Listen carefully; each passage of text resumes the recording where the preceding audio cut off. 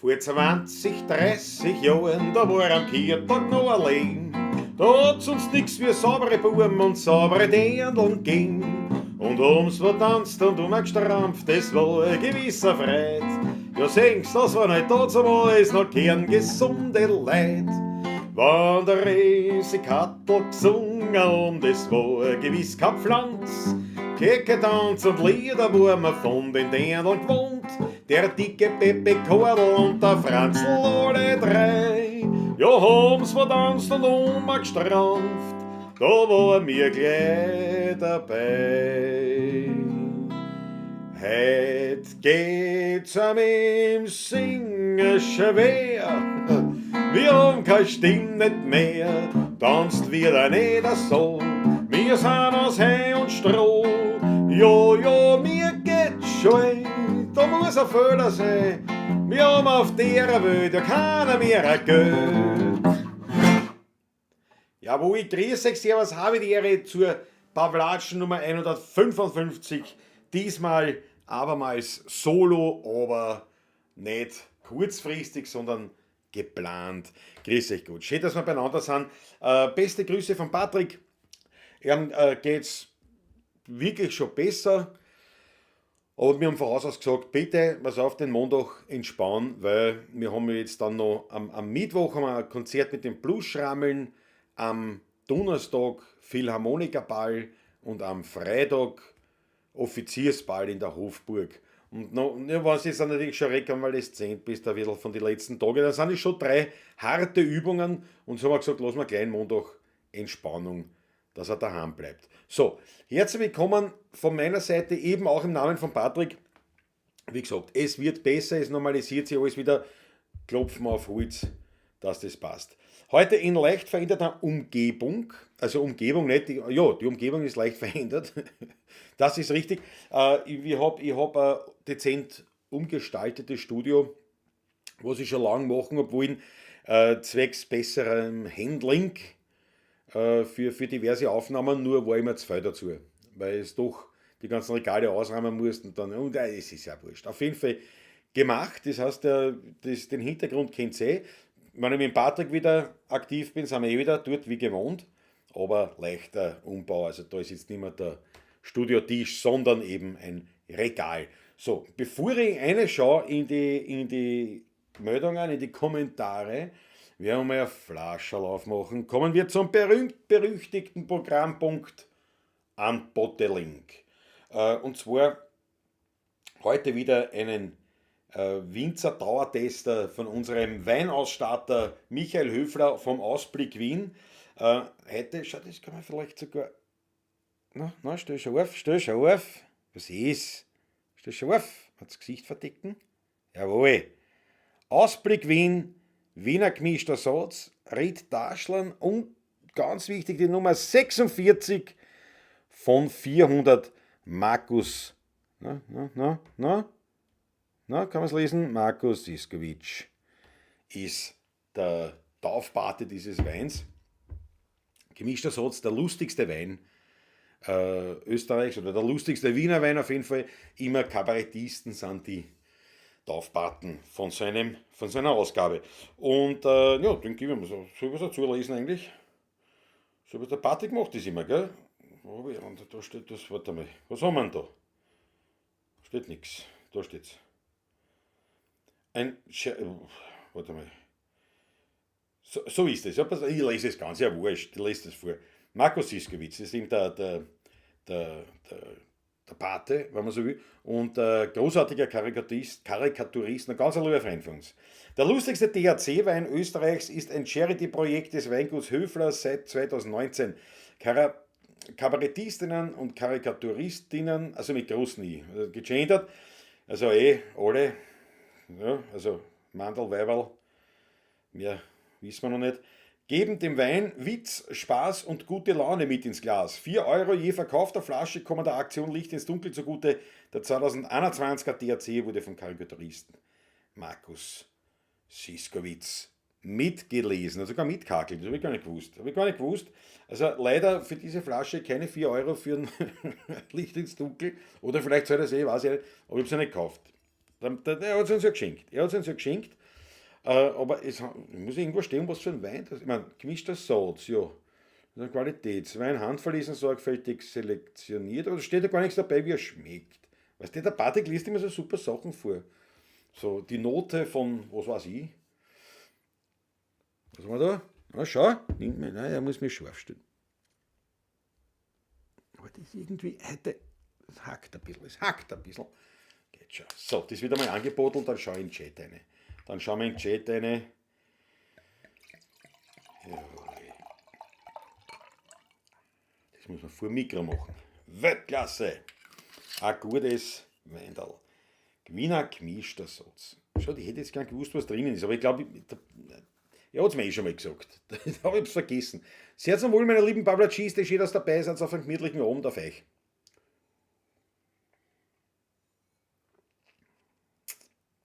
Jawohl. Ja, ja, Weltklasse. Kennen wir eh schon, ne? Das sind nicht die erste Flaschen. Ah, Weltklasse. Dann machen wir gleich einen zweiten Schluck auf den Patrick. Rasche Genesung. Also Erholung muss man jetzt schon fast sagen. Genesen ist ja schon fast, aber Erholung. Jetzt braucht der Körper Erholung. Und wir helfen mit einem ordentlichen Schluck. So, jetzt schauen wir mal eine da. Wo ist denn bin ich? Der erste heute, Matthias Mariacher, jawohl. Mecke Pemperton ist dabei. München ist am Start, schätzt jawohl. Susanne Faber ist da, der Florian Lukas. Erst Florian Lukas. Mahlzeit die Herrschaften, sagt er, jawohl. Werner Wichtig, Christi Gott. Ganz leibend. Raffi ist mit, Uli Slonek. Auch schon bereit für die nächste Solo-Pavlatschen. Uli Slonek. Grüße nach Helsinki, das ist immer Freude. Was war Chris V? Ui, Klaus wieder Solo, da wird es wieder länger werden heute. Gleich noch eine Zusatzflasche einkühlt, bravo. Chris V, wer ist Chris V? Ist das die Chrissy? Bist du jetzt die Chrissy umbenannt auf Chris V? Aber auf jeden Fall zweite Flaschen. Gut, man hat immer, grundsätzlich sowieso, erstens eine Zusatzflaschen einkühlt und mindestens noch eine Reserveflaschen. Das muss schon sein. Jawohl. Mögen ihm die Achteln helfen, Franz M. Jawohl, Christi Gott, servus. Der Maber ist da. Nein, im Patrick werde ich nicht dazuschalten, ich habe ihn heute eh gefragt, aber er hat gesagt, du, wann es ist, haut er es im Chat dazu. Aber im Prinzip ist es jetzt erst der zweite Tag, wo er eigentlich relativ beschwerdefrei ist. Und also es ist noch nicht ganz so ein Ding, aber bis Mittwoch hat er gesagt, wird schon werden. Na, hoffen wir das Beste. Fritzl Startguss ohne dich, natürlich keine Pavlaschen, ist ganz klar. Genauso wie Markus Volker. Ganz große Freude, dass du dabei bist. Landtagsstürmer Markus ist da. Ja, der Achterpupp, jawohl. Franz im Weiner statt der Höfler. Jawohl, Dr. Höfler, absolut richtig. Christopher Tau ist da. Ich hätte einen Merlot mit echten Korken zum Wohle. Bravo. Bravo, lass dann gut schmecken an. Merlot, ein guter Roter. Daniela Schlögl, jawohl. Und der Michael Unger begrüßt stilecht auf Heinz Konradisch. Guten Abend, die Damen. Guten Abend, meine Herren. Guten Abend, die Madeln. Servus, die Burm. Jawohl, klasse. Ich glitsche diese Bubbles. Mein Lieber, jetzt habe ich dann schon aus. Ja, jetzt habe ich es dann schon heraus. Ich glitsche diese Bubbles. Nichts mehr mit Franz. Ich glitsche diese Bubbles, habe die Ehre, Klaus und alle. Servus. Erfried ist da, oder Erfried, jawohl. Alexander Hauser, sehr schön. Hat mich wieder sehr gefreut, dass wir uns beim Taschler gesehen haben. Skyfall ist am Start. Musikraum, der Maike aus der Steiermark hätte aus, die Henriette hätte Allensbach, die hätte aus der Schweiz. Die Krise 1220, ne? Da war die andere Krise, ein anderer Krise. Krise 1220, jawohl. Der Taptret ist dabei. Brille nicht mehr gut. Was ist? Für Brille meine oder deine, Christopher da? Brille nicht mehr gut. So meinst du? Naja. Jawohl. Martin Rexeis, servus nach Wien. Martin Rexeis aus Nizza, also jetzt gerade nicht, aber auf jeden Fall auch ein Weltklasse-Erlebnis beim Taschler gehabt, wie der Martin Rexeis auftaucht ist. Mit Instrument und einem Präsent. Das werden wir natürlich dann gleich verkosten. Der Rudi Korbes, Weltklasse, auch, hat mich rausgerissen beim Taschler. Habe ich ihm angerufen und gesagt, Rudi, nimm die Harmonika mit und Weltklasse. Und jetzt wird er lang warten, der arme Rudi, auf sein Gage, auf sein Anteil. Der liegt da und, ich meine, er wird nicht hin, aber Gut, bei der Geldentwertung kann es leicht sein, dass schwach wird, aber wir werden zusammenkommen. Rudi, wir kommen zusammen und ich verspreche dir, du kriegst, du kriegst dein Gage und wir machen das schon. Noch bevor es die Inflation aufgefressen hat. Sagen wir es so. Sagen wir es so. So, der Thomas Steurer, Bruderherz ist dabei, ganz große Freude. Bobby Spieß wieder viel dabei, habe die Ehre miteinander. Der Bobby war auch krank, habe ich mitgekriegt. Auch wieder fit, hoffentlich. Der Manfred Kraft hat keine Probe, verstehe. Der Thomas Steurer und Thomas Bastlecke mit 2 Accounts. Ja, es ist natürlich Weltklasse. Erstens wahrscheinlich zur Unterstützung des Bruders. Wenn man mit 2 Accounts einsteigt, dann verdoppelt es ja quasi den Seher. Oder es ist auf einem Account die Judith dabei. In diesem Sinne, Servus. So wird es sein. Machen wir eben einmalig. Nächste News hat gestern die rote Mieze in den Himmel gelobt. Die habe ich gesehen. Christoph Radau, dieses Video habe ich mir heute eingezogen, wo er über die CB500X redet. Jawohl. Über meine rote Mieze. Meine rote Mieze auf 1000p. Also es war nicht meine. Wo war auf Gran Canaria oder irgendwo nicht? Da waren meine nicht, hoffentlich. Meine steht hoffentlich in Boceno in der Garage, aber auf jeden Fall habe ich gesehen. Große Freude. Ja. Der Franz Brandwein hat es auch dazu gesehen. Einmalig. Meine lieben Paulagisten, das ist ein Wahnsinn. Wir haben gleich mal einen Schluck nehmen. Ein ganz großes Erlebnis war der Taschler, wie gesagt, der Patrick war ja da noch wirklich da nieder. Also da haben wir richtig Suren gemacht eigentlich. Weil das da schon länger dauert hat eigentlich. Und ja, wie gesagt, also jetzt etwas, aber auf jeden Fall Taschler habe ich dann alleine bestritten, wenn Rudi ihm angerufen, nimmt die Harmonika mit. Und auf einmal, ja, einige Paulacisti waren anwesend, hat mir auch getaugt. Der Christoph Acker war dabei, der fehlt noch, der wird gleich kommen. Christoph Acker war dabei. Der Martin Rexeis samt charmanter Begleitung, der Alexander Hauser war mit am Start. War noch oben? Nein, von den Paulacisti war es das, glaube ich, schon. Oder? Also von den Chattenden. Es waren andere auch noch, aber Chattende. Paulacisti vom Namen her kennt, glaube ich, heißt hoffentlich vergieße nicht an. Das war, ja, na, die Gundula Braun. Die Gundula Braun war da, die ja aus Mainz nach Wien gezogen ist. Und waren wir schon 4, war eine Riesenfreude. Und dann ist noch ein Freund gekommen und Musikerkollege, der Markus Haag, und der hat eine steirische mitgehabt. Und der Martin Rexes hat auch steirische mitgehabt.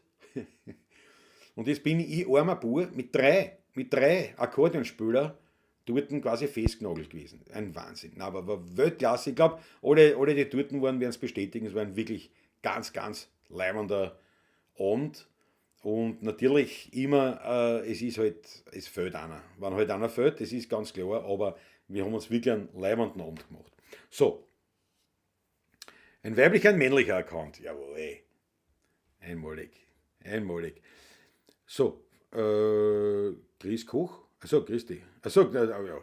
Roman Steurer, meine Eltern sind dabei und da gleich einmal, da haut's eine, da jetzt haut's aber eine, aber mächtig. Ich möchte euch bitten, eine mächtige Orgie an rote Achteln, weil mein Vater ist heute aus dem Spital zurückgekommen und ist endlich wieder zu Hause und liegt wieder in gewohnten Umfeld und kann wieder mit meiner Frau Mama kommandieren, wie sie es gewohnt ist und wie es braucht. Wenn es der Vater macht. Ne? Uns einer macht das nicht. Auf jeden Fall hat es mir eine, zum Wohle meiner Eltern, eine ordentliche Orgie. Eine rote Achteln, dass da alles noch leibend rennt. Das wäre lieb von euch. Aber Grießkoch ist lustig, dass das jetzt auch ausspricht. Weil Grießkoch, ich habe heute erst mit meinem Onkelein geredet. Sage ich, erst war das nicht leibend, machen wir wieder einen Grießkoch. Mein Oma hat mir den immer gemacht. Da ist also ein Kakao drüber. Also nicht ein Kakaopulver, so ein bitteres, sondern damals was gegeben hat, halt, was weiß ich da, diese fertig, also wir haben halt gesagt Kakao, in Wahrheit war es halt ein Zucker mit Farbe für die Milch und das haben wir so drüber gestrahlt und mit dem Grießkoch gegessen. Schau da vorne Scheine, die Achteln. Ja, da fehlt noch. Jawohl. Schau die Achteln für die Eltern. Weltklasse, danke schön. Und das Slonik hat es auch noch eine abgedreht. Bobby Spieß für den Vater, jawohl. Für Papa Steurer, die Chrissy, Fritzl, einmalig. Was, Raffi, habt ihr die CD noch nicht bekommen? Egal, bezahlt ist schon. Na, Raffi, die kriegst du auf jeden Fall.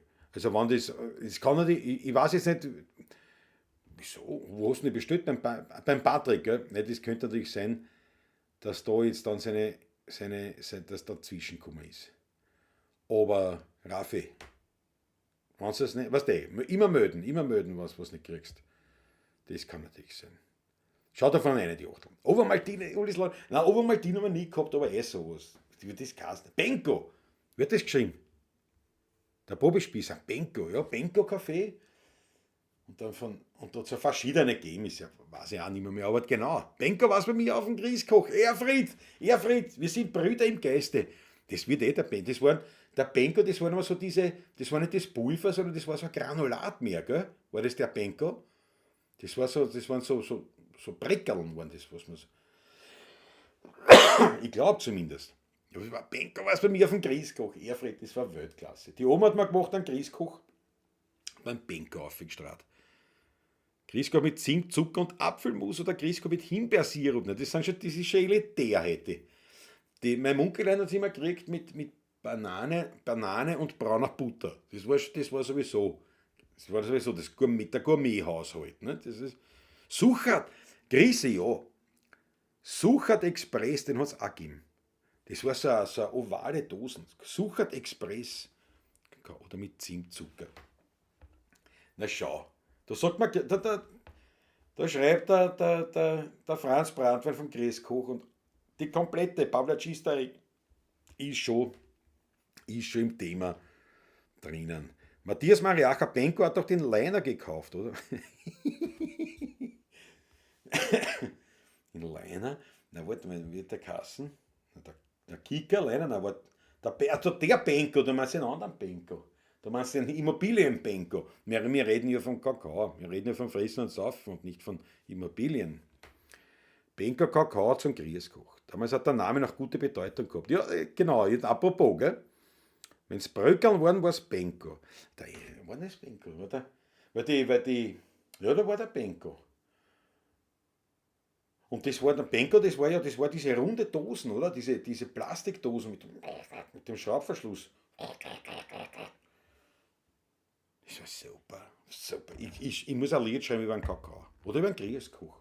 So, aber pass auf, nein, jetzt nehmen wir einen Schluck, jetzt spüre ich was und dann schauen wir weiter. Pass auf, dann geht es noch weiter. Martin Rex, das muss ja noch gewürdigt werden, jetzt dann. Aber pass auf. Eins nach dem anderen. Ist lustig, immer aber nicht trinken, verliert den Fokus. Kann man. Wie gefällt euch das Sujet? Jetzt muss man auch so sagen, immer, muss man so fragen. Da so der Ausschnitt. Ich meine, es fällt natürlich der Kamin mit dem Feuer, das ist ganz klar. Das habe ich halt da nicht, aber also, ich hoffe, es gefällt euch. Leiner hat den Michelfeit gekauft, Spaziergang, Weltklasse. Der Benko Bröcherl und der Suchert, wie man gesagt, der Suchert. Das Suchert Express, das war das Pulver. Der Benko, der Suchert. Und Obermaltiner war das Pulver, aber das habe ich nicht. Sie kennen nur bei, Bro. Schau, die Dunja Androsch ist dabei. Dunja, servus. Na, Raffi, du belästigst gar niemanden. Das ist ja Geschäft, aber es kann sein, dass das gerade in die Zeit eingefallen ist und da hat er wirklich tatsächlich das Haus nicht verlassen können. Und wir werden dem nachgehen. Raffi, wir werden dem nachgehen, umso größer ist die Vorfreude und schau, bis Weihnachten ist, wie es das haben. Na, kriegst du jetzt früher, versprochen. Und wenn ich das persönlich vorbeifahre. Die Quetschenfeld. Matthias Mariacha, das kannst du laut sagen. Grießkoch ohne Mühle, mit Whisky. Nein, was, ein Grießkoch mit Whisky? Nein, da passt der Kakao nicht mehr drauf. Warte, das gehen wir.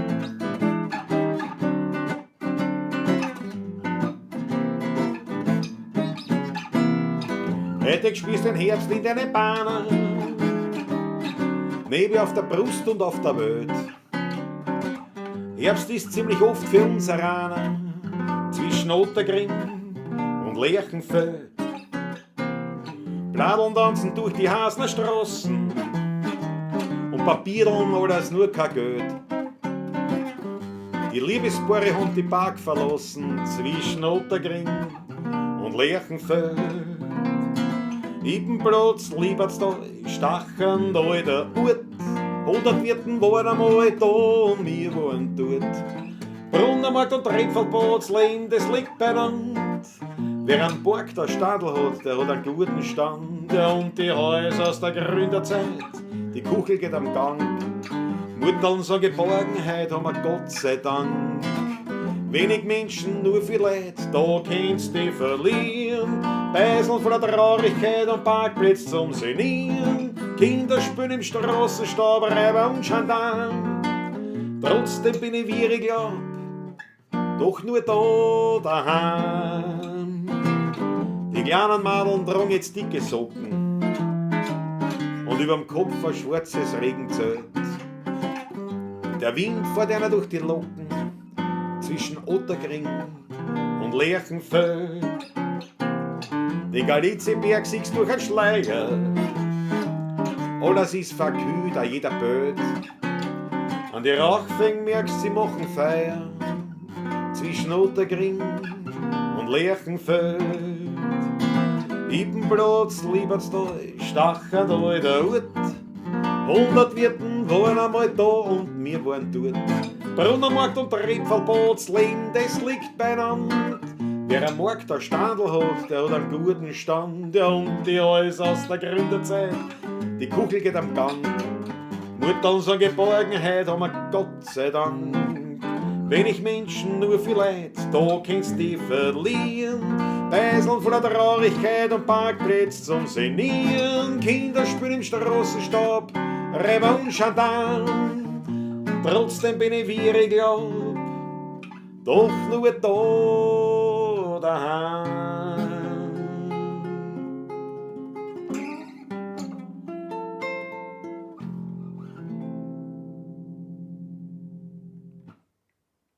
Das ist Schluss zusammenbringen. Nicht, das ist Schluss wenigstens zusammenbringen. Danke, schau die Achteln. Die Achteln vorne rein. Ich danke euch herzlichst. Grüß Gott im Kübe. Whisky in den Hals. Franz eben, ja. Ich mein, nothing more to say. Nicht? Jawohl. Sein Wahnsinn. Die rote Farbe von dem Leiberl gefällt mir. Ja, gut, das ist, wobei, das ist da fast zu rot eigentlich. Ein Bildschirm. Das ist eigentlich mehr so ein Bordeaux. Ein Bordeaux. Aber dank der schön. Ich kenne noch den 10 Groschen Bensdorf. Na, warte mal, ist Benz, oder war das nicht Bensdorp? Hat das nicht Bensdorp geheißen? Nicht oder Bensdorf? Ja, den kenne ich auch noch. Na klar, den Bensdorp habe ich geglaubt, immer heißt das. Bild nicht schlecht, jetzt sieht man wenigstens die ganze Gitarre. Ja? Siehst du das, Franz M? Auf das habe ich geschaut. Bin leider zu spät, bitte nochmal von vorne anfangen, möchte nichts versäumen. All my stuff. Pass auf, wichtigste Zusammenfassung, ich trinke Wein. Vom Weingut Dr. Michael Höfler, vom Ausblick Wien. Ganz klar, Weltklasse, ein gemischter Satz. Ein Traumtrepferl. Mir ja nicht mehr unbekannt, und, aber eben in würdiger wie könnte man sagen, nicht Leihgabe, ich muss sie nicht mehr zurückgeben. Ich wollte irgendwie geschwollen gescheit reden und das ist total in den Arsch gegangen. Also gestiftet vom Ausblick Wien. Das ist das Wichtigste, und alles andere, das ergibt sich schon. All my stuff, schön, dass du da bist. Wie geht's in der ledierten Kontra? Ist aber ein Gitarrendoktor, ja. Grüße, dass du das sagst. Das war ein Wahnsinn. Also das Jahr, beim Taschel habe ich dann gesagt, also das Jahr hat auf jeden Fall mal grundsätzlich mit Silvester und so weiter harmonisch begonnen. Dann ist eben der Patrick erkrankt, dann bin ich allein zum Taschler und dann reißt man bei der Gitarre, beim Hals das Holz ein. Bei der anderen, die habe ich gesagt, da, nicht? Also, sieht man das da, also wo die zwei Hälse verbunden sind, das ist eingerissen. Bin ich so deppert, noch einen zweiten liegt klar, ne? Na, jetzt habe ich mir das angeschaut, da habe ich halt weiter gespielt, aber immer, was da bist du, bin ich schon nervös gewesen. Jetzt war ich schon nervlich herausgefordert. Da reißt man das auch noch ein, aber lange Rede, gar keinen Sinn. Gitarre liegt nur beim Gitarrendoktor, ja, und der hat das geleimt. Und ich hoffe, also ich schätze mal, morgen, übermorgen kriege ich es wieder, wird alles wieder in Ordnung sein. Danke der Nachfrage, meine liebe Chrisse. Ganz wichtig, ja. Klaus hat heimlich geübt. Musikraum. Nein, nein, ich schwöre. Also, nicht heimlich. Das Burgunderrot. Richtig fesch. Ich glitsche diese Bubbles. Aber es kommt da eigentlich nicht schön raus. Muss ich sagen, dass ich das da verändert. Nein, da ist es nichts. Wir haben es gleich. Warte, aber da kann ich. Dann wird immer heller. Muss so zurück, schau. Und die Farbe weggehen ein bisschen. Jetzt kommt es dem näher. Jetzt kommt es dem näher. So. Ja, ohne Patrick fehlt was, auch wenn Klaus alleine auch klasse ist. All my stuff, das kannst du laut sagen. Das ist Wahnsinn. Es fehlt wirklich was. Ein schönes Lied, eine Weltnummer, schönes Lied, mein gepamperten Musikraum Weltnummer, ja, Karl Hodener, Weltklasse-Nummer. Und der Text ist ja vom Walter Bissecker. Manche kennen den Fifi Bissecker, den Kabarettisten. Damals noch in unserer Jugend noch bei den Hektikern dabei und der Wolfgang Bissecker ist der Vater gewesen vom Fifi Bissecker. So, was haben wir da noch? Schau da was an. Bensdorp. Bensdorp hat, also doch Bensdorp. In Berndorf stehen sie auf Bernsdorp. Ja, Erfried wird Klasse. Ja, Bensdorp. Bensdorp hat der Kasten. Ja, Bensdorp. Blaumilch, Grünnuss. In Bensdorp, die kann ich mir erinnern, ja. Oder Benker, das war der Glas. Der Benker war diese Ding und dem der Suchat. Süschar haben wir, der Suchat Express, das war das ist Wahnsinn. Wir müssen mal eine Kakao-Sondersendung machen. Ja. Schau, der Raffi war halt ein Neichenbüttel. Sehr gut. Raffi, unbedingt weitermachen. Also nicht jetzt während der Pavlatschen, bitte. Ja, jetzt muss man sich ein bisschen konzentrieren. So, die Maggie. So, bin in Luzern hoffentlich zur Fasnacht. Also die letzten Tage davon. Das ist normal so. Insofern kein Lockdown und so. Okay. In der Fasnacht. Du hast noch Zeit, Maggie. Vorher sehen wir es ja noch in München. Bendorp heißt so. 10 Groschen, dann 20 Groschen, dann 1 Schilling. Diesen Riegel gibt es leider nicht mehr.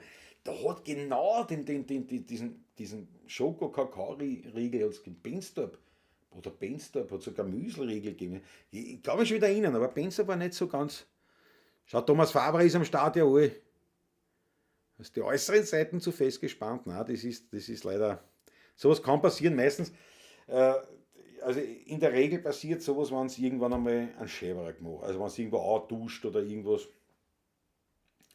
Aber leider kann ich das nicht wettmachen. Aber ja, kann du einmal Seiten wechseln, geht mir gleich die Gitarre. Das ist natürlich auch. Nicht? Also das muss auch da muss ich der Patrick zu Herzen nehmen, dass er da natürlich agiert. Ja? Bensdorp, nein, Bensdorp. Benstrop? Benstrop? Na, Bensdorp. Benstrop? Nein, weiß ich nicht mehr. Klaus kann alles, außer die Tonart. Richtig. Wobei, nicht korrekt geschrieben. Christopher da, ich kann auch jede Tonart. Ich weiß noch nicht. Ich weiß nicht, welche die richtige ist. Grundsätzlich kann ich sie in jeder. Weltklasse. Ein echter Wiener Kakao. Das ist das. Ein Wiener Kakao. Ein Kakao. Weltklasse. So, pass auf, jetzt apropos Kakao, jetzt reden wir mal von was für Erwachsene. Müssen wir ein Stamperl da herrichten. Da hast du auch die Schleifen gesammelt und dann was dafür bekommen. Nein, das war nach mir, glaube ich. Oder war ich noch zu jung? Gut, ich bin relativ bald vom Kakao weggekommen. Weiß nicht. Ja, Raffi, so Klaus Marwihofer hat gestern eine Fehlgeburt eines Kalbes erlitten. Ja, leider. Das habe ich mitgekriegt, ja. So eine traurige Geschichte. Mit der haben sie echt lang herum da und die hat nicht. Die Kuh hat nicht sozusagen die gebären wollen. Also die hat weiter gefressen, alles leibend, alles super, aber die war nichts. Und dann haben sie gesagt, so, jetzt müssen wir die Geburt einleiten. Und dann leider war das Kalbe leider nicht mehr am Leben dann. Aber ja, das gehört halt leider dazu, das ist halt so. Aber wir wollen hoffen, dass es noch viele Geburten von Kälberln gibt, die munter und gesund sind. So. Du hast Post, sagt die Schlägel gleich, ja, habe ich was gekriegt. Warte mal, okay, mach auf. Ihr Post. Wenn Sie wieder da umschalten. Wieder umschalten. Wo haben wir es denn? Der Nährschlägel, da ist schon. Seifenkurs. Aber das muss ich aber auch jetzt sagen. Aber das ist ein Video. Das ist ein Video vom TikTok. Vom TikTok hast du das gemacht. Nein, aber das, ich weiß nicht. Na, sowieso ist ja wurscht, ich riskiere es. Ich riskiere. Halt's die Goschen. Entschuldigung, falls die Mama zuschaut. Die Mama schaut zu, daher. Warte mal, teilen. Da zu meinem. Da Also sagen muss, da muss ich aufdrucken. So, jetzt schickt das Der Thomas Bastel, mein Bruder, jetzt muss das wissen, weil der hat mir immer weggefressen. Benstorp, Kakao und Schoko. Benstorp, ja, Benstorp, genau, hätte ich auch gesagt. Und die Schokoriegel von Benstorp, aber die haben wir nicht so viel gehabt. Die Frau Antje bringt Benstorp aus Holland. Von da kommt das. Weltklasse.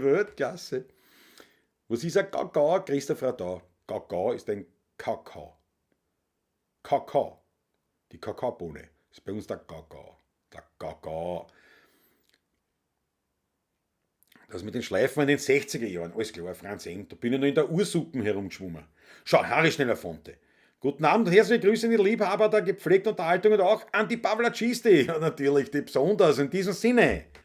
Eine Riesenfreude, so eine Freude habe ich. So eine Freude. Servus, Harry Schneller-Fonte war dabei. Klaus, das war vor deiner Zeit mit dem Benstorp und dem Schleifensammeln. Du bist ja noch in Abrahams Wurstkessel geschwommen, ja quasi, ja. Ja, aber den Benstorp hat es schon gegeben, aber eben ja, das war nicht, das mit dem Schleifen und das mit den 20, 30 Groschen, das war bei mir auch schon immer, da hat es nichts gegeben unter Schilling. So, jetzt kommen wir zu was Wichtigem. Der Martin Rexeis, ich hoffe, er ist noch online, er schaut sich das noch an. Der Martin Rexeis hat mich erstens einmal wahnsinnig überrascht, indem er gekommen ist, weil natürlich aus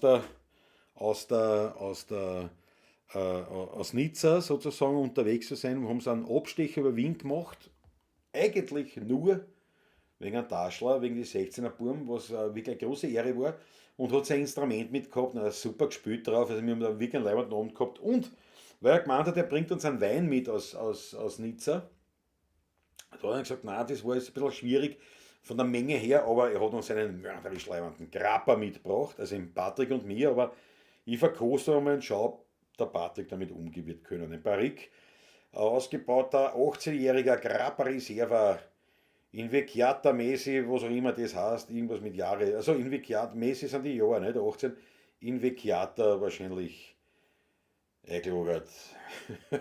18 Jahre, Barrique, Educata in Piccole Barrique di Rovere, Rubinenholz wird das sein wahrscheinlich, oder was weiß ich. Ich rede nicht gescheit.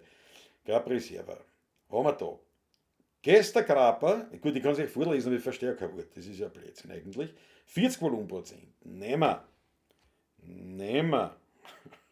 Italienischer Grappa. Wunderbar italienischer Grappa, Martin Rexeis. Herzlichen Dank. Und das Stamperl.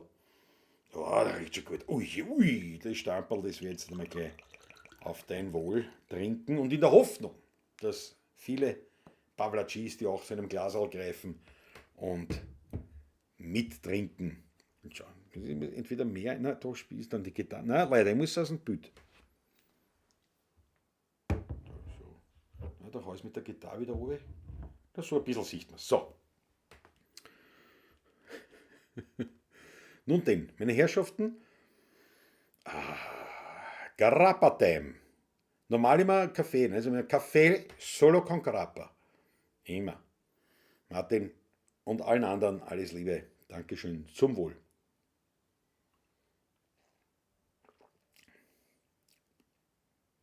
Oh, sehr fein, sehr müd, geschmackig. Ja, da sind wir dabei. So, jetzt muss ich schauen. Warte, jetzt habe ich schon wieder was gekriegt. Was habe ich jetzt wieder gekriegt? Mach auf. Was habe ich jetzt wieder gekriegt? Das über das und das. Da. Die gibt es heute noch. Mein Bruder hat mir schon geschickt. Benstorp Kakao, Premium-Qualität, 10er Pack, 10 mal 250 Gramm Packen. Gibt es auf Amazon. Ich glaube, das kaufe ich mir. Und ich mache ein Video. Patrick und ich wir werden Ich weiß, ein paar Leute ist mir fast schade, wenn nur ein Kakao trinken. Wir werden das machen. Wir werden das machen. So. Ovomaltine, da könnte mich eingraben. Ja, ja, war einmal, aber habe ich nicht so. Ovomaltine war einfach, war bei uns nicht so. Das war wahrscheinlich so, da war in der Werbung zu viel Sport. Habe ich abgelehnt wahrscheinlich. Schokolade jetzt in grün und in blau. Ja, stimmt, diese grünen, die roten Bakeln weiß ich noch. Die grünen Bakeln weiß ich noch. Ja, Christi hat ihren Haare übersehen. Das geht nicht. Das geht nicht. Sofort Haare. Ich habe eine Riesenfreude. So eine Freude habe ich. Jo, ey. Nescau. Frei ab 16 und jeder hat es gekauft. Nescau. Nein, das kenne ich nicht. Jetzt trink Klaus den Patrick die Medizin weg. Das ist ein Kollege. Ja, aber ich trinke mir nicht die Flaschen aus. Schauen wir mal. Die YouTube-Welt kann grausam sein. Ich lade 3 Wochen nichts hoch, schon sind 4 Abonnenten weg. Was ist das für eine Welt? Naja, klar, das hat nichts mit Hochladen, das werden welche gewesen sein, die jetzt das andere nachgeschaut haben. Dann haben sie gedacht, naja, das wird nichts mehr. Wir haben ja auch bei den 16er Buben, ich glaube jetzt da 1530 oder ein bisschen drüber. Aber wir haben auch immer, also es kommen Leute dazu, es kommen immer wieder auch welche weg, was ich sehe in diesen Analysen da. Analytics von YouTube sehe ich das, es sind immer wieder einer entfolgt und andere wieder abonnieren. Aber wir haben quasi ein stetiges Plus, was mir sehr taugt, muss ich sagen. Muss ich echt sagen. War mir eine Ehre. Martin Rexeis, Weltklasse. Gleich nochmal auf den Martin. Sehr zum Wohl.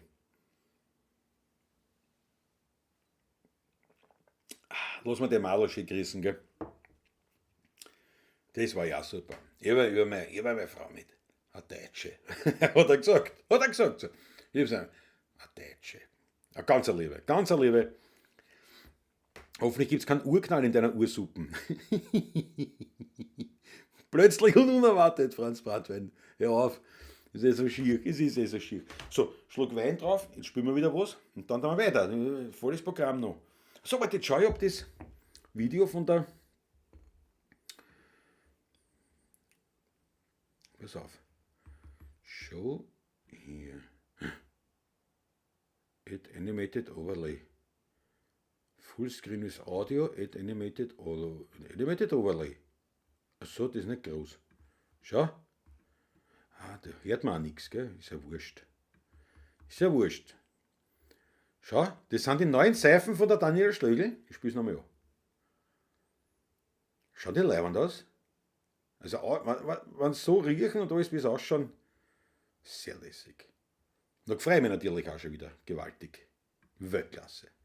Absolut leibend. Absolut leibend. So, Schluckerl. Klausi, nächstes Lied. Auf geht's, komm. Nicht zum Spaß da. Wo ist der Ackerl? Jetzt freue ich mich. Es ist schon da.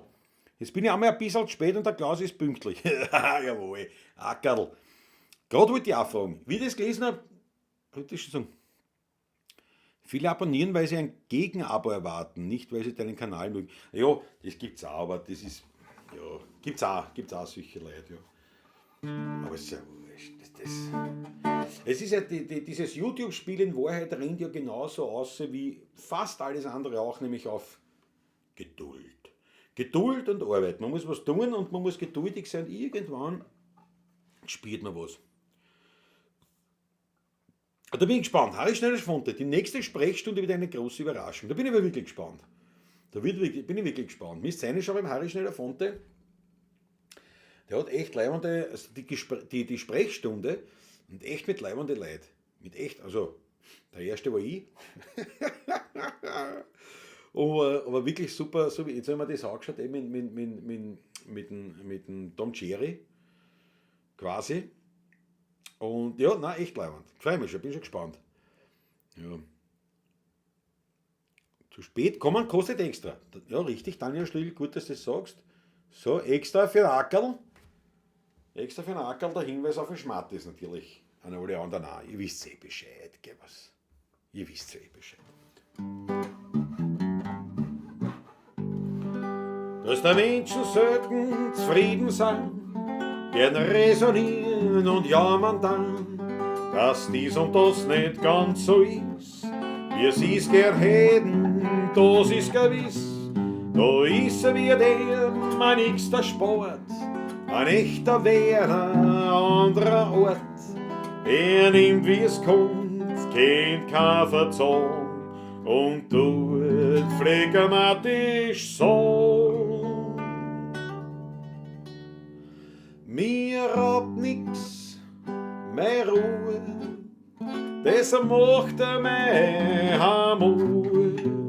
Ich kenn kein traurig sei, trink still mein Glasl Wein und klopft an und wann Frau sucht bei mir an. Da sendet nicht mein Sinn, ja ich glaub, ich bleib wie ich bin.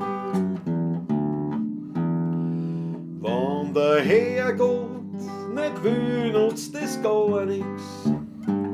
Schrei nicht bleib schön stumm, sag es war nix. So was immer, so bleibt es für ewige Zeit. Einmal und einmal und, einmal Freude, einmal Leid. Wenn der Herrgott nicht will, nutzt das gar nix. Schrei nicht bleib schön stumm, sag es war nix. Renn nur nicht gleich verzweifelt und kopflos herum, weil der Herrgott weiß immer warum. Kinder, füllt die Glasel auf, wer weiß, was morgen ist. Trink mal Ex, was liegt schon drauf? Ein Räschel, ja das ist gewiss. Ein geschmackiges Pussel von meinem Schatz, was braucht des Mensch noch mehr? Ja, was kümmert uns, was morgen ist? Bringt's noch ein Liter her? Was kümmert uns, was morgen ist? Bringt's noch ein Liter her? So schaut's aus. So schaut's aus. Kleines Mädel, jawohl. Was sagt der Ackerl? Beim Taschler vorab eingezahlt, die Plusschrammel sind ja auch schon bezahlt. Genug ist genug. Naja, du hast aber auch wieder recht. Die Ackerl-Demiker, Viertelstunde voll ausgeschöpft. Ja.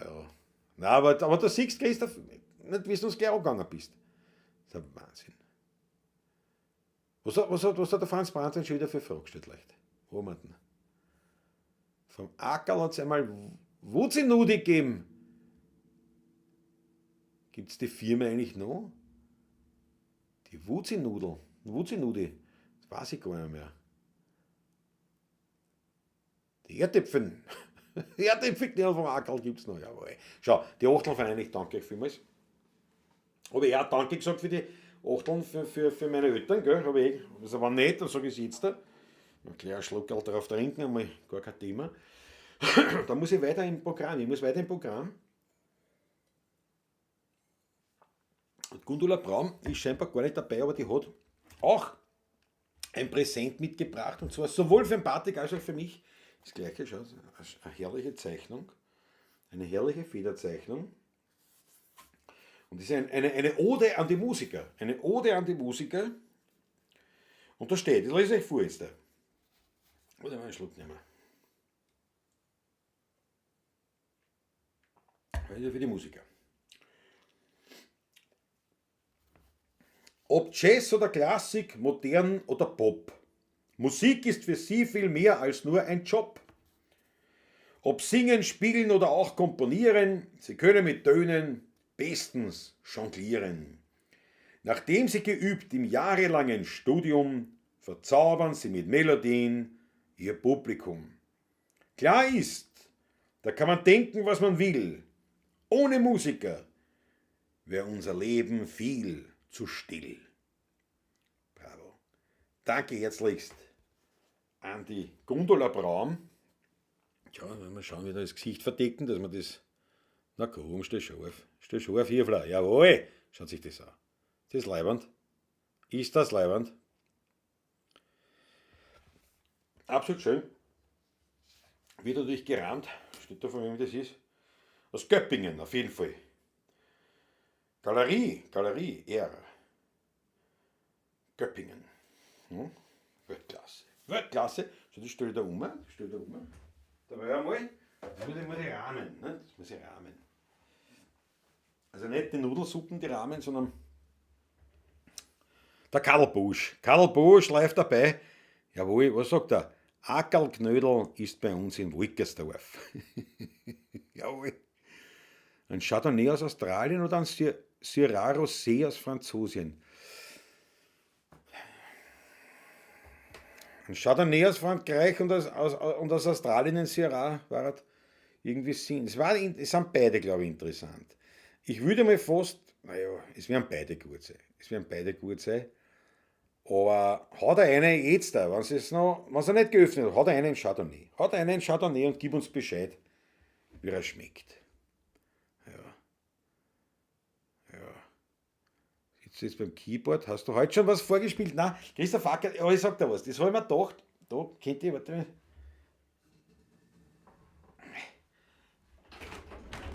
Ja, schau, geht das glaube ich auszahlen. Aber das Ding, das Pedal, das liegt da hinten, da komme ich nicht hin. Geschlechte. Warte mal, ich habe das erst umgebaut. Warte, da muss ich das Pedal holen.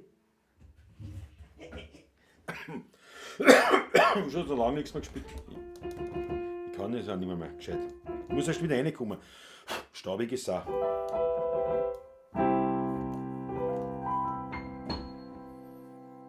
Soweit haben wir es schon. Ja, aber das Brenner am Lied kann ich nicht mehr. Warte mal. Schlechte bist du.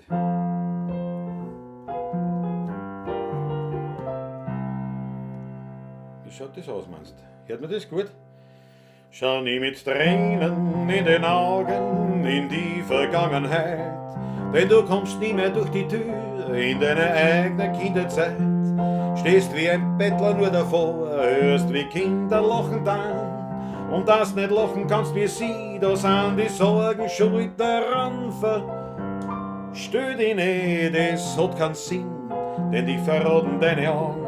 Du kannst doch nie mehr wie ein Kind so sorglos und so glücklich schauen. Geh in die Zukunft, wenn das Glück dir auch entglitt. Nimm dir als Trost den Blick von Kinderaugen mit. Ja, Drachensteigen und Trittabschlagen und Räuberhauptmann spülen und sich mit einem feschen Madel hintern Haus der Org verkühlen. Das war ein Spaß, das war so klass, das war eine Gaude, stimmt's, mein Freund, aber heute spielen wir nimmer mit. Wir sind verstoßen, wie mir scheint, und wie mir uns das erste Mal eine ganze Nacht am Ausbleiben traut.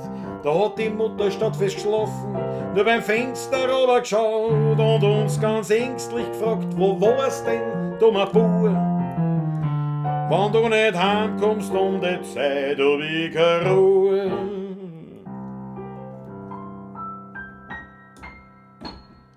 Schau nie, das ist total wieder herzig. Schau nie mit Tränen in den Augen in die Vergangenheit, denn du kommst nie mehr durch die Tür in deine eigene Kinderzeit.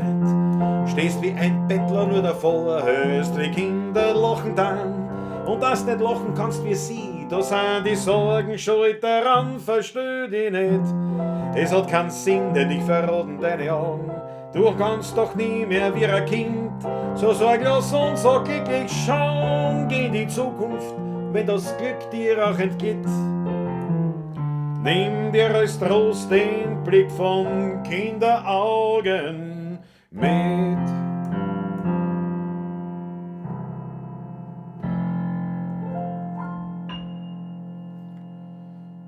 Jo. Ich deppe die über ewig, das ist komplett staubig.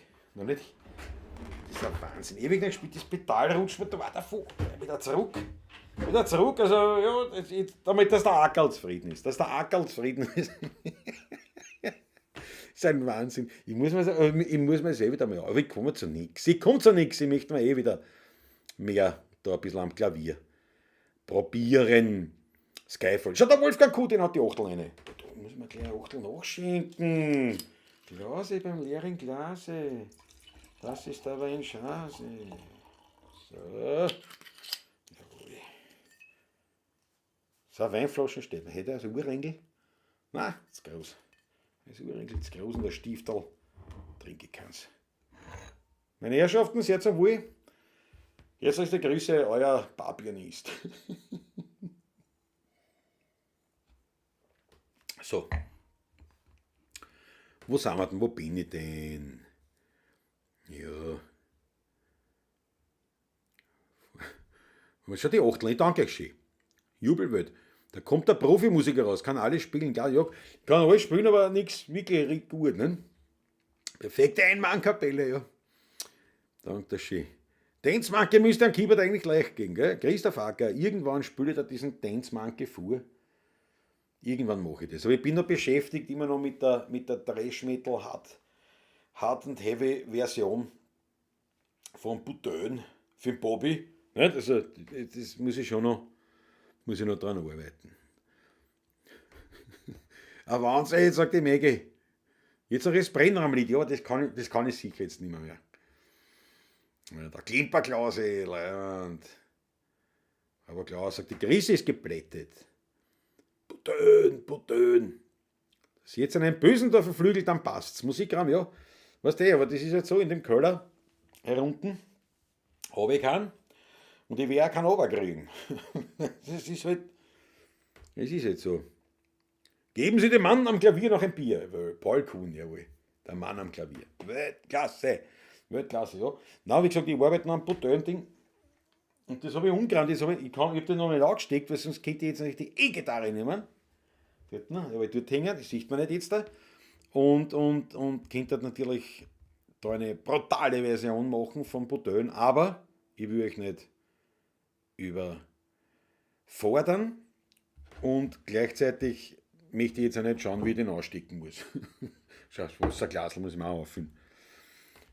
Den Wiener Manke. Na, irgendwann, ich spiele das irgendwann. Ich werde eine Coverversion machen. Dance for me. Oh. Da. Wie geht denn das?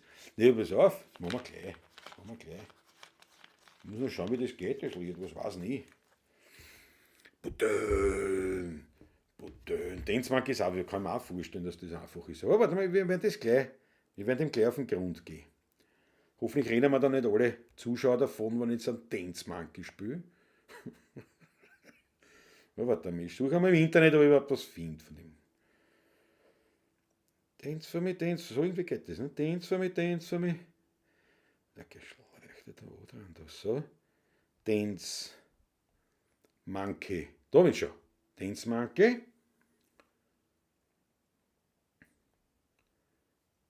Ja, so eine Chords. Geht nicht. Das hier oben.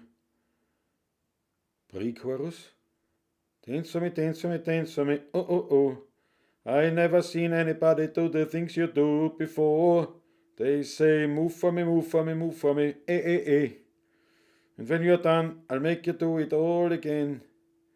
Wie geht da die Stube? They say, oh my God, I see the way you shine. Ja, ich probiere es mal nur mit dem Chorus. Dann geht das so auch. Ja, sicher noch weniger. Das ist eher schlechte. Jetzt bin ich wieder oben. Was machen wir? Für einen Ackerl jetzt da. Fis-Moll. In Fis-Moll.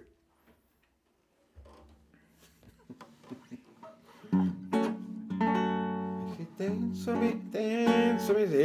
Nicht hoch. So immer. Was wegen der Kamera, wegen dem Licht. Wienerisch natürlich.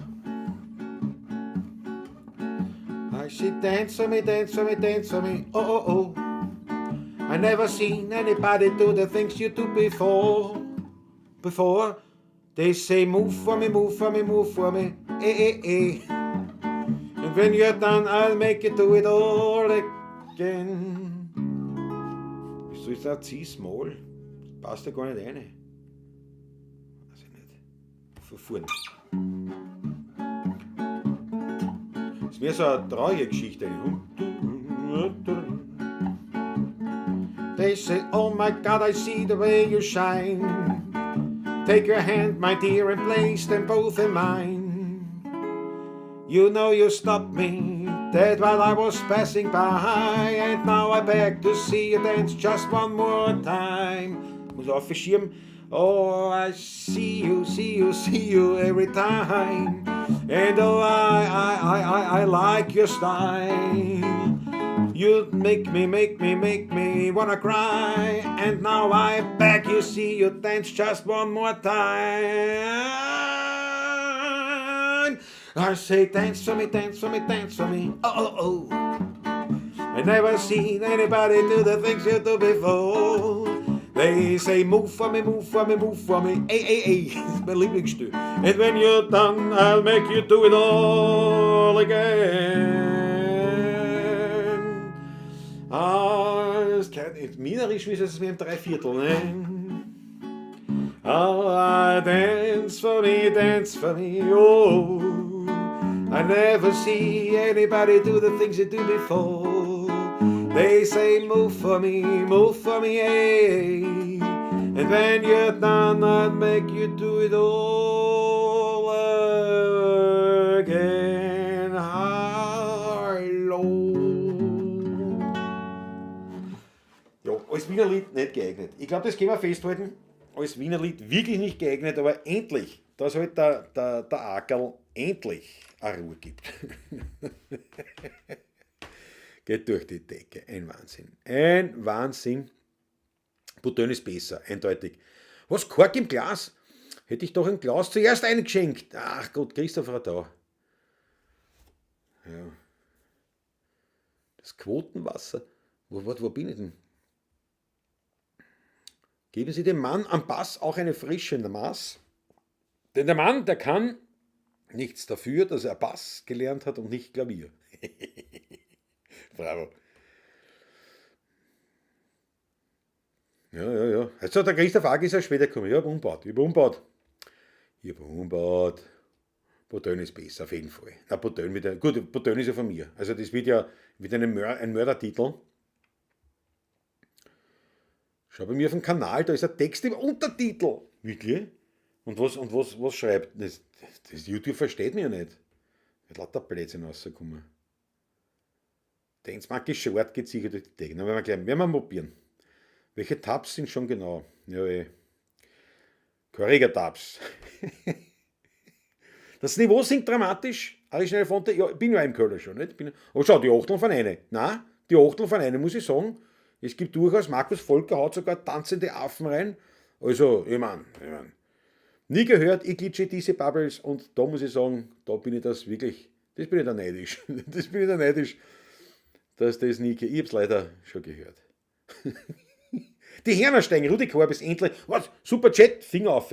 2 Euro von Christoph Acker, Travelvlog. Für den, der sich zum Affen macht, auch für den Affen. Ja, ich danke dir schön, Christoph Acker.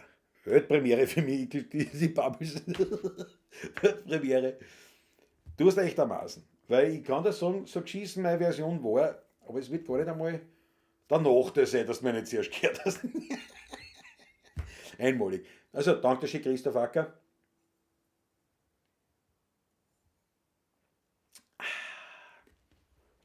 Und jetzt da ein Wiener Lied. Ich glaube, der Sessel und Steimer oben, kann das sein? Ist der undicht? Das ist immer weiter oben gekommen. Die Hernersteigen, die mache ich. Alte Nummer, uraltes Lied. Müssen wir schauen, dass ich da nichts runterhaue. So, das geht schon.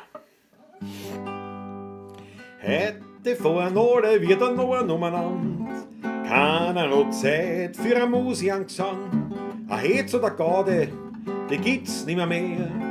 Der Werner sitzt da, macht's das Leben nur schwer. Drum leideln's hat's gescheit und verpasst's nicht die Zeit.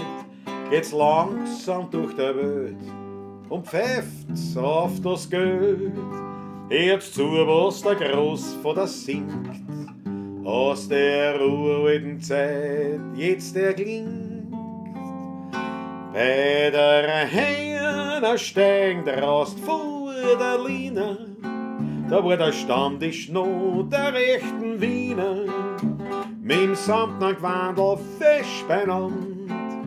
Unser Meerschaumpfeiferl in der Hand, mit einem goldenen Schreiferl drin in Duen. Ja, man kennt fast glauben, so sind's geboren, und der echte Wiener Schmäh ist grennt. Ja, ja, so waren's die Alten gewähnt. Schön muss doch wirklich im Himmel drum sein. Petrus, ich bitte dich, geh lass mich hinein. Ich möcht gern schrammen mit Brandmeier hören, weil mir Werner herund hat mich heute noch gern. Ein Engel führt mich in einen goldenen Raum, dort hab ich's dann gehört, wo soll ich ertrauen? Und wie ich dann munter bin worden, hab mein Wernerlied die treu geschwungen. Bei der Hähne steigt Rost vor der Liene, da war der Stammtisch noch der echten Wiener, mit'm samtnen Gewandel fest benannt. Unser Meerschaumpfeiferl in der Hand, mit einem goldenen Schreiferl drin in Duen. Ja, man kennt fast glauben, so waren's geboren, und der Wiener süßer Schmäh ist grennt. Ja, ja, so waren's die Alten gewähnt.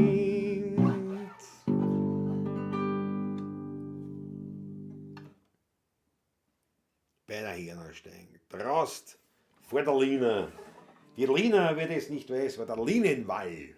Da hat man die Lina gesagt, der Linenwall, das war damals so die erste eine Zollgrenze für die Stadt Wien. Die Stadt Wien selber war ja die Innenstadt, nicht? Das, wo heute der Ring ist, nicht? Das war die Stadtmauer, also das war die Stadt Wien. Und der Linienwall war das, was heute der Gürtel ist, der berühmte Gürtel.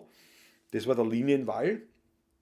Und das war die Zollgrenze und quasi so die, ja, das waren dann schon die zwar auch noch nicht Innenstadt, wo es dann die Bezirke waren, aber eben schon innerhalb dieses Gebiets. Das war die Lina, hat man dann gesagt, zum Linienwall, die Lina. Eine schöne alte Nummer. Ich glaube, ich brauche mehr Wein. Alexander Hauser. Auf jeden Fall. Auf jeden Fall. Günster Wacker, ja, danke Klaus. Jetzt muss ich mir einen anderen Plätzchen ausdenken, ja. Bist kreativ. Es fällt einem schon was ein, sagt die Daniel Schlegel auch. Ja. Schnapsal, ich überlege mich auch wieder, weil der Geist ist gut. Ich überlege, ob ich nicht doch noch einen Schnapsal trinken soll, aber zu viel soll es auch nicht sein, gell. Was die 16 waren, bringen mich bestimmt noch auf einen, der Manke war ja auch nur, weil sich der Klaus mal so darüber aufgeregt hat. Naja, aufgeregt, mein Gott, nein, ne. Das ist halt eine Weltnummer, aber erfolgreich war es, also was so ist, nicht? Ich meine, also, ist eigentlich so eine Akustikbass lauter oder leiser wie die Bassseite einer Kontragitarre? Naja, ist schon lauter. Ist schon lauter, nämlich durchdringender. Ist ja da ein größerer Korpus auch. Und nein, so ein Kontrabass ist schon lauter. Ja.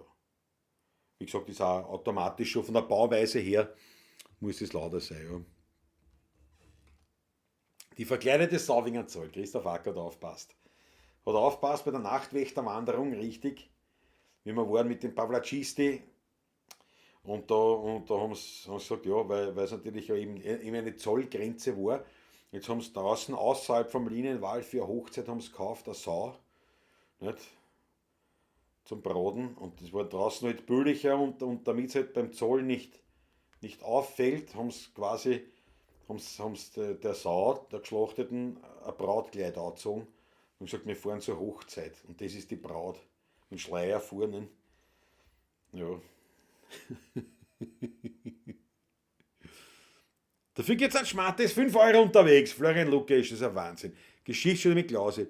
Die Rubrik könnte sich etablieren. Ja, aber das war es schon. Also mehr Wissen habe ich ja schon gar nicht mehr. Daher wird es dann schwierig als ganze Rubrik. Aber danke der Chef Florian. Na, ihr erzählt immer wieder, wenn ich was weiß, wenn mir was einfällt, bringe ich das rein. Der Hühnerkäfig für enge Treppe, hier steigen, ja genau. Beim Wähle sprechen sie wienerisch. Große Empfehlung. Die Bücher von Peter Wähle, sprechen sie Wienerisch, singen sie Wienerisch und sprechen sie Ausländisch, gibt es auch für ihn. Und er war ja Germanist, der studiert, also der hat das schon sehr gut können. Sehr gut mit Sprache umgehen können, großes Wissen gehabt und ganz tolle Sachen. Und eben die Hernersteigen, Hernersteigen sagt man halt, das war ein Latter, ne? Das ist also wirklich eine kleine Treppe, das ist eine Steige, ne? Da war wirklich so ein kleines so ein Ding, das war ein Hernersteigen, ne? Das war nicht viel Platz war. Trink noch einen Grappa und spül uns einen Zapper.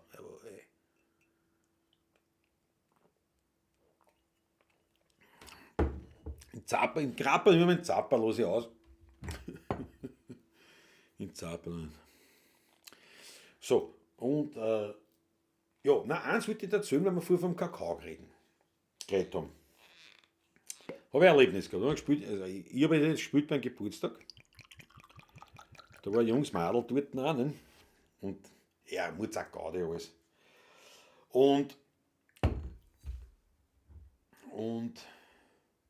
irgendwer, wir stehen so dort beim Buffet, wo sonst, und plaudern halt so ein bisschen und irgendeiner erzählt halt irgendwas von Laktoseintoleranten oder irgend sowas nicht und ja, was der, da macht einer einen Schmäh, ich mache auch einen Schmäh und hin und her. Dann kommt das Mädel irgendwann her, empört, sagt ja und irgendwas nicht, weil was kann sie dafür, dass ihr Körper das nicht aufspalten kann, das Enzym oder was weiß ich was, irgendein Ding halt, regt sich halt auf, dass ich halt aufpassen soll, was ich sage. Und das war interessant natürlich, nicht? Weil ich meine, wenn wir uns jetzt ganz ernsthaft Humor anschauen, dann gibt es eigentlich einen guten Humor nur dann, wenn es ein Opfer gibt. Das ist einmal ganz klar. Es ist auch so. Und ich habe dann schon festgestellt, ne, die Leute werden wirklich humorlos. Also vor allem die Jungen, die sind wahnsinnig trocken und humorlos, können über sich selber nicht mehr lachen. Ich habe zu ihr gesagt, schau, ich sag, der Punkt ist der, wenn ich nach dem gehe, wenn die das trifft, wenn du echt glaubst, ich habe das jetzt ernsthaft gemeint, so nach dem Motto, weiß ich nicht, sind alles Trotteln, die da Laktoseintoleranz sind oder sonst was. Wenn du ernsthaft das glaubst, bist ich meine, das war ein Schmäh. Das war einfach ein Schmäh unter uns. Und wenn du da angefressen bist oder ein Problem hast noch, dann müsste ich eigentlich schon längst in der Klapse sitzen, wie man in Deutschland so sagt, die Klapse. Muss ich längst im Kugelhupf daheim sein. Weil man bei jedem Witz über Blade, über Glotzerte, über Brillenträger und über Wiener, wenn ich die alle ernst genommen hätte, ja bitte, war ich ein Amokläufer, oder?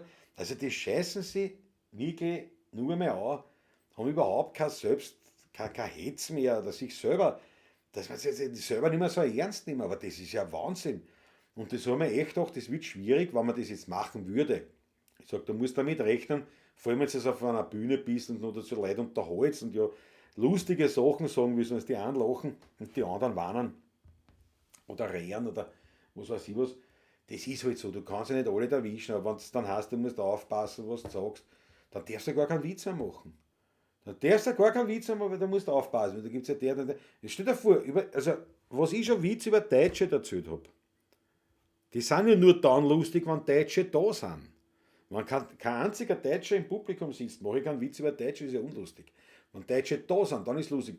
Und in der Regel lachen die Deutschen drüber, lachen die Werner drüber, wir trinken ein paar Achtel und wir haben alle eine Hetzer Gaude, da hat sich keiner, da fühlt sich keiner getroffen. Und wer sich halt betroffen fühlt oder irgendwie jetzt gemobbt oder sonst was, das soll scheißen. Was willst du machen? Das ist ja ein Wahnsinn. Das ist wirklich ein Wahnsinn. Ja. Ja. Analog zum Kakao. Ein Kuckuck ist in den alten Liedern ein Kuckuck. Ja, mega, das verstehe ich nicht. Was ist ein Kuckuck? Shake your booty. Ja. Na, kennt's auch heute. Im Narrenturm. Ja, genau, durch den Kakao ziehen. Ja, ist ein Wiener Ausdruck. Und die Humorlosigkeit wird als Political Correctness getarnt. Weit haben wir es. Ja, stimmt wirklich. Weil das ist ja Wahnsinn. Also ich kenne die besten Witz über wurscht welche Behinderten, habe ich von Behinderten gehört. Die besten Judenwitz, hörst von Juden. Die besten Ausländerwitz von Ausländern. Und so weiter und so fort. Ich meine, das wirklich, was sich die Leute ausscheißen und Jesus, er hat mich getroffen mitten ins Herz. Sag ich dann, leider daneben, du Volltruftel. Ja, es ist ein Wahnsinn. Ja. So ist es. Wolfgang Kotin gibt mir recht. Wolfgang Kotin gibt mir recht. Ich habe den Geruch von unserer Hernersteigen auch noch Tobak in der Nase jetzt. Man sagt ja, das Leben ist wie ein Hernersteigen. Habe ich noch nie gehört. Das Leben ist wie ein Hernersteigen. Das habe ich noch nie gehört, aber es wird schon passen. Wird schon passen. Darum rede ich so wenig wie möglich Aglegassig. Das kann ich nicht machen, ich muss ja was sagen. Nicht? Und irgendwem da wie stimmen, ja, was sollst du machen? Es ist wirklich, wenn ich den Witz, was er sieht, da gibt es ja Witze wie die Lilliputaner, nicht? Oder verschiedene, Lilliputan, der soll sagen, Zwerg, der ist nicht so ein kleiner, der sagt, das ist ein kleiner, was sollst du machen? Ein kleiner ist ein kleiner, was soll ich tun? Der wird ja nicht größer, wenn ich ihn anders nenne. Nicht? Das ist halt so. Oder Frauen, mein Gott, der Schneekettenwitz, den kennt ihr schon, habe ich schon ein paar Mal erzählt. Ich glaube auch in der Pawlatschen, die Schneeketten. Nicht? Was schenkt man einer Frau zum 50. Geburtstag? Das verstehen allerdings jetzt nur Österreicher, speziell Ostösterreicher. Und du schenkst dir Schneeketten, das leichter über den Wechsel kommt. Wechsel, werden einige nicht wissen, ist ein Gebirge bei uns da in Niederösterreich. Und da ist halt leicht über den Wechsel. Ein Wortwitz, haha, die Leute haben was getrunken, die Leute finden es lustig, du findest immer wieder irgendein Schabraken drinnen. Das war, nein, Frauen und hin und her, Alter, geh bitte. Erst, was die? Aber wir Herrscher kurz und beschissen, ja genau, das geht nicht doch. Geht nicht doch. Der Kleinwüchsige, ja, was kleine, was, das ist halt, was willst du denn sagen? Der untergroße, schwachsichtige mit dem vollen Haar.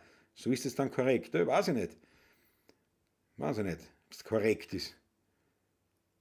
Ja. Genau, was ein Penser ist, ist rassistisch, Papa. Das Leben ist wie ein Hernerlatter. Steuer kurz und beschissen. Ja, ja, stimmt eh. Das kenne ich doch.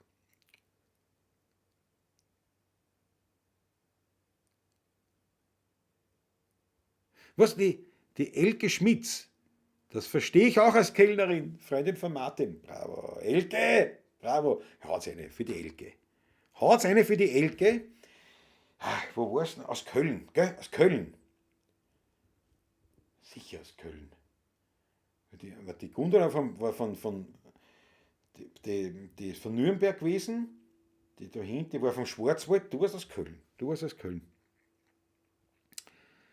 Ein kleiner Indianer, dicker, fetter Blatt, der steht da vor, da müsstest du alle Leopoldi wegrammen. Das ist ja Wahnsinn. Fritzl Stadtguss hat sie ja. Der Schneckenwitz. Der Schneekettenwitz.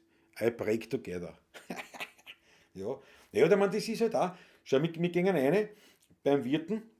Der Patrick und ich stehen lauter Lilliputaner, lauter kleine, wie sind kleinwüchsige oder wie auch immer, also kleine, ja. Also nicht einfach nur klein gewachsen, sondern kleine. Die Leute, die halt klein sind. Ja. Stehen dort noch ein ganzer Schiebe und der Patrick sagt, na geh, ist der Wutzler hin. Also, wir haben alle gelacht, aber jetzt gehabt einen schönen Abend gehabt. Ja, aber für die Elke hat er ein Bier. Christoph Radau aus Aachen. Was? Du, aber die Elke nicht. Elke ist aus Köln. Die ist aus Köln. Kann mich nur erinnern. Alter, ich bin im Wechsel, aber ich bin ein Lebenswechsel. Ja, Aglegastik, ja.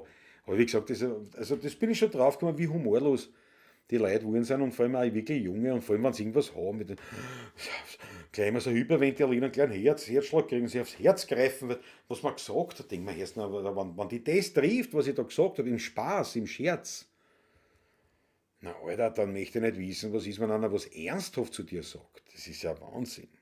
Ja, wird immer noch schlimmer, Musikraum, ja. Komm ich da aus, ich bin Kulturpessimist. Bravo. Bravo, Musikraum.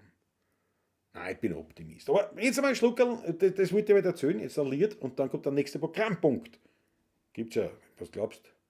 Kleine Leute nennt man Kinder. Na Kinder. Hör mal auf mit Kinder. Hör mal auf mit Kinder. Das ist ja gleich das Nächste.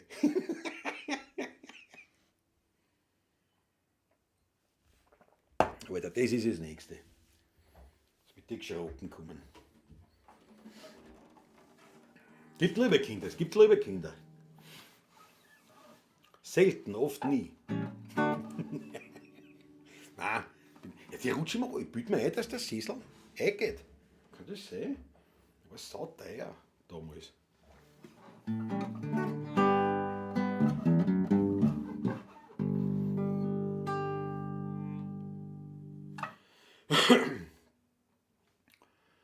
machen wir eigentlich? Was soll ich spielen? Wünscht euch was? Gute Nacht, Thomas Bastlecker ist dahin. Gute Nacht, frohes Schaffen am nächsten Morgen. Thomas Bastlecker, was der? Nicht mehr lange zur Tullner Motorradmesse. Das haben wir gestellt. Das haben wir nicht gestellt, sehr klar. Ackerl haben wir auch schon gesagt. Die meisten kommen am Samstag. Also ich werde aller Voraussicht noch am Samstag kommen. Mein Neffe wird dabei sein, der Thomas wird dabei sein. Und die Judith, weil die wollen ja schauen, wegen einem Motorrad, wo es beide fahren können, gemütlich. Und wir werden am Samstag aufschlagen in Tulln. Und ja, da werden wir sicher einige treffen. Und am Bridgestone Stand ist ja dann von 1000 PS das Meet and Greet. Sind wir nicht auch dabei. Habibi, sagt der Christoph. Radau. Das machen wir natürlich. Jawohl.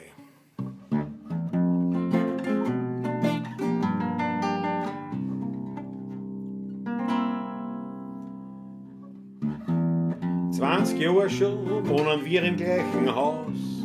Wir gehen beieinander ein und aus, andere Bräuche, andere Sprache. Einer lernt vom anderen noch und noch. Meine Heimat ist da und seine ist fern, doch das tut uns zwar nicht stehen. Wir haben viel lieb, waren auch im Unglück vereint, ja, wir sind die besten Freunde. Happy bin nicht mehr mein Haber, ich sag, er ist mein Freund. Ich bin ein Wiener und er ist ein Araber, doch ist dasselbe damit gemeint. Happy bin nicht mehr mein Haber, ich sag, er ist mein Freund. Ich bin ein Wiener und er ist ein Araber, doch ist dasselbe damit gemeint.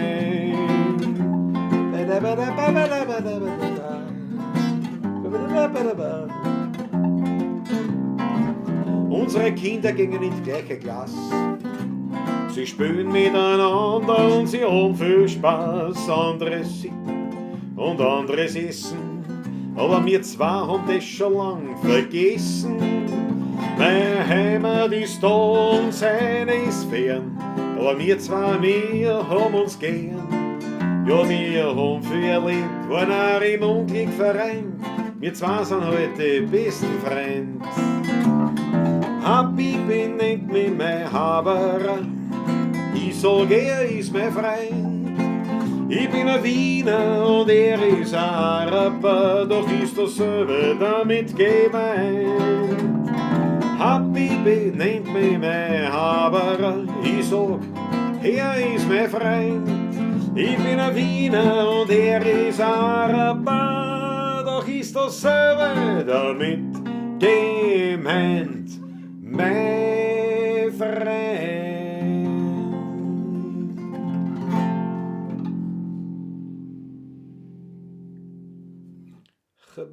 Habibi.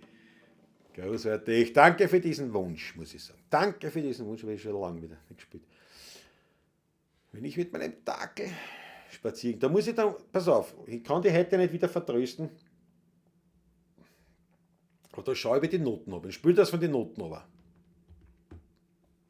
Was sagt der Daniel Schlegel? Es gibt aber auch Leute, die es lustig finden, im Hallenbad zu sagen, jetzt ist dann kein Wasser mehr drinnen. Wenn was? Jetzt ist dann kein Wasser mehr drinnen, wenn. Aber so, wenn die reingeht, ich finde das überhaupt nicht lustig. Naja, muss ich drauf sagen, ja, ich fühle es gleich wieder auf. Ja, das ist schon erledigt. Ja, aber ich meine, Daniela, das ist ja was Boshaftes dir gegenüber. Also wenn du dort hingehst und die sagen das zu dir, dann ist es ja eine boshafte Meldung. Weißt du, das ist ja was anderes. Als wenn ich jetzt einen Witz, weißt du, was ich meine? Oder stellt euch vor beim Wampenlied, was oft, wenn da einer sitzt, oft mit den her, so gehst, weil die sich, fällt mir gleich ein Lied oder sonst was. Na, da lachen sie alle, da hat kein Problem, dass sie über ihn lachen, weil er wampert ist. Und ich mache halt den Witz, oder ich spiele halt, ne? Und ich singe das Wampenlied und alle lachen und er lacht auch und ja, aber wenn das was Boshaftes ist, das ist halt, natürlich, das ist wieder was anderes. Aber boshaft bin ich ja nie. Wenn du nicht ernsthaft was sagst, lachen sie nur blöd und schauen die mit großen Kuhaugen an. Ja, ja, die brauchen wir gar nicht anschauen. Dornbacher Pfarrer, jawohl, machen wir auch. Jawohl, Wolf Michael Unger. Dornbacher Pfarrer. Ich mache gern später einen Rollstuhlfahrer, brauchst du mal Schuhe kaufen. Raffi, du hast ja schon ein paar Mal so Witz rausgehauen. Ich meine, so, ja.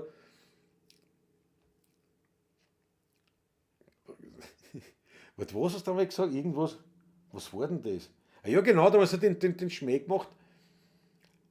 Da haben wir den Schmäh gemacht, so irgendwas gespült und also die Hände in die Höhe, nicht? Was das so wie bei den Après-Ski, das. Wo sind eure Hände? Die Hände in die Höhe. Und der Raffi, ich kann ja meine Hand nicht heben. Das ist ja nichts boshaft, das ist im Gegenteil, man lacht ja miteinander, oder? Es ist ja was anderes, wenn einer wirklich bösartig ist. Das ist ja wieder was anderes, aber das, naja. Das ist traurig in der Köhlergassen. Die Köhlergassen-Lied, ja. Ja. In der Köhlergassen sind sie ganz verlassen. Laktoseintoleranz, jawohl. Ja, weil wir gehen zum Lackierer. Kinder, mir hat einmal eine gesagt, ich möchte ein Kind von dir. Ich habe gesagt, ich glaube nicht, dass mir Alte eins hergibt. Bravo, Rudi Korbes. Ich glaube nicht, dass mir Alte eins hergibt. Ja, genau. Musik kann die Menschen verbinden, jeder kann diese Sprache verstehen, so schaut's aus. Daraufhin das Grüppellied, ja. Aber halt schnell fand das ein gutes Beispiel. Das Grüppellied war vor 30 Jahren, wie wir gespielt haben, angefangen. Das war wirklich, das war wirklich im Repertoire. Also das ist gespielt worden. Also das ist beim Heirigen ganz normal gespielt worden. Und irgendwann hat sich das aufgehört. Und, so, und mittlerweile ist es so, wenn es wer wünscht, da muss man genau schauen, was für Gesellschaft das ist. Ja. Aber wirklich, das hat sich echt geändert. Ja. So heurig mal ein Witz oder was Lustiges kommt, mit dem muss man rechnen. Michael Unger, ja, so denkst du, aber die Volltrottel nicht. Was soll man machen? So, ich habe jetzt auch sicher ein paar vergessen. Pass auf, wir fangen mal harterweise an. Warte mal, wie ist nicht?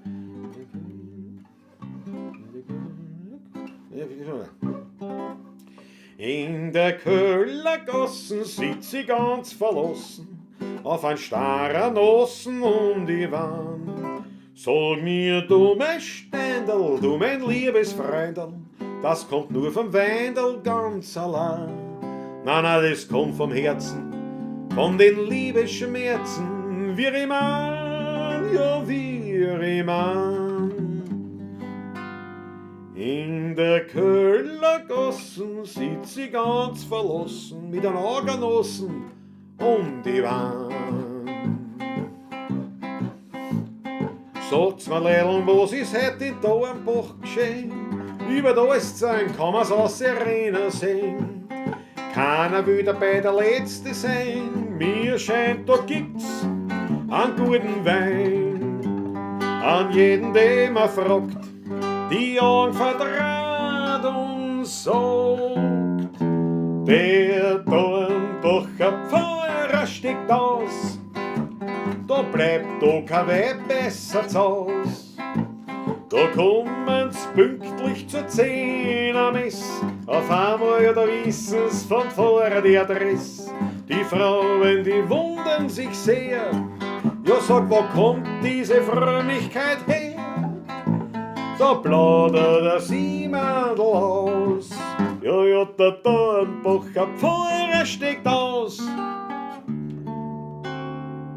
Am unteren Teil der Köhlergassen, Leidl'n, es ist nicht zum Fassen, schmeckt der Wein nicht sauer, weil dort gibt's einen guten Hauer. Sessen hat für Heim verdient, man daran keinen Makel findet. Drum bleibt halt keiner zu Haus und fährt nach Stammersdorf hinaus. Ja, und der Dornröschen Schlaf ist jetzt vorbei, weil offen ist die Köhlertür. Zum Essen gibt es allerlei, zum Trinken alles nur kein Bier. Der gute Wein, die Leut beschwingt, dazu eine Klasse Musik klingt. In ganz Stammersdorf spendet man Applaus, weil der Dornröschen Köhler, der steckt wieder raus. In ganz Stammersdorf, da spendet man Applaus, weil der dann Röschen köder, der steckt wieder raus. Wenn ich mit meinem Dackel von Grinzing heimwärts wackel, dann sagen die Leute, das liebe Vieh. Jetzt frag ich sie, wenn meinen die, ja, aber da nicht mich. Ja, aber da nicht mich. Ich kann doch meinen Dackel, den süßen krummen Lackel, nicht tragen wie einen Blumenstrauß. Wer ist das Wirtshaus später raus? Ja, wer bringt mich denn an Haus? Ja, mein Dackel, ja, mein Dackel, ja, mein Dackel bringt mich Haus. Ja, mein Dackel, ja, mein Dackel, ja, mein Dackel bringt mich Haus. Wir bringen nicht zusammen von dem Lied, glaube ich. Aber ich glaube, ich habe jetzt auch alle, ich habe alle durch, die ich gemerkt habe. Zumindest die ich gemerkt habe, die haben wir jetzt durch. Oder? Ich glaube schon. Ich glaube schon. Ich schaue nicht nochmal nach. Also ich muss euch nochmal melden, wenn ich einen auslassen habe. Schon die Achtel von einer, danke schön. Ja, manche Aussagen kommen von früher, ja, Halbwahrheiten. Kein Geld, Lebensumstände und so weiter, war. Aber wie gesagt, ich glaube, es ist wirklich ein Problem, dass man in der Gesellschaft heute alles, jedes Wort, ich meine, auf der einen Seite redet jeder einen Blödsinn, ja, was man halt irgendwo gehört hat, ohne dass es irgendeinen Sinn hat. Ich habe ein Lexikon daheim, nicht? Allein noch von der Uni. Also, wenn du da nachschaust, kannst du das meiste schmeißen, was geredet wird, weil es einfach nicht stimmt. Und zum anderen ist es halt so, dass sie jedes Wort auf die Waagschale legen. Das ist unpackbar. Dabei ist ja wichtig, wie man was sagt, nicht was man sagt. So hat der Karl Hodiner damals schon zu mir gesagt. Weil er gesagt hat, diese vulgären Wiener, diese Proletten, nicht? Im negativen Sinn jetzt, die Proletten. Der Ruhes, nicht? Karl, nicht? Das ist ja, aber du kannst auch Karl sagen. Und das ist ein Unterschied, ob ich Karl sage oder Karl. Das ist ein Unterschied. Also die Frage, wie man was sagt, geh erst nicht so deppert. Nicht? Kann lieb gemeint sein oder hörst du bist deppert. Nicht? Das ist ein Unterschied. Spaziergang sagt unser Nachbar der E-Auto. Ich habe gemeint, der Vergaser ist beim Tesla verstellt. Zuerst vom Nachbarn, was wo, dann hat er sich vor Lachen nicht mehr halten können. Jawohl. Der Vergaser ist beim Tesla verstellt. Weltklasse. Ich habe einen Nachbarn, der hat einen Tesla. Dem werde ich das auch sagen. Hier ist der. Sehr leibend. Schau, Uli hat die 8 Leine Michael Unger, brauchen einen Liter für die Musik. Liter für die Musik. Auswendig, ja. Es hat ein bisschen gegekt. Der Mopedstau, Elke Schmitz, Mopedstau. In der Köllergasse haben wir jetzt schon gehabt. Mein Nase ist so rot, weil ich so blau bin. Ja. Der Mopedstau, Moment, Mopedstau. Na sicher. Da brauche ich einen Sprit. Das war wirklich gut. Müd. Super, ich liebe milde Schnäpse.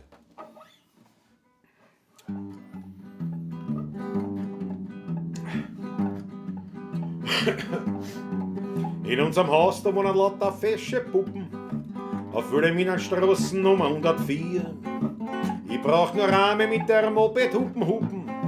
Schon sind die Puppen wie die Wüten vor der Tier. Ich bin der größte Moped-Star, das war ein Biech, wenn ich nicht war. Ich hab eine nagelneue weiß lackierte Bonnie. Mit der werde ich jetzt und sagen, was ich kann. Ich hab eine Bonnie, ganz eine neue Desbetone. Komm, schwing die auf, Puppe, jetzt gehen wir's an. Nur streck die Füße nicht gar so aus, sonst kommen wir nicht ums 12er Haus. Zuerst kommt der erste Gang, der hat einen gesunden Klang, weil meinen Auspuff hab ich längst schon abmontiert. Ja, wegen der Reinigung und der Beschleunigung und wenn man's Auspuffrelais so leicht verliert. Schon bei der ersten Kurve steht ein Zeitungsstandel. Da bin ich mit einem 20er Tempo reinbraust. Der Zeitungsstandler, der schaut rein wie der Fernandel. Dabei bin ich schon wieder hinten rausgesaust. Und meine Puppe hinter mir, die hat im Ausschnitt einen Kurier. Die nächste Kurve ist dort vorne bei uns am Becken. In der Beckenkurve bin ich nicht zum Schlagen. Das muss man sehen, wie ich mich mit Raumdecken. Dabei ist mir meine Puppen hinten runtergeflogen. Zuerst hat sie nicht halten wollen, jetzt hat sie gekuschelt, ganz verschwollen. Jetzt kommt der zweite Gang und dann der dritte Gang. Wenn ich den einen kick, das hört man weit und breit. Darum schalte ich gerne um fürs werte Publikum, weil mit dem Wirbel haben die Leute am Bozen frei. Ich fahr eine super Fahrt mit meiner Schlurfraketen. Sogar ein Wachmann hat der Luftdruck um die Erde. Dann kommt der Baum, den Scheibe zusammen, der oder Letten. Jetzt ist mein Vorderradl hinten, die fahr verkehrt. Und beim Portal von unserem Bäcker mit den Stiegen gleich der Weg. Jetzt kommt vom zweiten Stock ein emaillierter Kiebe. Den haben's voller Wasser, aber gescheit. Der Kiebe fällt mir auf die Birne, ich hab einen Diebe. Jetzt nimmst den Kiebe weg, da sieht man nix damit. Dann rutscht der Rabe bis zum Hals, dann her ist Schälen, das war alles. Und wie ich aufgewacht bin, in einem Spitalsbett drin, hat mir die Schwester gerade einen Haferschleim serviert. Ich war im Gipsverband und dann im Krankenstand. Ich frag sofort nach meiner Bonne, wer was weiß ich denn Belone? Meine Hände können da sein, nur die Moped muss noch da sein, meine Haxen können da sein, nur die Kraxen muss noch da sein. Hoffentlich ist meiner Bonne nichts passiert.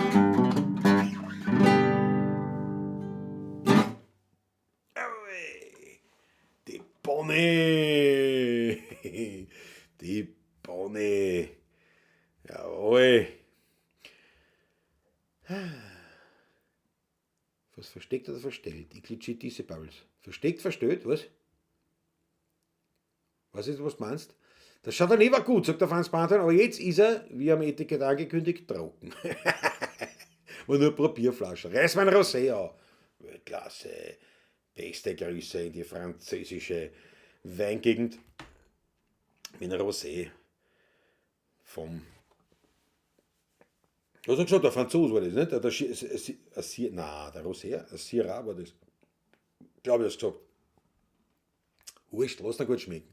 Aber das gefällt mir auf jeden Fall, die Aussage, finde ich top. Der Chardonnay war gut, aber jetzt ist er, wie am Etikett angekündigt, trocken. Ja, Wahnsinn. Ein Wahnsinn. Mit einer Hand kannst du viel machen, sogar Daumen nach unten geht auch. Ja, bravo, Raffi. Wahnsinn, Wahnsinn. Weltklasse. Raffi, Weltklasse.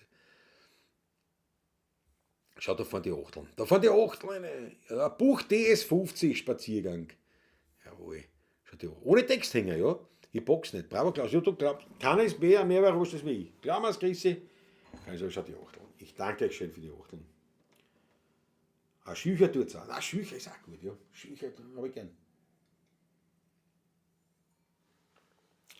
Schücher ist was Gutes. Schücher ist was.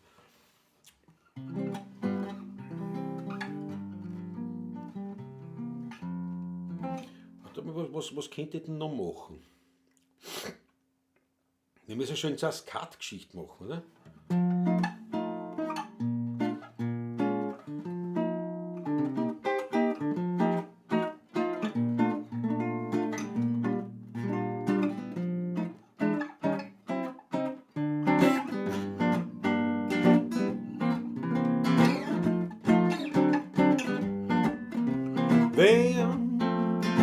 Ich mich gern heim zu dir und meine Haberei.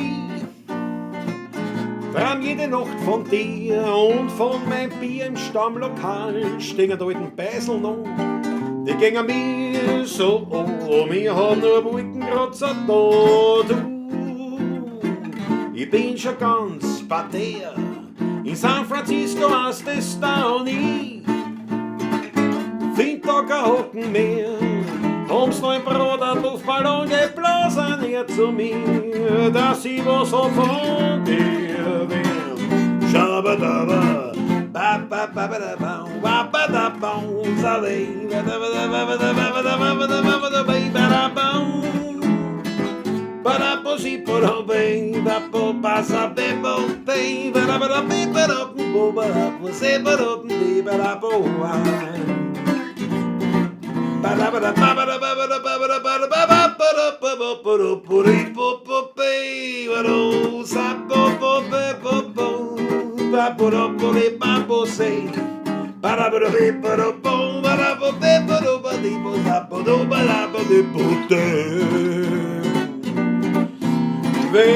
Wenger, du vergisst mich nicht.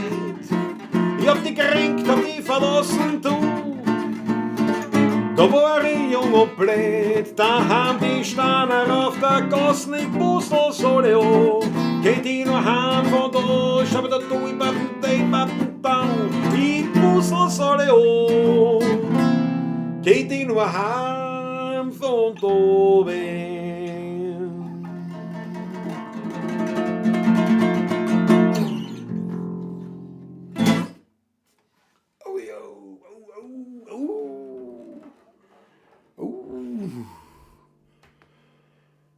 Bin außer Atem. Salat oder Kernöl. Kernöl ist wichtig. Der Auspuff am E-Auto hat immer einen Korken drauf.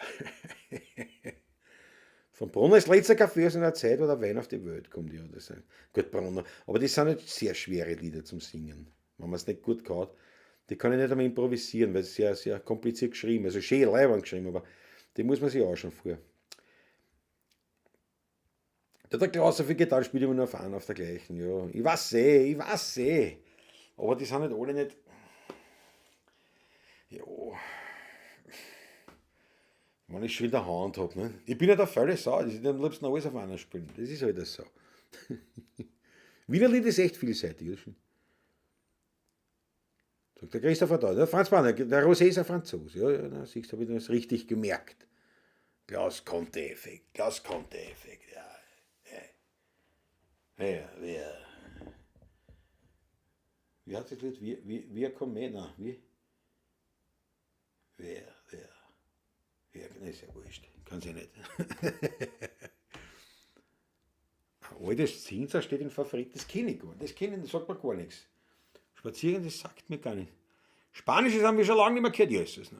In Lemonemann, ich suche eine Frau mit 17 Jahren, Jesus. Ne? Jesus, ne, die Grüße, aber ich habe gefragt. Aber bevor ich was sage,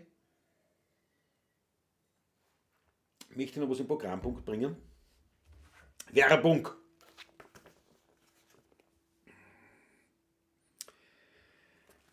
Das Wiener Lied-Magazin gibt es schon Ewigkeiten. Hat früher geheißen, bevor die Straßenzeitung gekommen ist in Wien, der Augustin, hat das geheißen, liebe Augustin, das war das Wiener Lied Zeitschrift. Und dann später das geheißen Wiener Lied Aktuell. Und jetzt, da ist es neu übernommen worden von der Marion Zieb, die wiederum selber Kontergitarristin ist. Und mit ihrem Vater, mit Erich Zieb, habe ich schon sehr viel gespielt. Und der ist ja wahnsinnig umtriebig und hat ja auch diese Wiener Lied-Sendung. Also das ist jetzt auch von der Marion, das macht alles sie eigentlich im Zuge dieser Radio Wiener Lied Geschichte eigentlich. Das ist alles über sie und den Vater sozusagen. Also Vater und der Erich hat das begonnen und die Marion führt das jetzt fort und hat auch den Verlag und alles mögliche. Und was irrsinnig leibend ist, weil man die geht ganz normal arbeiten, weil von dem kann man halt so nicht leben, leider muss ich sagen, aber die haben so viel Herz und Liebe für die Wiener Musik, dass das ist einfach quasi der Zweitjob und die betreiben das. Und die haben dieses Wiener Lied-Magazin übernommen von den vorherigen und das gibt es halt jetzt. Das sind 4 Ausgaben im Jahr, kostet 30 €, das Jahresabo. Ich meine, ist jetzt wirklich relevant eigentlich für Leute, die natürlich schon in der Gegend von Wien daheim sind, weil es besteht jetzt nicht in erster Linie aus Artikeln, wobei schon auch welche drinnen sind, sondern natürlich vom Spielkalender. Das heißt, man findet da doch eine wirklich erklecklich höchste Zahl an Wiener Lied-Veranstaltungen oder Konzerten, die halt stattfinden. Also da sind wirklich viel drin, natürlich auch die 16er Burm. Und in der Ausgabe, schauen erst, das ist ein Blödsinn dazu. Nicht, dass ich ein Blödsinn dazu, gell? Müssen wir schon schauen. Wo haben wir denn das? Wo haben wir denn das da? Wo haben wir das? Na, gleich. Das Show Must Go. Schau, mit einem ganzseitigen Artikel hat es Show Must Go On. Ja. Und nein, ganzer Artikel habe ich mir erlaubt, da zu veröffentlichen, wo es um dieses Showbusiness geht. Das war ja quasi sozusagen auch, in Gedanken auch noch an den schrecklichen Verlust, den wir und schauen speziell der Patrick hinnehmen hat müssen mit seiner Lise. Und wo ich immer ein bisschen drüber philosophiere, über die Show Must Go On, ja und nein. So, und auf jeden Fall, also das ist ja wurscht, aber das ist da jetzt ein Artikel auch von mir drinnen. Und wenn jemand sozusagen da in der Nähe ist und sagt, hörst du, ich möchte immer mehr auf Wiener Lieder gehen, immer wieder auf Veranstaltungen, dann findet man da das, findet man da eigentlich ganz gut, wie gesagt, 30 Euro für 4 Ausgaben ist jetzt eine überschaubare Geschichte. Ich schaue nicht gerade, wo man da was hinschicken kann. Wiener Lied Magazin, fix, wo ist denn da eine Webseite erst? Wo ist denn da eine Webseite? Ja, ihr findet es schon. Wiener Lied Magazin müsst ihr suchen. Aber wenn ihr schaut unter Radio Wiener Lied. Radio Wiener Lied.at. Zusammengeschrieben radiowienerlied.at. Ja, da kann man das bestellen. Ja. Und es ist auf jeden Fall eine große Unterstützung für die Marion, die wirklich da echt viel macht. Nämlich nicht nur das Heft, sondern viele andere Sachen. Und da gehört das schon einmal. Da ist jetzt ein Artikel drin, zum Beispiel über die Wiener Knopfharmonika ist da was drin. Also es sind schon jetzt mehr Artikel drinnen.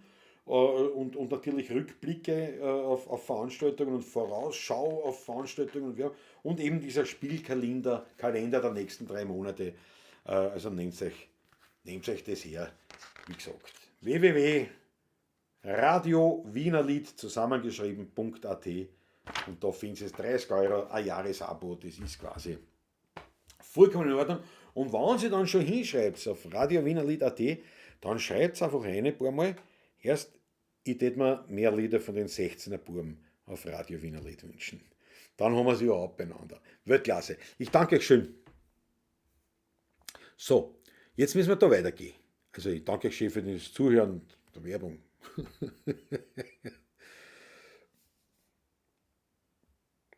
So, pass auf, jetzt sind wir da. Spanisches will ich das wirklich machen, ein bisschen später vielleicht. Ja. Und der Limonimau allein ist fad. Der Limonimau, der ist zumindest, müssen wir irgendwie zweistimmig, oder zumindest die Harmonika, das ist wirklich sonst eine fade Nummer. Muss ich echt sagen. Ja.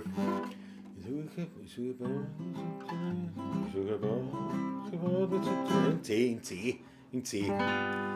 Ich suche eine Braut mit 17 Häusern und am Pindelgeld, die mich verhätschelt und nicht wie ein Bernhardiner-Bild. Die Tolle kocht so etwa wie eine Maritant. Und sie kein Hausfreund halt, das macht mich präsent. Ich glaub am besten war sie mögt mich auf ein Inserat. Da findet man alles vom Skelett bis Smollert oder Blatt. Mit Kind und Kegelwellen, Sittich und Klavier. Und einem Deckel an der Wand zerlegt zu mir. Ich glaub, mir erbt und die wird 120 Jahre. Ob ich die Erbschaft noch erlebe, ist nicht ganz klar. Sie hat die Tausender im Sarg und ich ins Brauchen. Renn schon im Schuh, hab nix zum Tschechern, nix zum Rauchen. Sie lebt bescheiden, unsere Tante Melanie. Und die Verwandtschaft wird schon lang auf die Marie. Es ist eine Ungerechtigkeit auf der Welt. Die Tante raucht nicht, die Tante trinkt nicht. Die hat kein Haber, die hat nur Geld.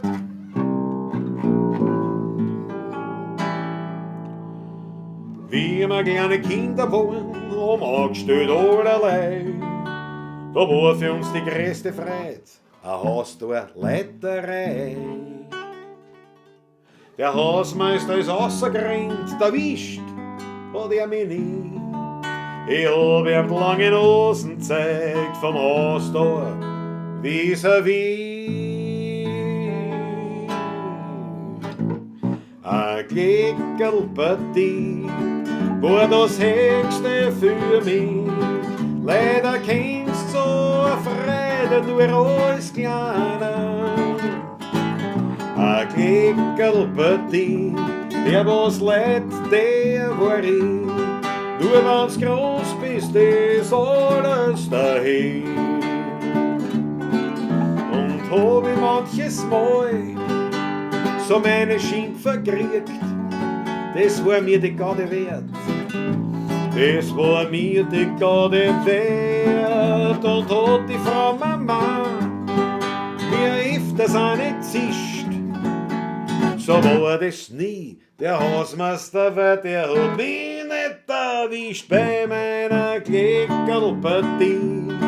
Der was leid, der war ich. Nur wenn's groß bist, ist alles dahin. Nur was groß bist, ist alles dahin.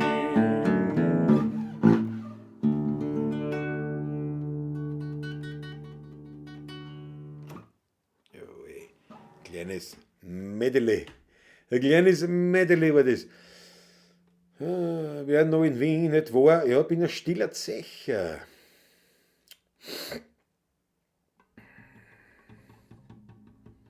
Das macht die Zippe, ja, die Marion-Zippe, ja. Der Wurstel. Jetzt muss ich lernen, jetzt muss ich. Eieieiei. Den Wurstel. Eieieiei. Das ist eine schwere Nummer nämlich. Glaube ich gar nicht, dass ich das da drinnen habe. Ich meine, ich habe die Noten vom Wurstel habe ich irgendwo, aber. Schau, da was so. Ein Schluck Wasser dazwischen.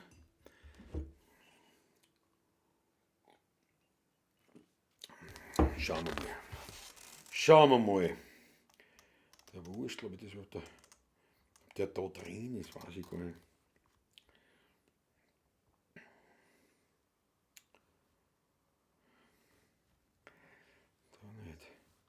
Da nicht.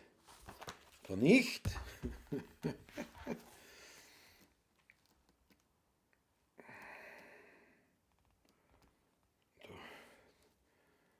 Da auch nicht.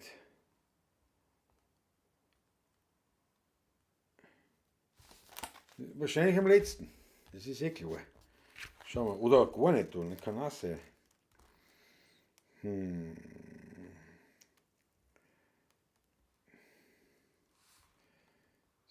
Ich bin ein stiller Zecher, nehmen wir mal mit den.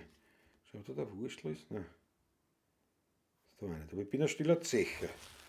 29. Schauen wir mal. Ich hab noch Zuschrift, gar keinen Sinn, keinen Zweck. Schauen wir mal. In D-Tour ist das da geschrieben.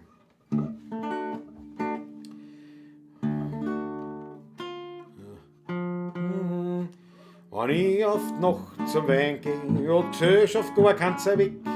Denn wenn ich ganz allein geh, ist auf keiner mir was weg. Auf die Musik lege ich gar keinen Wert, was brauche ich denn schon die? Ich mach mir selber mein Konzert in eigener Regie.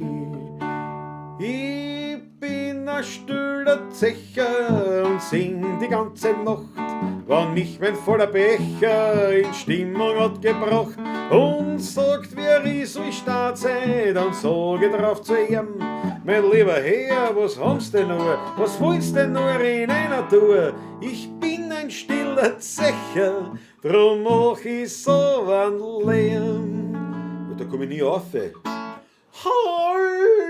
Halli, hollero, halli, hallo. Hey, diesmal das wurscht die Pusel alle an. Halli, hollero, halli, hallo. A jeder stille Zecher macht's a grad so. Von weißen Nachtgespenstern ist jedes Haus besetzt.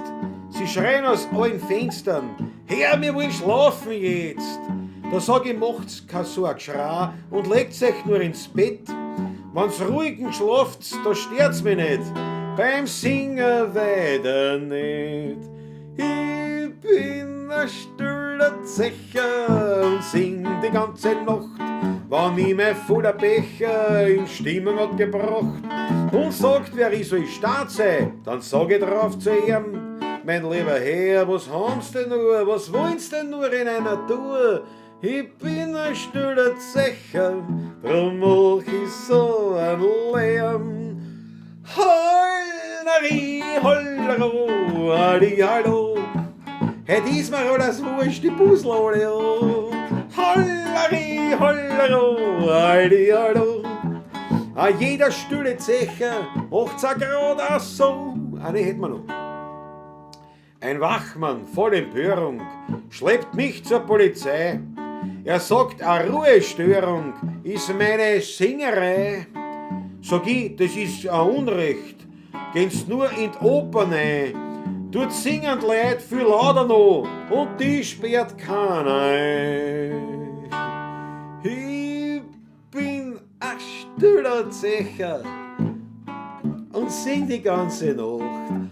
Hat mich mein voller Becher in Stimmung hat gebracht und sagt, wer ist ich staat sei, ja dann sag ich drauf zu ihm, mein lieber Herr, was haben's denn nur, was wollen's denn nur in einer Tour? Ich bin ein stiller Zecher, drum mach ich so ein Lärm. Hollari, hollero, halli, hallo. Hey, diesmal alles wurscht, die Busel alle an. Hollari, hollero, halli, hallo. A jeder stille Zecher macht's a grad so. Na, komplett vom Blatt. Jetzt muss ich weiterschauen, ich bin schon ganz oben. Ja, jetzt muss ich ein paar überspringen, tut mir leid, sonst komme ich gar nicht nach. Ja, das Singen der Klingende Unterwelt, ist das vom Hans Eidher, glaube ich, gell? Naja, da sind ja, da kann ich gar keine. Da sind eine Handvoll, aber die meisten, da kann ich fast gar keine Lieder. Der Rauf, na klar, der Walter, nein, kennt den Erich Zieb, na klar. Die wohnen ja, also ich meine, der Erich Zieb ist ja auch in Föhrenau daheim, also in der Nähe von uns und auch vom Walter. Okay, Gas, wie geht's dem Patrick? Besser und das ist wichtig. Klar, soll mit einem Hängel. Warte, das müssen wir uns merken, ich muss mal runterfahren bis zum Schluss. Ein falscher 50er Glas mit einem Hängel, ihr müsst euch das merken, dass mich dann erinnert. Favoritener Sterndal. Was ist über? Nein, das Favoritener Sterndal. Ich glaube, das kann ich nicht. Liedroulette, machen wir wieder Liedroulette, das können wir auch machen. Kopfstimme benutzen. Ja, Michael Unger, danke für den Tipp. Trink der Achtel, sagt die Stimmen im Kopf.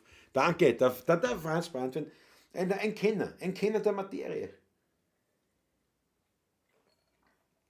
Also muss ich selber einschenken, ja. Schau, die Achteln. Pass auf. Achso, nein, was haben wir gesagt, suche ich noch?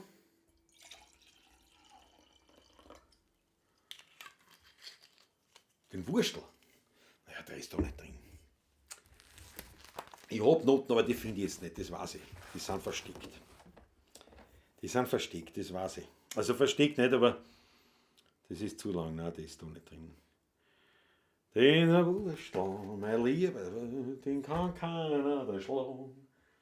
Das kann jedes Kind, das im Brot war so. Ich schau mal, aber nein, ich hab's nicht, das weiß ich. Das ist nichts la. Die sind alle la. Da kann nichts drin sein. Das geht schon nicht. Muss irgendwo Noten haben.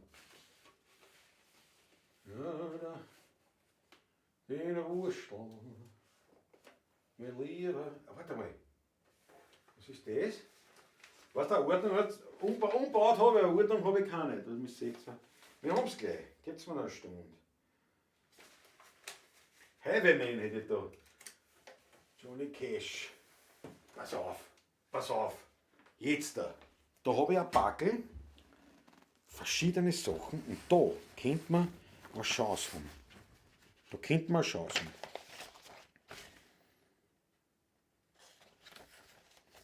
Da habe ich schon eine Limone gemacht. Aber ich gesagt, das ist allein, das ist nichts. Pass auf, das ist Schuss von der Mama, das kann ich. Er trinkt, kein Wein kann ich noch nicht. Karten, die Braten, aber da haben wir wirklich eine Chance. Das ist alles komplett verkehrt.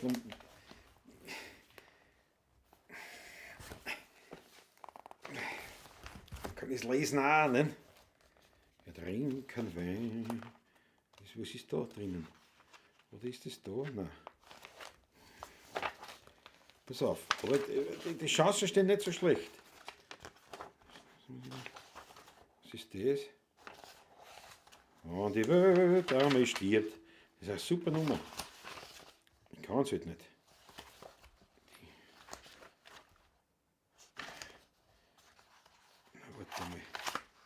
Warte, wir haben es gleich. Nicht, dass wir jetzt die Abonnenten da vorne rennen. Paulacisti, ne? Jetzt werden sie sich denken, bitte, schau mir das an, damit er da sucht. Nein, Aber es wurde ja gewünscht. Und dann weiß ich nicht einmal, ob ich es kann. Das ist das Nächste. Dann suche ich das jetzt eine Stunde und dann bringe ich es gar nicht zusammen zum Schluss. Und dann hängt es wieder an mir, dann heißt es, na, der Klase. Der Klase. Das gibt's ja nicht, das muss ja da was sein. Der Wurstel. Ja, ganz hinten. Na, warte mal, ich hab's. Aber jetzt muss ich nur schauen, ob ich das. Das ist nämlich eine schwere Nummer, das weiß ich. Beziehungsweise, was im Text nicht kannst. Ja, das habe ich befürchtet. Das habe ich befürchtet, dass das da so.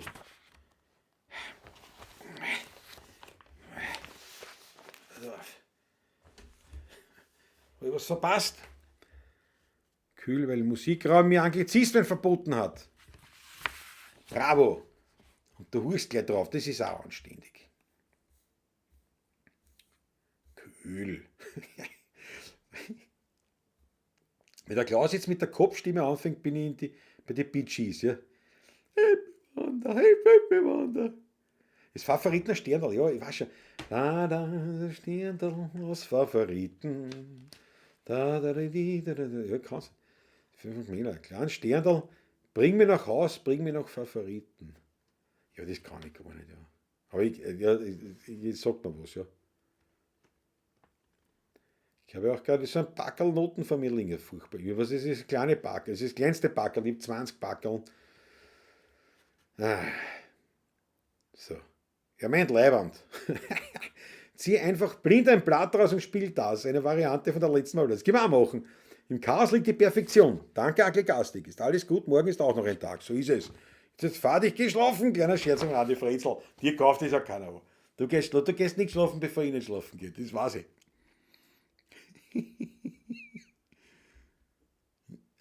Ich stehe an der Bar und hab kein Geld.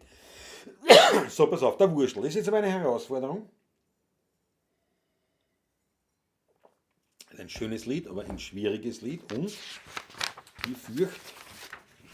Na so, na warte mal, ich habe da so die Noten. Und da habe ich den Text. Wurscht, muss ich keine Kommentare dabei lesen können, ne? Ich spreche da jetzt einmal da. Weil da haben wir eine Sängerin begleitet und deswegen habe ich die Noten. Aber das wird auch gar nicht in meiner Tonart sein. Ah, schlecht. Das ist ja gut. Ah ja, gut. So. Ich probier's. Hans Lang, ja. Ui, das muss ich umschauen. Da oben ist das, Wie klein war, hat der Vater mich oft geführt ins Kasperltheater und mit großen Augen sah, Wurstels Lebensweg ich da, wie er seinem Weiberl streichelt, wie er das kleine Hasel schmeichelt. Dann da schluckt er seine Frau, warum weiß ich nicht genau. Das sind bitte böse Geschichten, nur der Wurstel kann sich's richten, wer mit Tod und Teufel rafft, bis er die Polizei verhafft. Wird auch's Krokodil gefährlich, ausgehen tut sich alles herrlich, und ins Büchsel kommt zum Schluss der berühmte Obolus. Dann sagt mir der Vater, ich will dir fürs Leben einen Rat, den's verstehen wirst, bis öter wirst geben. Den Wurstel, mein Lieber, den kann keiner da schlagen. Das kann jedes Kind, das im Bruder war so. Hat immer der Teufel mein Hammer am Schädel, dem Wurstelgeschicht nix und der Teufel ist der Wedel.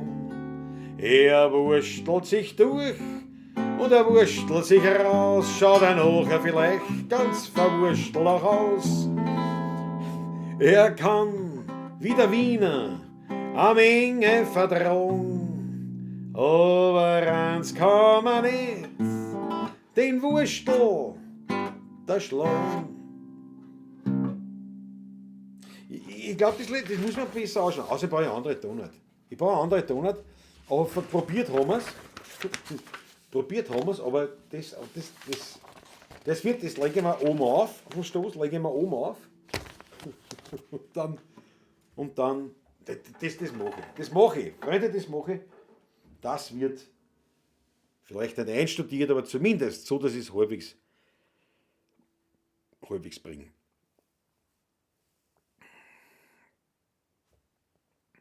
Agelgastik, 5 Euro. Agelgastik, dank der recht narrisch. Sehr zum Wohl.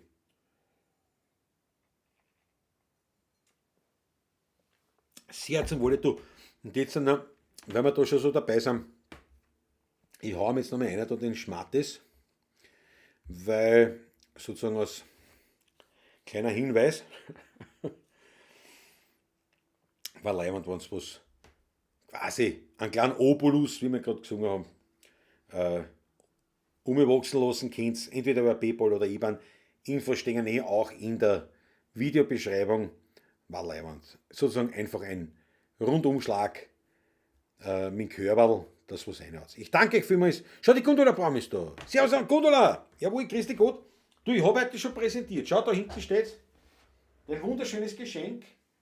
Das für Patrick habe ich natürlich schon eingepackt. Damit es nicht vergisst und das halt schön bleibt und alles, gell? Das habe ich eingepackt schon für den Patrick. Ganz große Freude, Gundula Braum ist dabei. Jawohl. War in der Stadt, kann ich erst jetzt. Na, macht er nicht, auf die haben wir gewartet. Fangen wir an. Nicht? Gundula ist da, jetzt können wir anfangen. So, also was ich, wollt ihr wieder so ein Ding machen mit den Bierchen? Das müsst ihr jetzt sagen. Ihr müsst hier schreiben, ob ihr das wollt. Ob wir wieder so ein Roulette machen. Oder ob ihr was hören wollt, was ich kann. Das geht auch. Plan B. Müsst ihr reinschreiben. Oder, weil da mit die Zetteln ausziehen, das ist gefährlich.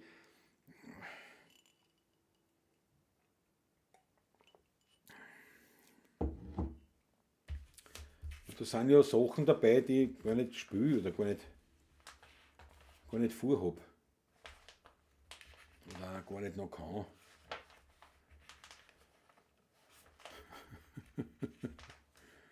Ich weiß nicht.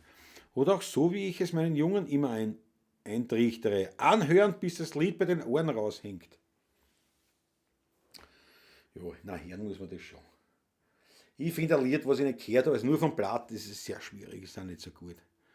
Nichts als Staying Alive, das wird das nächste Short, das durch die Decke geht. Staying alive, staying alive, stay. Gut, aber wenigstens mit Texten so ein Problem. Jetzt machen wir Wurstbrot, bravo Franz Brandt. Roulette, na gut. Oh ja, sagt der Fritzl Startgruß. Rudi Korbes sagt ja. Vorher beim Taschler, Rudi Korbes. Beim Taschler, machen wir beim Taschler, dabei könnt ihr schon anfangen, wenn wir dieses Roulette machen wollen. 1 bis 4 Bände habe ich von denen da. Es ist halt, deswegen, es gibt andere auch noch, aber da sage ich mal, das ist doch eine recht gute Sammlung an Wiener Liedern. Und da kann ich ja schon einige nicht. Also da haben wir das letzte Mal auch ein paar auslassen müssen. Aber deswegen, und das ist handlich da zum Herlegen. Deswegen greife ich jetzt nicht zu den anderen Notenbüchern, weil das ist wirklich leibend mit dem. Das heißt, ihr müsst eine haben. 50 Lieder sind es pro Ausgabe. Und es gibt 4 Ausgaben. Also ihr müsst immer schreiben 1, 2, 3 oder 4. Und dann sozusagen 0, also 1 bis 50. Damit ich weiß, welches Lied aus welchem Ding. Und dazwischen spiele ich noch auf Wunsch von Korbes Rudi in Taschler. Der Wurstnudelsong, jawohl, der Wurstnudelsong. Mein Gott, der alte Wirt von Sievering, da steht da nicht drin, das weiß ich aber. Der alte Wirt von Sievering kennt mich schon viele Jahre, wo ich die alten Lieder sing, seit ich ein Bierscherl war. Der alte Wirt von Sievering, da bin ich gern zu Haus und drück beim Wein mein irgendwas aus. So irgendwie geht das dann, ja. Wo bekommt man die Samt? Die gibt es im Spaziergang. Die gibt es nicht. Die hat vor Jahren die AKM ausgebracht für Musiker. Also da nicht, damit die Musiker halt so Wiener Lieder eine Sammlung haben. Das ist keine offizielle Sammlung, aber gerade deswegen ist es eben so eine Sammlung der bekanntesten Wiener Lieder, weil sie eben für Alleinunterhalt und so weiter, ne? Die haben das rausgebracht vor 43 Jahren oder was. Ne? Und da steht das drin, wann das rauskommt, weiß gar nicht. Und ist eben auch nur, gibt es auch gar nicht mehr. Also das ist, ja, leider. Mit Text kein Problem und war schon falsch. Staying Alive. Da habe ich gesungen, oder? Staying Alive, Staying Alive. Das ist wirklich, immer kurz bevor die Leute glauben, sie wollen schon Gesundheit sagen, ne? Weil ich glaube, ich muss niesen. Auf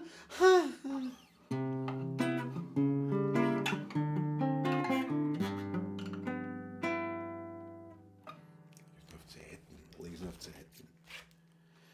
Zwischen Nussberg und Donau, am Rande von Wien, da liegt ein ganz kleines Dörfle, mit kleinen Häusern darin und gleich bei der Kirchen ums Eck.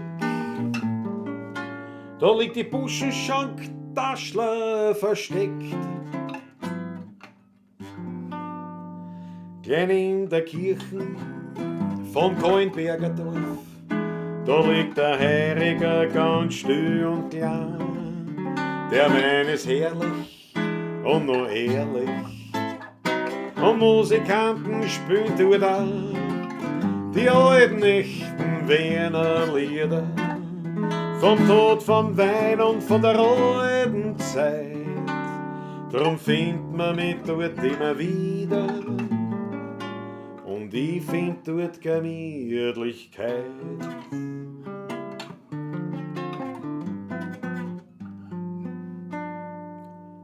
Dort ist noch nichts neu und nicht modernisiert. Vom Essen das Beste findet man dort garantiert.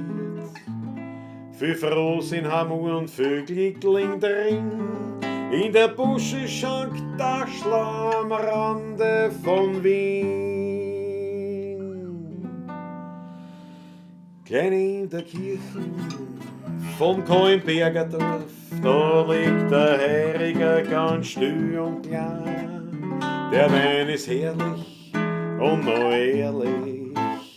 Und Musikanten spielen dort auch die alten echten Wiener Lieder. Vom Tod, vom Wein und von der alten Zeit. Drum findet man mich dort immer wieder. Und ich find dort Gemütlichkeit.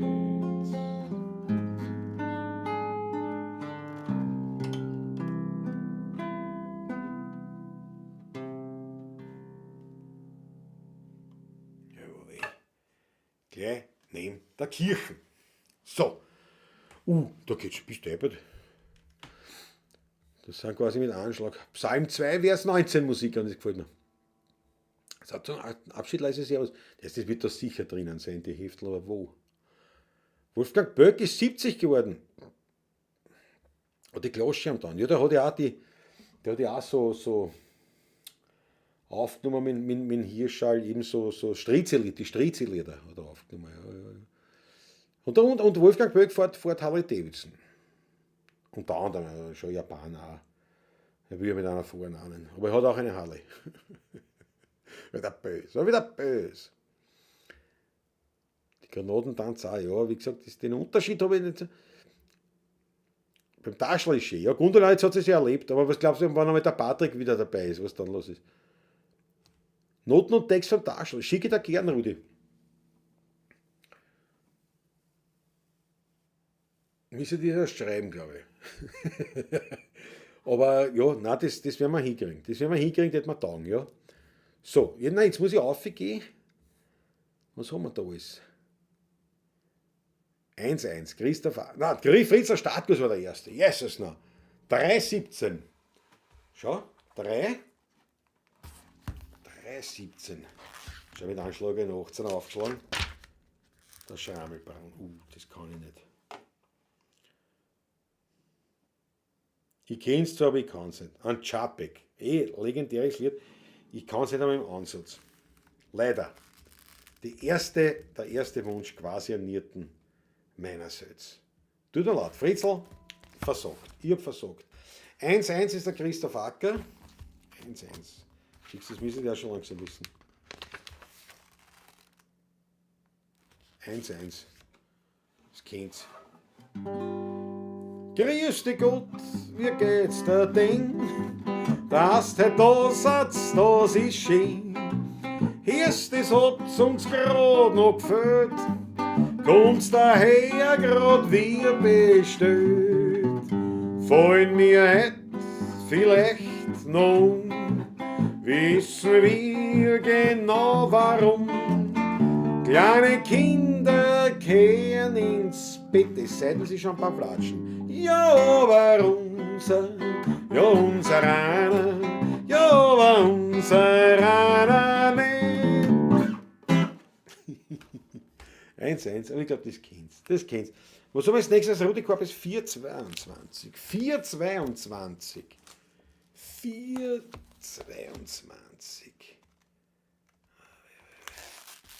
Was ist das? Oh, das sind 2 Seiten. Oh, weh.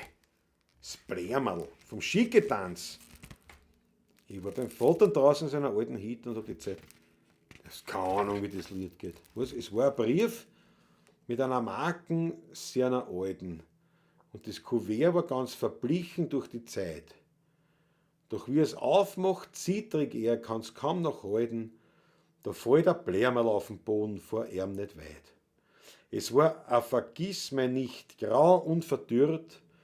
Jetzt liegt es am Teppich dort, klar und verirrt. Er hebt es auf und seine alten Augen leuchten. Das war vor 60 Jahren, sagt er, mein erstes Geschenk von deiner Mutterl, die schon lang nicht mehr auf Erden. Jetzt weißt auch, warum ich an den Blärmerln sogar so hing. Ja, rezitiert. Keine Ahnung, wie die Musik geht. Keine Ahnung. Tut mir leid. Rudi Korbes war an Nierten. Leider, war an Nierten. Habe ich schon wieder versagt. 2,27 sagt der Florian Lukesch. 2,27. Ja, ich hoffe, jetzt muss es aber besser gehen jetzt dann. Das ist ja Wahnsinn.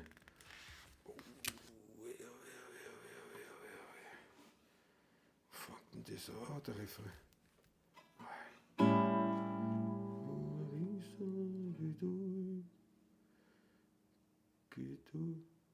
Was ist das noch? Wo geht denn das da? Warte mal, ich muss erst schauen, wie das da geschrieben ist. Das ist ja Wahnsinn. Ach so, das weiß ich nicht, wie geht denn das?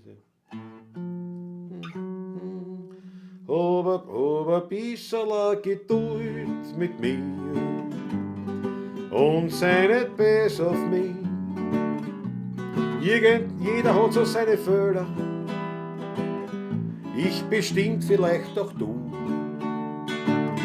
Hab ein bisschen Geduld mit mir und sei nicht böse auf mich, Alte. Irgendwann werd ich mich ändern und der Grund dafür bist du. Wer hat mit zarter Hand mir manches abgewöhnt? Du hat manches harte Wort mit Zärtlichkeit versöhnt. Du, wer hat mir jemals wer gegeben, alles nur du? Wer hat mir Recht auf mein Leben, wenn nicht du? Da sind einmal du, aber ein bisschen Geduld mit mir und sei nicht böse auf mich. Irgendwann werd ich mich ändern und der Grund dafür bist du. Hab ein bisschen Geduld mit mir und sei nicht böse auf mich. Irgendwann werd ich mich ändern und der Grund dafür bist du.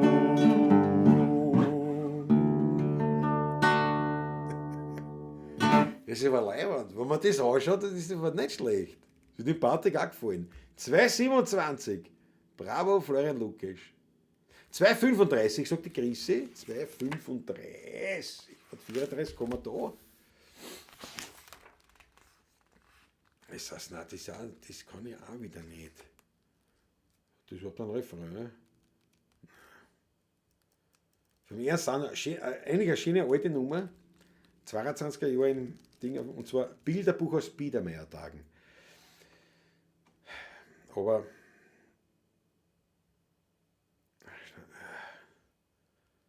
Bilderbuch aus Biedermeiertagen, ach, wie hübsch erzählst du mir Dinge, die man nicht, ich kann es versuchen vom Blatt, aber das ist wieder der Untergang.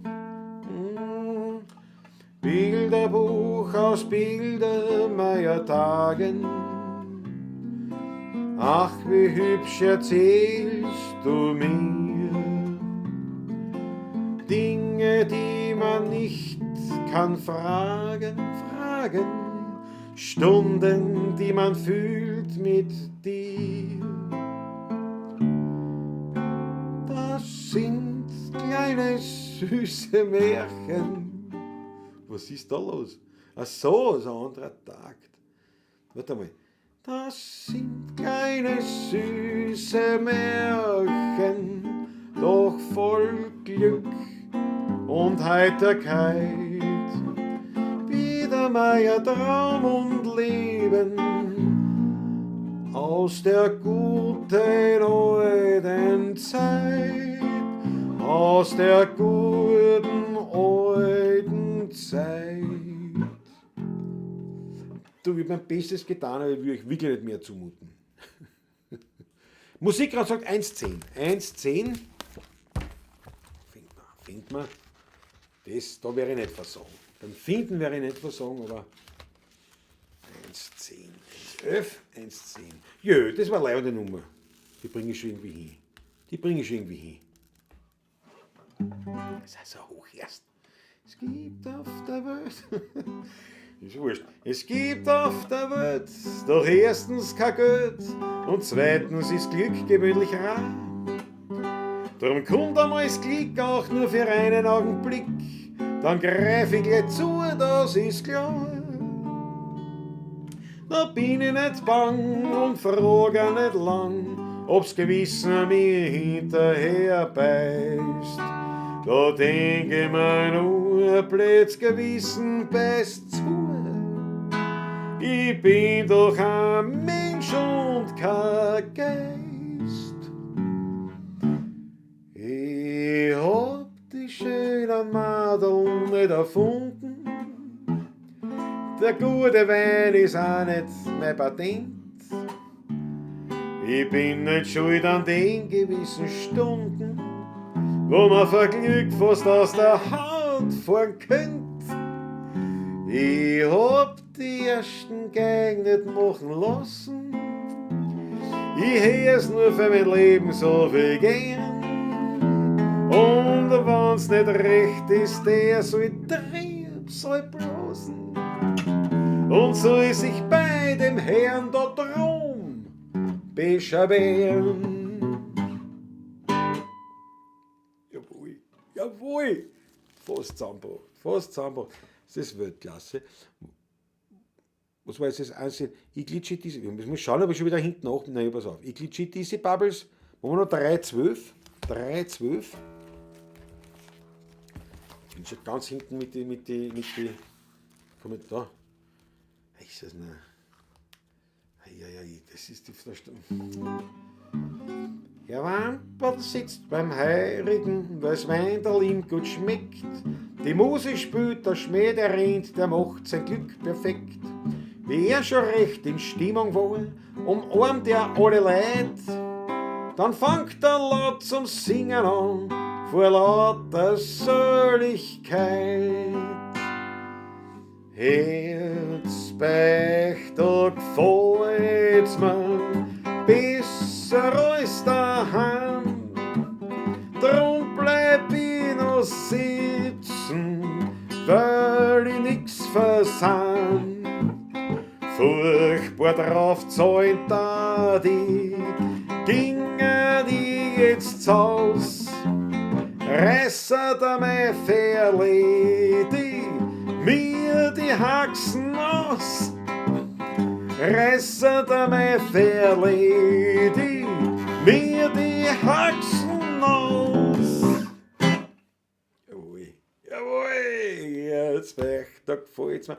Musikraum, Psalm 2, Vers 19. Psalm 2. Ja, liebe Paradis, die Gemeinde, wir hören jetzt Psalm 2, Vers 19. Aus dem Buche Wiener Lieder für Jung und Alt, Betrunkene, Nüchterne, Intolerante gegenüber Laktose und Dergel. Ja, das kennt's, das kennt's. Das kennt's. Schafft's. Meine Mutter ließ mit einem anderen Mann. Wir rennen ein Kind all dem Vater davon. Da war ein kleines Weiberl schon grau und betagt. Die hat zu dem Kinderl in der Wiege nicht gesagt. Du nicht weinen, mein Kleiner, du bist nicht allein. Solange die Großmutter lebt, da wird's dir gut gehen. Du nicht weinen, mein Kleiner, ich werde die Mutter lieb gehen. Und die Liebe von der Oma dazu.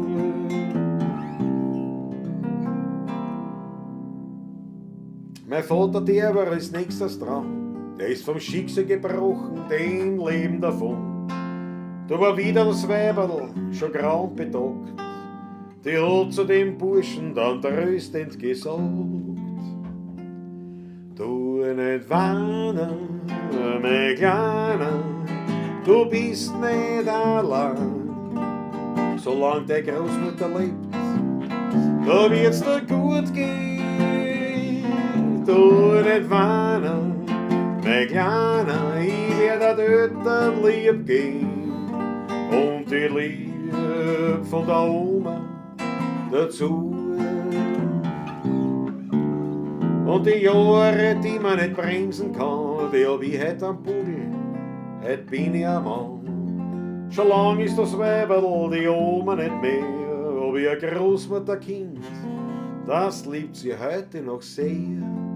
Und manchmal im Traum, ja daher ist sie so.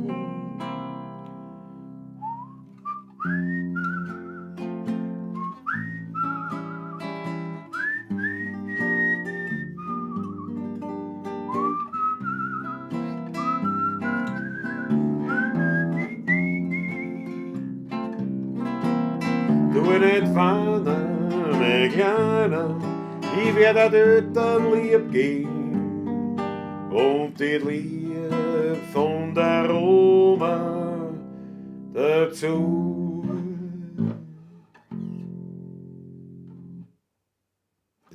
Das kennt's. Jawohl. So, jetzt muss ich wieder überspringen, die muss da runterfahren jetzt da. Ich muss da jetzt runterfahren. Achtel von, 4 Achtel von einem. Martin Rexes, jawohl. Der Ralf von Wundercheck ist da, einmalig.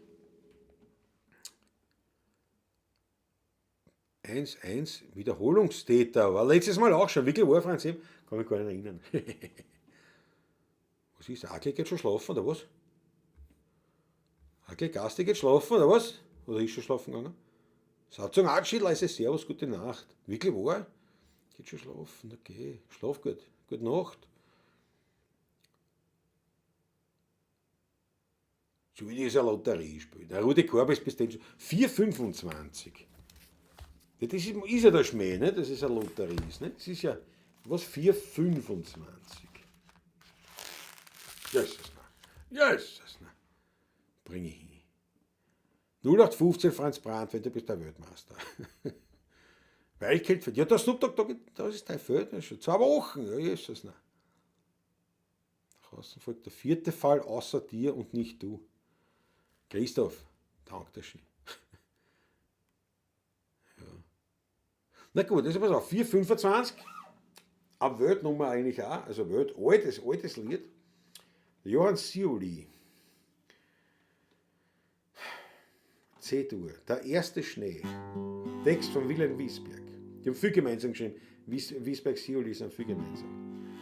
Zählt der, na gehörst. Ist das ein F, ja, F. Zählt der Mensch erst 20 Jahre, stolz hebt sich da seine Brust.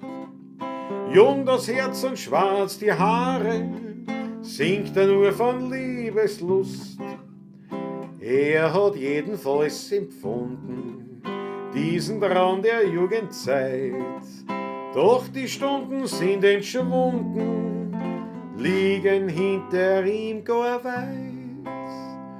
Wollt die Tag was Lustges schreiben, plötzlich wurde er gewahr, grad als fangert's an zu schneien, auf sein Kopf manch weißes Haar. Auf das leg ich Feder nieder, aus ist mit den Liebeslieder und schreib lieber ein Couplet mit dem Titel Der erste Schnee und schreib lieber ein Couplet mit dem Titel Der erste Schnee. So schaut's aus. Der erste Schnee. Was hat der Spaziergang? 0303. 0303. Könnt ihr gleich sagen. Jesus, das kann ich auch nicht, das weiß ich jetzt schon. Aber eine Chapik-Nummer. Glaube ich nicht, dass ich es sage. Lass mir's Radl rennen, lass mir's Radl rennen, nehmen wir alles mit heim. Leben und leben lassen, das Geld dann mal vernaschen, Zugen steckt man uns am Hut und gibt das Schicksal uns einen Stesser, dann helfen wir uns eine kleine 10 Poeresser. Lass mir's Radl rennen, lass mir's Radl rennen, rennt's dann nimmer, sperren wir zu. Man sollte Feste feiern, wie sie fallen, denn was wir gehabt haben, kann man uns keiner stellen. Und müssten wir uns den Riemen enger schnallen, dann kann man noch die schönsten Stunden zählen. Lass mir Radl rennen, lass mir's Radl rennen, nehmen wir alles mit heim. Leben und leben lassen, das Geld dann mal vernaschen, Sorgen, die steckt mir uns am Hut. Und gibt's das Schicksal uns einen Stesser, dann helfen uns keine 10 Poeresser. Lass mir's Radl rennen, lass mir's Radl rennen, rennt's dann nimmer, sperren wir zu. Das ist ja wirklich das allererste Mal in meinem Leben gespielt. Aber es ist jetzt doch, sagen wir so, dass ich es zusammenbringe, halbwegs. Weltklasse, Weltklasse! So, das war das. 0303 war das. Das muss ich wieder runterfahren. Jawohl, gut, schau die Achteln.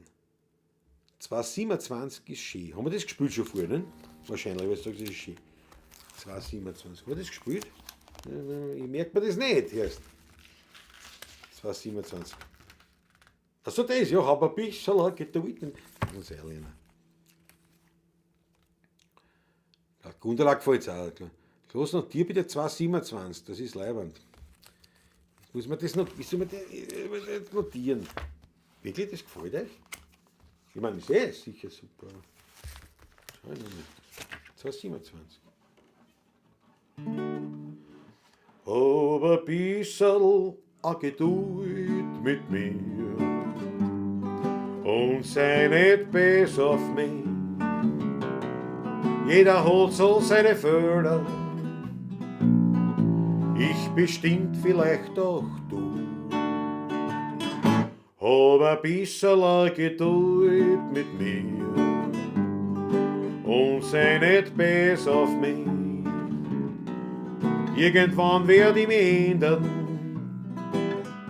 und der Grund dafür bist du. Wer hat mit zarter Hand mir manches abgewöhnt? Du.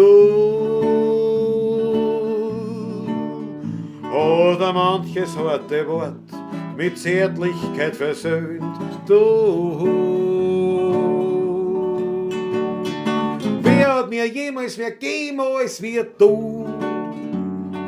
Wer hat mir Recht auf mein Leben, wenn nicht du? Tausendmal du. Hab ein bisschen a Geduld mit mir und sei nicht bös auf mich. Irgendwann werd ich mich ändern und der Grund dafür bist du. Aber ein bisschen a Geduld mit mir und sei nicht bös auf mich. Irgendwann werd ich mich ändern und der Grund dafür bist du.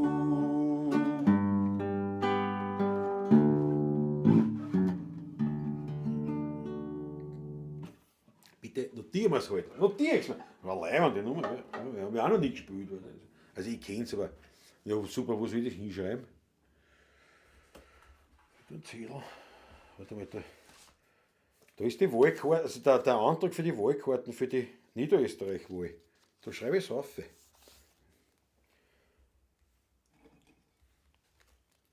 Oder muss ich das anschicken? Ja, das ist da drinnen, ne? Das da schickt man, ne? Da kann ich es ja da herschreiben. Dann kann ich es ja da herschreiben. Pass auf. Was war das? 2,27. Wie beim Bingo spielen. 2,27. Habe ich notiert. So. Weiter im Text.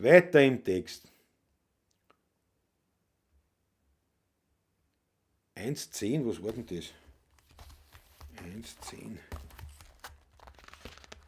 1,10, aber da steht. Ich hab die schönen Madeln nicht erfunden. So heißt das Lied. Ich hab die schönen Madeln nicht erfunden.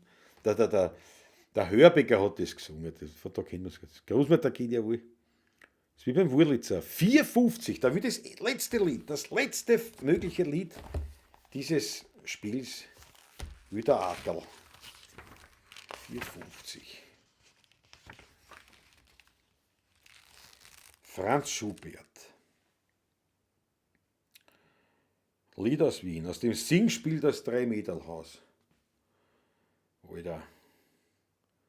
Es macht glücklich, augenblicklich, wie man's gar nicht sagen kann. Was macht fröhlich, was macht selig, stimmt vergnügt wohl jedermann. Ganz gewiss, so wie das Schönste, gibt's nicht mehr wie unsere Lieder. Tag und Nacht könnt man's hören und heut's immer wieder gern. Was Schöneres könnte sein als ein Wiener Lied, was jauchzt so im Herzen und geht ins Gemüt, was stimmt uns so fröhlich, ob arm, ob reich. Es ist halt, ich meine, dieser Schubert-Lied, das ist ja nicht leicht. Los wir's. Du nicht weinen. Die Bahner, die sind das nicht wert. Jawohl, Bravo. Hast du da jetzt beim Louis gesehen, aber Ackerl, warst du wieder beim Louis, warst du wieder Fremke? Also, hast du wieder nicht gemeldet? Karl Buß hat Weltklasse, Klaus. Danke schön. Ich weiß nicht mehr, worauf dich das bezieht, aber danke. War freudig vom Parlament zu euch, Johann Schütz. Weltklasse. Zuerst sagen, das kann ich nicht und dann lasst er das Lied rennen. Naja, aber es ist halt schwierig, oft. Manchmal, weißt du, 3,15, sagt der Rudi Korbes. Dann machen wir uns drüber. Zumindest eine schon, ne? Was war das? 3,15. Band 3, Lied 15.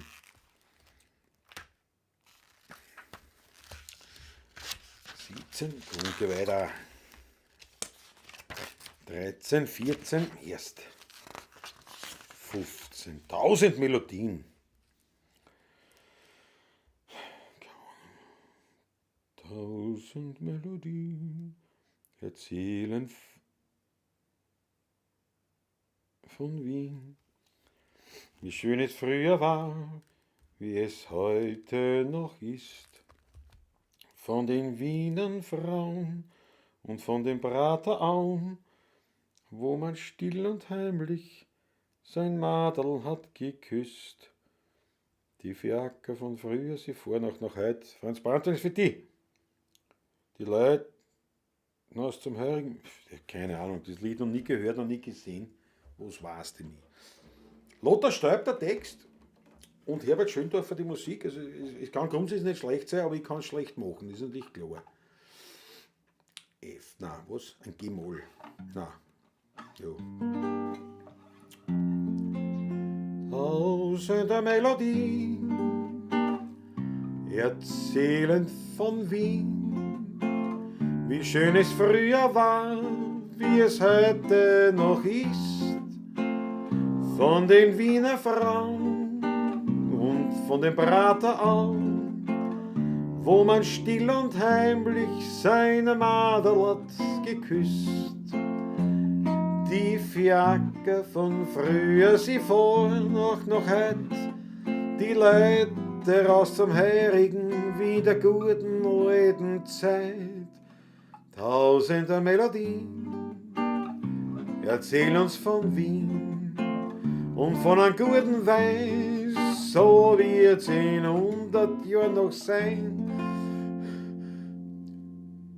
Musik hört man auf der ganzen Welt,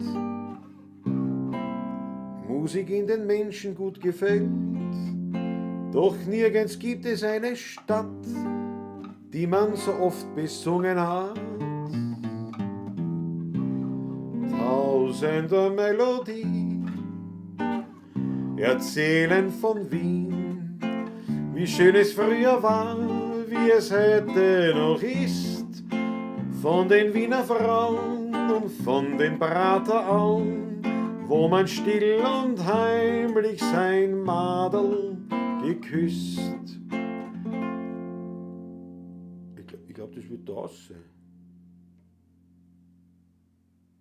Wahrscheinlich. 2F. Ja, das wird aussehen da.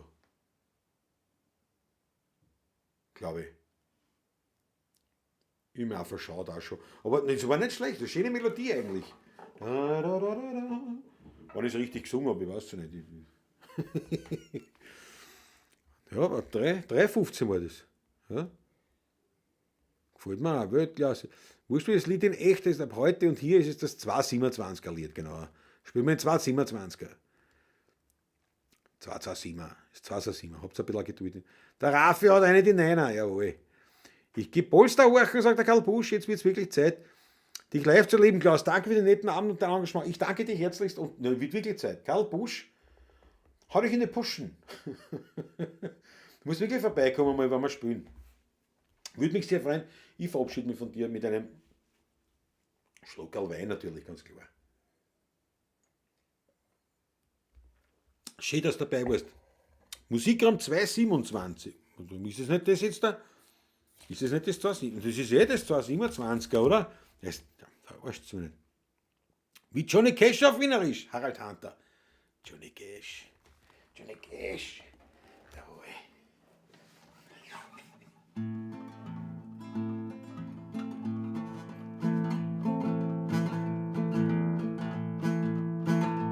I was a highwayman along a coach road I did ride, a sweating pistol by my side. Many a young maid lost their bubbles to my blade. Many a soldier left his lifeblood on my blade. The bastards hung me in the spring of 25, but I'm still alive.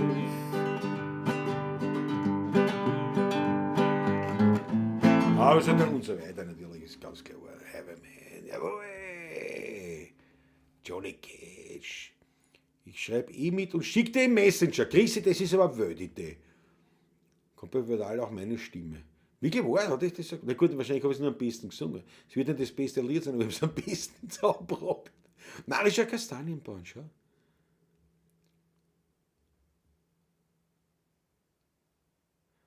Der Livestream geht ab wie der V6 Ti bei der DTM.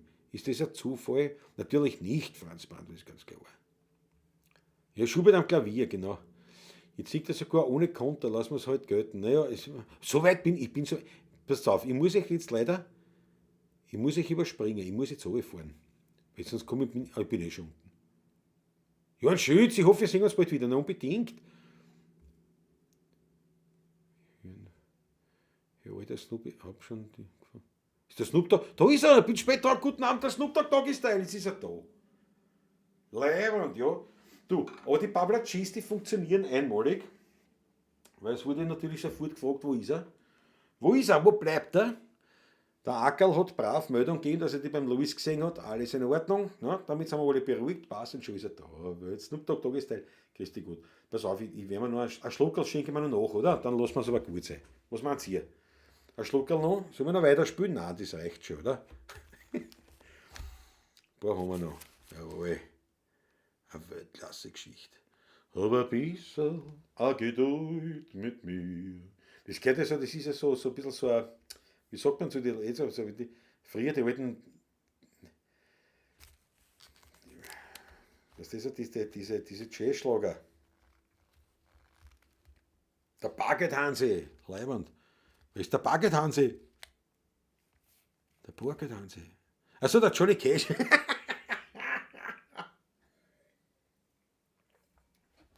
Wobei, da gibt es ja eine super Version auf seiner letzten Scheiben von Depeche Mode, der Personal Jesus, und dann von Johnny Cash.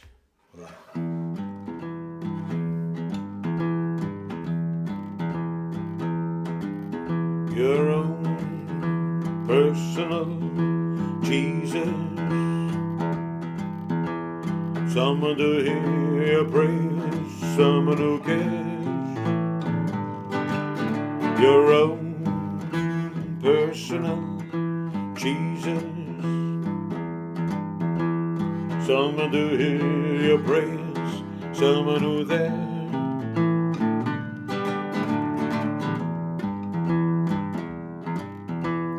Feeling alone, you are all alone, flesh and bone by the telephone.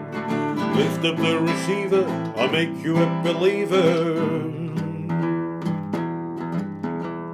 Take second best, put me to the test. Things on your chest you need to confess. I would deliver, you know I'm a forgiver.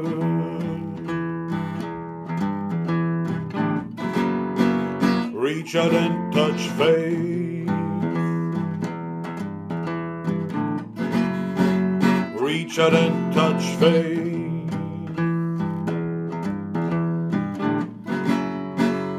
Reach out and touch faith. Und dann ist da ist eine leibende Nummer auf der Platte. Wie ist die? Eine alte Jazznummer. Ach, Schienen, wie ist denn die gegangen? Ich glaube in D. Also,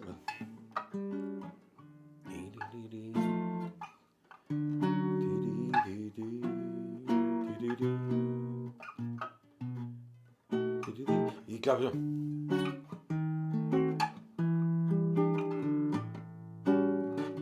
We'll meet again. Don't know where, don't know when. But we might know we'll meet again some sunny day. Keep smiling through, just like you always do, till the blue skies drive the dark clouds far away. And will you please say hello to all the folks that I know? Tell them I won't be long. They'll be happy again to see you again. I was singing this song. We'll meet again. Don't know where, don't know when, but I know we'll meet again some sunny day. Some sunny day. Wobei, ich hätte dann gesungen, warte mal. Yeah, we'll meet again. I don't know where, and I don't know when, but I do know we'll meet again some sunny day. So honey, keep on smiling through, just like you always do, till the blue skies drive the dark clouds far away. And will you please say hello to all the folks that I know? Tell them I won't be long. They'll be happy to know that as you saw me go, I was singing this song. We'll meet again. Don't know where, don't know when, but I know we'll meet again some sunny day. Some sunny day. Some sunny day.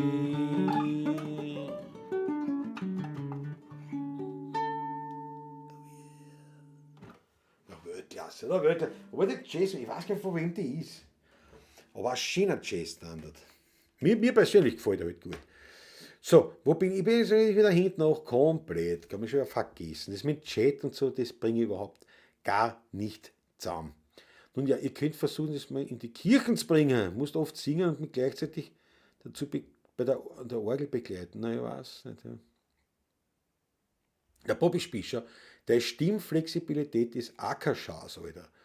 Siehst du das sind Komplimente eines Wieners, die taugen mir. Dank der recht. Nein, Bobby, dank der schön.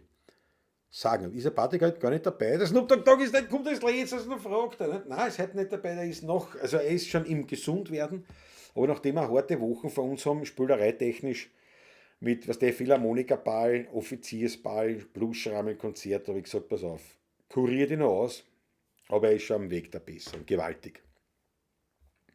Was haben wir da? Ich schicke dir noch eine Aufnahme vom Häuser Tommy und sein Sohn, eine Übersetzung von Cash Wanted Man. Die Übersetzung ist, bitte, Rudi Korbis, danke dir herzlichst. Das ist aber leibend, auf das freue ich mich. So, der Mischung von uralt Wiener Lieder über Johnny Cash zum Dance Monkey. Ja, wirklich. Na, da kann der Dance Monkey wirklich ein Highlight. Ja. Singst, das ist ein Wienerisch, Hollo der Ruh, jetzt erkehren, so singen so sind wir. Ich weiß, das haben wir auf einer CD aufgenommen, aber ich kann es trotzdem nicht auswendig. Aber ich glaube, dass das da, wo sind die Noten? Rutger Martis haben genesen. Ja, ja. Ja, wie an und für sich leibend, aber wenn man vorscheinen könnte, wäre Patrick für heuer schon fertig. Achso, von dem, ja, genau, du hast recht, ja. Ja. Ja, ja. Der Patrick hätte für heuer schon ausgeschissen, ja, so kann man so sagen. Den ganzen Wein alleine trinken, ja. Snoop Dogg hat gesagt, das ist wirklich wahr. Das ist ehrlich gesagt das Einzige, mit dem ich am wenigsten Probleme habe. Das ist ein Wahnsinn. Nein, ich freue mich schon wieder. Weil es ist schon, ich meine, ich kenne es mir jetzt ein bisschen. Ich bin locker und ich mache das alles schon. Aber trotzdem, es ist natürlich, bitte tu mich da fokussieren, weil man das Gesicht gehört sagt. Das gehört herzagt, das Gesicht. Scharf und deutlich. Also Gesicht, ich gebe zu. Ist ein bisschen. Aber auf jeden Fall, ne, es ist schon nervlich weitaus aufreibender, wenn man jetzt da allein spielt. Ich meine, zum Beispiel heute habe ich die geringsten, weil heute ist es so, das war ausgemacht und passt und damit, und weil es einem besser geht und alles. Aber wenn es jetzt da zum Beispiel, wenn es jetzt vorbereitet ist, ein paar Platschen oder halt irgendwo Konzert oder so und der Patrick ruft an und ist da nieder und fertig und kann nicht. Und jetzt das ist kurzfristig, du magst da suchen, du weißt nicht, was ist, wie schaut es aus, wie geht es weiter. Es ist schon, also so locker bin ich dann auch wieder nicht. Aber natürlich, ihr bringt mich ja sowieso durch alle Problematiken. Nein, ist ja Kastanien beim genau noch gesagt zu sein, gell? Ja. Warte mal, jetzt muss ich da, wie heißt das Lied überhaupt, was ich suche? Ihr seht, das ist wienerisch. Ich glaube, dass es da dabei ist. Haben wir gute Chancen. Oh, das sind ganz andere Lieder. Das sind ganz andere Lieder. Sagt die Tieren bei der Beicht, mit den Burm ist nicht leicht. Sagt der Pfarrer zu ihr, dir geht's gerade so wie mir. Entschuldigung. Ich hab heute so einen Schädel, mir ist einfach nicht klar, dass allerweil Föhn ist, wenn ich angesoffen war.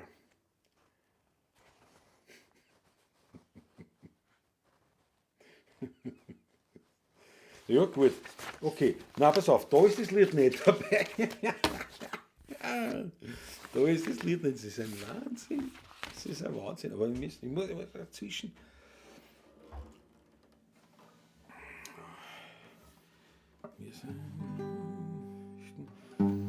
Wir sind heute lichten da, trinken gern ein Glas Wein. Wenn die Genossen gut zahlen, ja, was gräbe, da muss er sein. So ein Tripfel kennt keine Mischung, das ist halt ein echter Wein. Bringt für Leib und Seele Erfrischung, ja, was gräbet, so was gräbet, ja, was gräbet muss er sein. Du närrischer Kastanienbaum, du blühst erst im August. Warum erwacht so spät in dir des Frühlingslebens Lust? Du närrischer Kastanienbaum, du bildest dir wohl ein, du könntest, wo der Herbst schon naht, ein junger Frühlingsstürmer sein.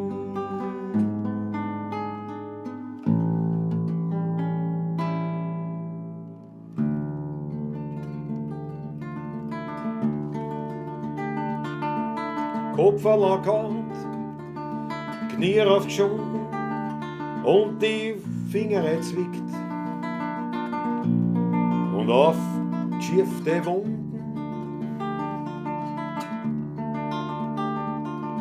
Ob eingeschossene Schellen oder beim Zündeln was verbrennt. Als Kind ist man zur Mama gerannt, weil auf der Schoß von der Mama wird alles wieder gut, es gibt nichts mehr, was da weh tut. Auf der Schoß von der Mama bist geborgen und beschützt, wo man es gerne so gern sieht. Am Schoß von der Mama Spielzeug verloren, ein Botschen im Radl und ein Fleck in der Schuhe und ein blauer Fleck am Wadel.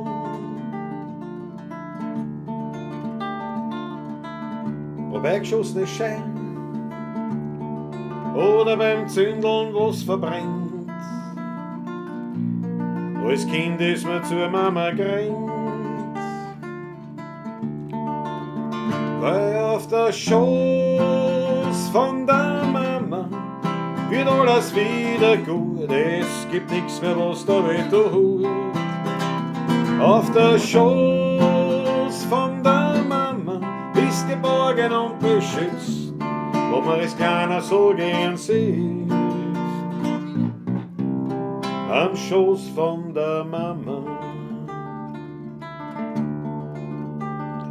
ist man röter Wurm, möcht man das auch gern tun. Man kommt zur Mama zu Haus, trinkt Kaffee und redet sie aus. Drucken manche so, die ja noch so schwer, bei der Mama nimmer mehr. Weil du legst deinen Kopf auf den Schoß von der Mama, dann ist alles wieder gut, es gibt nichts mehr, was da weh tut. Auf der Schoß Schoß von der Mama bist geborgen und beschützt, wo man als Kleiner so gern sieht. Am Schoß von der Mama, auf der Schoß von der Mama wird alles wieder gut, es gibt nichts mehr, was da weh tut. Auf der Schoß von der Mama bist geborgen und beschützt, wo man als Kleiner so gern sitzt. Am Schoß von der Mama.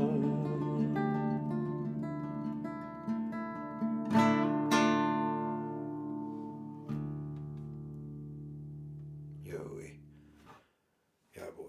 Alle Wunschlieder von der Susanne Faber in einem Schlag erfüllt. Ui, Franz M., schönes Weiterraten noch. Eine angenehme Woche für alle. Franz M., Busl, was der? An die Freundin Isabella Busl. Pfiat euch Gott, steht das dabei, was Dankeschön. Ja, mich schon langsam kommen wir her zum Schluss. Erst Arbeit-Ehre. Da geht's zu. Und das nur da ist. Übermorgen ist am Mittwoch voll, da muss ich den Geschworenendienst antreten. Der erste Prozesstag soll ca. 3 Stunden dauern. Bin schon gespannt. Alter. Das fördert mir. Das wir da einziehen und dann sage ich erst leider nicht mehr spielen gehen. Ja, aber Geschworener, ja. Da musst du immer nur sagen, ich schwöre. Wie bei einer Polizeikontrolle. Ne? So sagst du, ich schwöre, nicht mehr als 2 Bier. Ich schwöre.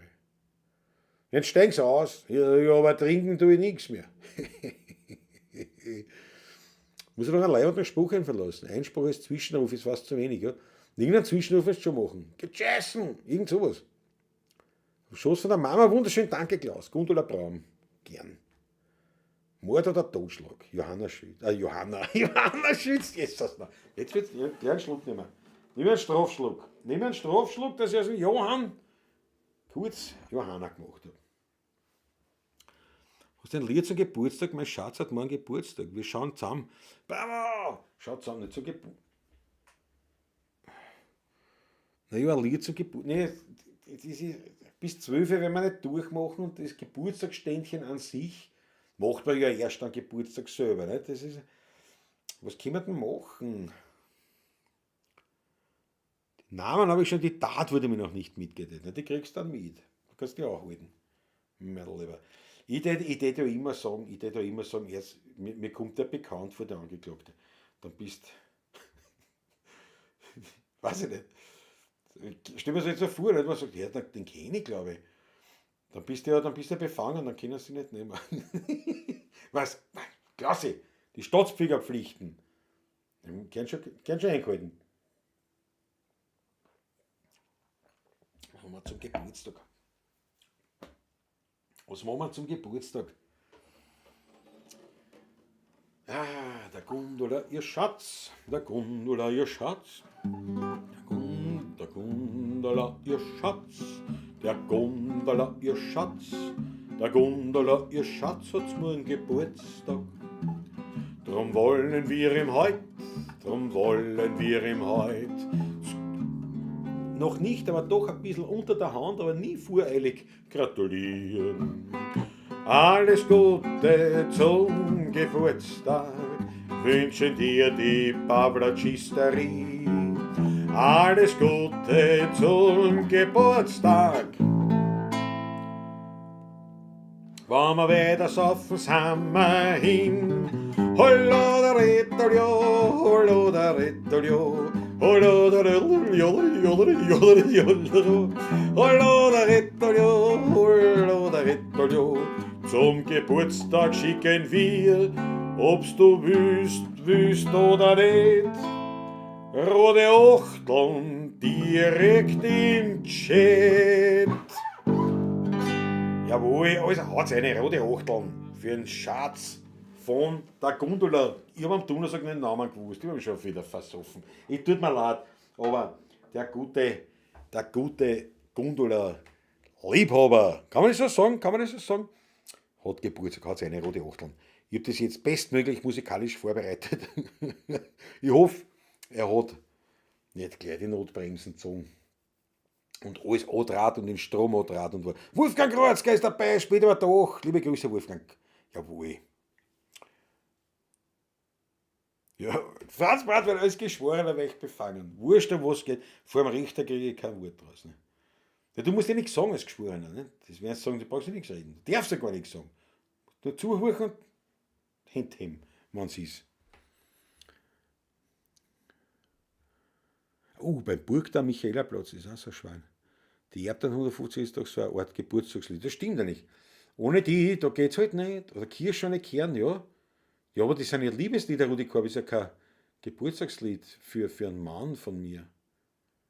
Für 2024 haben sie mich auch schon interessiert. Herr Snoop Dogg, was ist mit dir? Was hast du? Bist du der Einzige in der Pavlacisterie ohne, also mit einem sauberen Leimund, oder was ist? Bist gleich befreit, genau. So die Achteln. Die Kirsche wäre eine Möglichkeit, ne? Schau, Gundula, jawohl, beste Grüße. Und da schau, Stegreifmusiker, ja? Der Gundularist, genau, der Herr Gundularist hat seine die Achteln für den Gundularisten. Jawohl. Und für die Verliebten. Ich lese Kirschen für die Wachsen ohne Kern. Wann mir der Himmel kehrt, krieg es jeden Stern. Wann ich die Sonne klingert, die möcht sie holen. Und wenn's für die ist, hätte ich schon das Frühjahr gestohlen. Der Wald für die, der mir ist das lauter Christbaum sein. Wenn du wo ausse schaust, ich soll aber nur mein. Und die Gebärse, die liegen unter den Schritt. Und wenn ich Höfgott sag, am liebsten mit einem Lied. So denk über dich, aber du denkst nicht an mich. Und mir tut's doch so gut, von dir ein Liebeswort. Von dir einmal eine Hand und nicht alle nur eine kalte Wand. Jetzt dreh dich einmal um und sag zu mir, na komm.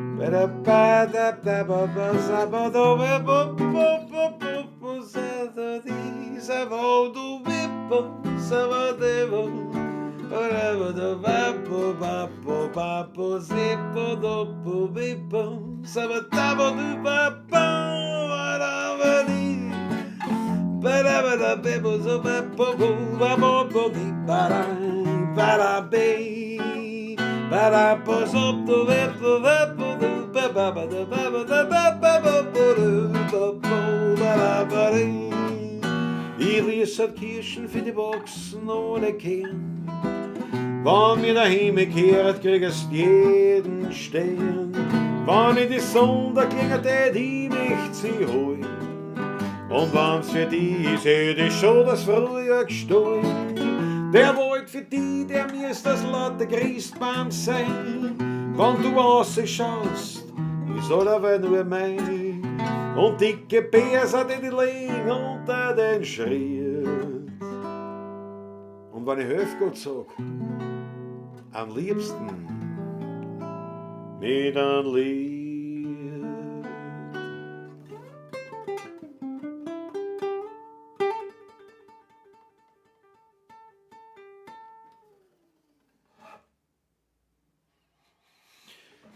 Haben wir ein Liebeslied auch noch hingebracht. Na, haben wir ein Liebeslied auch noch hingebracht.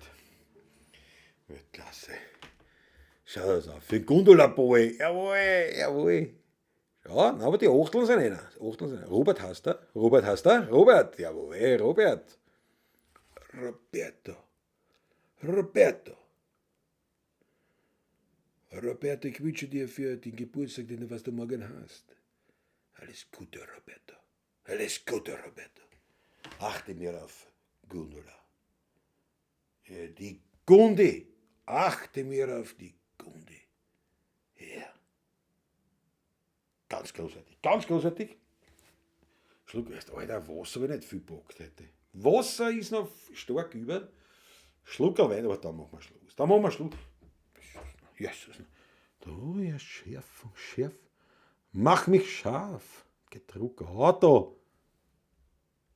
Der hat was. Ich glaube, der hat was. Geht nimmer. Schau. Geht nimmer.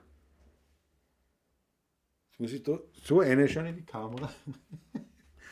Dass er mich scharf stellt. Okay. Was ist da? Jetzt. Die Technik. Was das Angift vergisst. Großartig, aber unscharf. War die ganze Zeit unscharf? Na geht, das ärgert mich. Jetzt, wo ich so im Ding war. Nein. Haut mich zurück.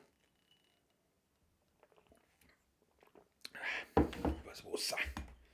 Und schon dann schluckt noch. Hier austrinken tue ich es nicht mehr. Es ist noch ein gutes Achtel drin, aber das macht zu viel. Also, für das, dass wir jetzt noch die.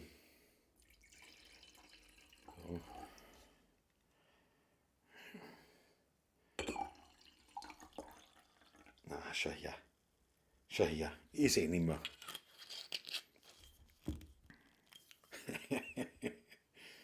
So, schau her, da. Das trinken wir noch aus. Was aufs Handgeld vergisst, das kann ich wirklich machen noch, ja?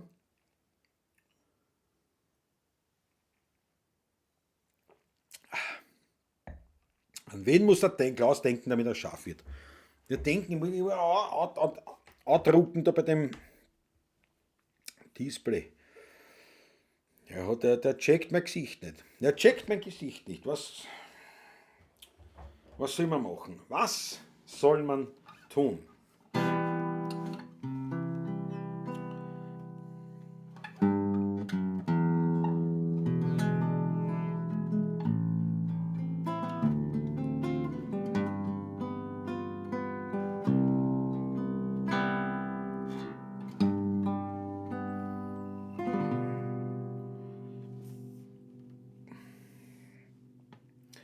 Ich hab einen Weingarten am Biesenberg. Ich bin da gern, weil mich kein Mensch dort steht. Ich schau den Rind dort beim Wachsen zu. Ich hab dort meine heilige Ruhe. In meinem Weingarten am Biesenberg dreht sich die Welt noch recht und nicht verkehrt. Man kann die Vogel noch singen hören und am Himmel siehst du die höchsten Sterne. Und nach einem Regen sich die Wolken erst verzogen. Dann sehe ich über Wien einen großen Regenbogen. In meinem Weingarten am Biesenberg, das Fleckerl hat es mir allein nicht gehört. Dort wächst, ich sag's ganz nebenbei, das allerbeste Rebfadel Wein.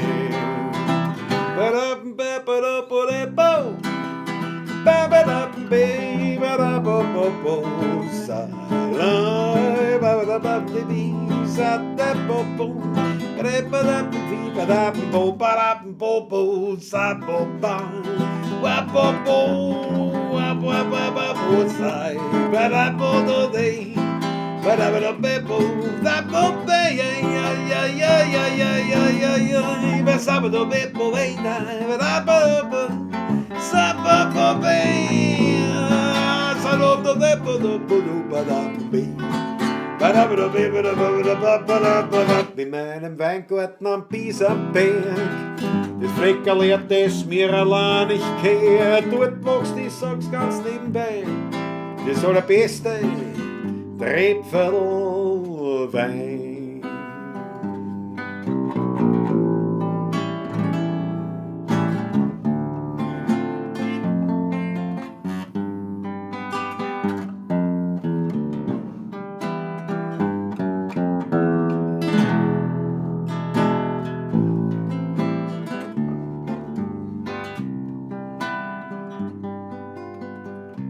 Skyline von Wien, du lebst in mir drin, es kann kommen wer will, die macht keiner hin. Du beruhigst mich und du bist mir vertraut, du bist mächtig und manchmal auch zerbrechlich. Skyline von Wien, du bist die schönste Wienerin, den Neidern und Heuchlern hast du immer verziehen. Bin ich einmal fort, brauch ich kein Souvenir. Skyline von Wien, du lebst tief in mir. Ba ba da bam, ba da da sa bim da bo. So will da wo so will ba da do wo wo wo wo wo so wo du da wo be sai da ba da ba wo bo so wo so will ba da de da wo da de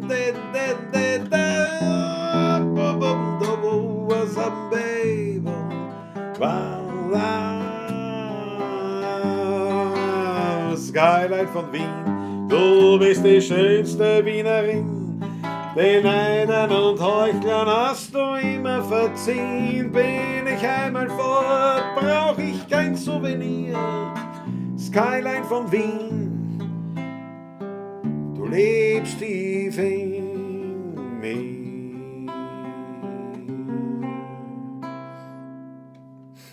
Holotterie, Kuckuck,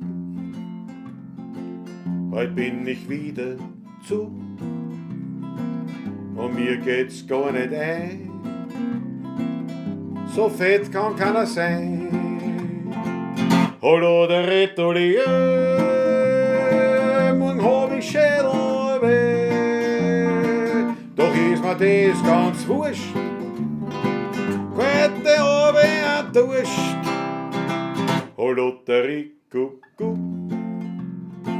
ich bin schon wieder zu und mir geht's gar nicht ein, so fett kann keiner sein.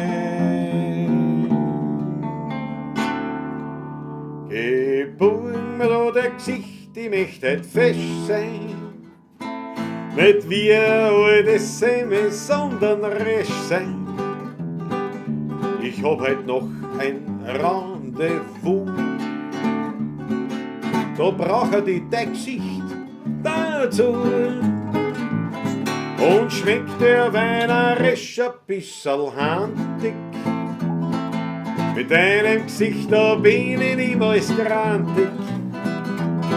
Ich weiß, dein Gesicht, das ist ein Meisterstück, und wenn ich heimkomm, kriegst du das sicher wieder zurück. Und wenn ich heimkomm, kriegst du das sicher wieder zurück. Und wenn ich heimkomm, kriegst du das sicher nimmer zurück.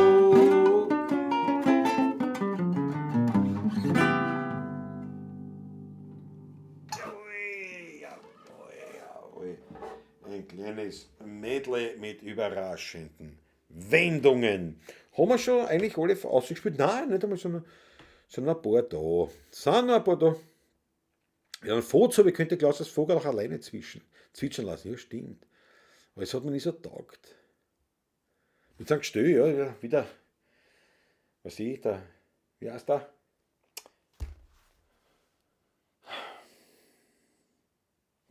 Wie heißt der denn? Der Bob Dylan. So, dass ich es rausbringe.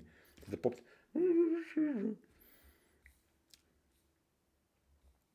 Ja, mit dem. Hat zu ist ein geregeltes Leben, das stimmt. Die Lotterie hat zu, ja. Wohin bringt uns das Lied? Wieder zurück zum Auffall. Na, hör auf. Ich spiele nicht nochmal. Der Munro, auf die mir gefällt, der Munro ist da. Jawohl. Einmalig. Also auch Thailand vertreten. Ganz große Freude. Servus Munro. Auf dich. Das ist das letzte Schluck, also die Flaschen ausgeleert. Ich habe nicht gewusst, dass noch so viel drin ist. Aber das ist quasi schon der Abschluss leider, aber schon wieder unscharf. Bin schon wieder unscharf. Erst. Kamera. Deppert. Was ist da? Hier, da sind wir. Scharfes Gesicht.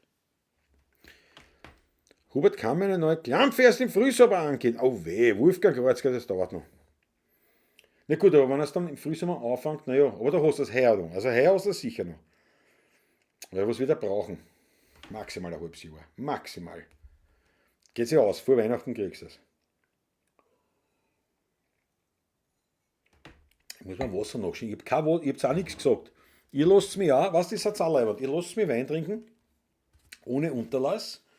Und sogar einen Schnaps, aber vom Wasser. Was genau suchst du? Was, Alter, was? Wein- und Spirituosengeschäfte. Was ist jetzt? Wein und Co. Ocean Park. Wein und Co. Mutgassen. Reitmeier Johann Weinhandel. Bierpub Cheers. Ashburners. Wein und Co. Bierwerkstatt. Kadi Martini GmbH. Kesselbrüder. Winchin. Wein und Co. ist jetzt drin. Ich weiß nicht was jetzt da die Serie draufgekommen ist, aber grundsätzlich thematisch nähern wir uns an. Ja, vom Wasser redet man nicht, sagt der Uli, aber es muss ja einer von euch vernünftig sein, dass er dazwischen sagt, Klausi, jetzt trinke mal einen Schluck Wasser. Weißt, das meine ich.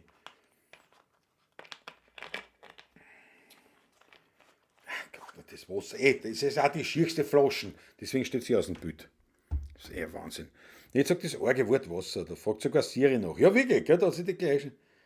Du bist erwachsen, kriegst du jetzt auf einmal die ganze Zeit, werden mir Sachen diktiert und Jesus sagt, bitte bei Wasser bist du erwachsen.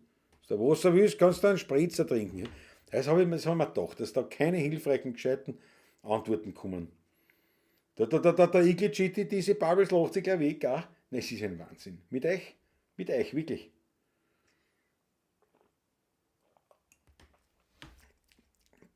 Jetzt ist es auch spät, ne? Das hätte ich machen müssen während der Putönen, nicht nachher. Ist das ein Wahnsinn. Mit euch ist es ein Wahnsinn. Du, aber ich glaube, das haben wir schön umgebogen. Ich glaube, die haben wir schön umgebogen, die Pawlatschen, das geht schon. Und beim nächsten Mal, war leider noch der Patrick dabei war, nicht? Weil jetzt ist der Jahresschnitt ist relativ schlecht, nicht? Weil jetzt haben wir, was haben wir jetzt? 3 Pawlatschen, nicht? 2 davon solo, das ist ein schlechter Schnitt, also das müssen wir wieder aufbauen. Und, naja. Du, aber wenn der Wolfgang Kreuzger dann sein Klampfen hat vom Hubert, der Hubert Neumüller, der auch meine, der und der andere, was gerade beim Gitarrenbau liegt, zum Leimen, der hat die auch gemacht. Und das ist natürlich eine Geschichte. Wolfgang Kreuzger, vielleicht da müssen wir mal zusammenkommen. Für ein Video, für ein Gespräch, für Plauderei, das war was. Siri, ja. Die Siri hat. Pass auf. Hey Siri, soll ich mehr Wasser oder Wein trinken?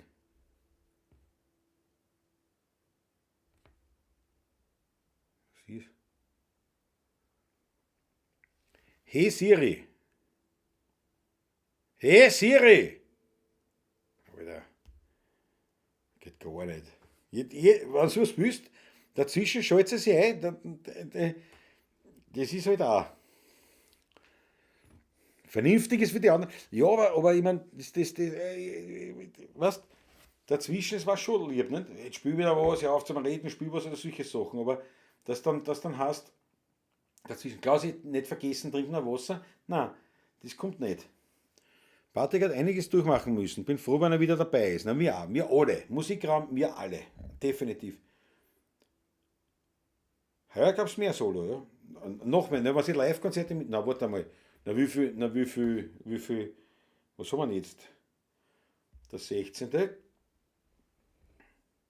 Na, am 2. Jänner war es eine normale Pawlatschen. Plus 7 ist 8. Der 8. war Solo. Das passt eh. Und heute. Stimmt das eh?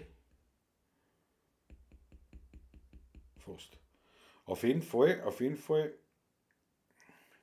Ja genau, Lislane, die Frage versteht nicht einmal Siri. Ja, das ist ja Wahnsinn. Meine Leber ist stark, ja schon, aber ich trage im Herzen drin, wie es nochmal hören. Die Gundula, das auf der halbe Watt und die kann ich nicht, aber da werden wir schon die Noten finden. Die sind auch da drin irgendwo. Auf blöde Fragen gibt nicht einmal Siri Antwort. Ihr seid echte Haberer alle miteinander. Das ist ein Wahnsinn. Nicht einer, der zu mir hätte, sagt, ja, hast recht, Klausi, Entschuldigung. Wir werden in Zukunft einfach ein bisschen auf die schauen und werden einmal darauf hinweisen, nicht permanent und nicht oft. Sag ich gleich. Aber so dazwischen, willst du mal wieder Wasser trinken? Da kann Wein. Der Michael Unger, ne? 2 plus 7 ist nicht 8, ja, aber. Na, wann war denn die erste Pavlatschen? Das war doch der zweite. Das war doch der zweite. Ne? 2 und 7 ist 9. Ne, 9 habe ich gesagt, oder? Am 9. war ich schon allein. Und dann wieder 7, 6, heute der zweite. Ja. Also 3 Pavlatschen hat es heuer gegeben und 2 davon waren halt leider Solo-Pavlatschen. Ja, ChatGPT, na die künstliche Intelligenz, die weiß das. Das habe ich schon probiert, ChatGPT. Der gibt ja keinen direkten Tipp, aber wenn du vorher entsprechende Parameter eingibst, also was du gern trinkst zum Beispiel, dann passen auch die Tipps. So, was habe ich gesagt? Ich trage im Herzen drin. Ich trage. Wahrscheinlich wieder im letzten. Da nicht. Ich trage im Herzen drin. Gehen wir schneller durch. Ne? Ne?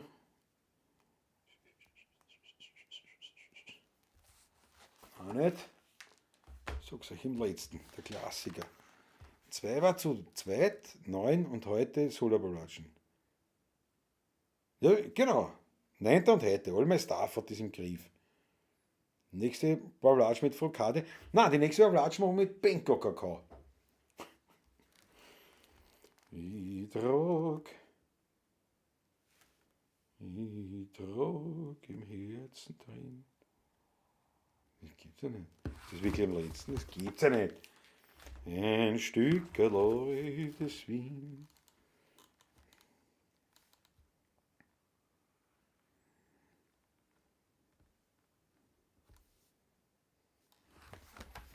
Ich glaube, das ist da nicht drinnen.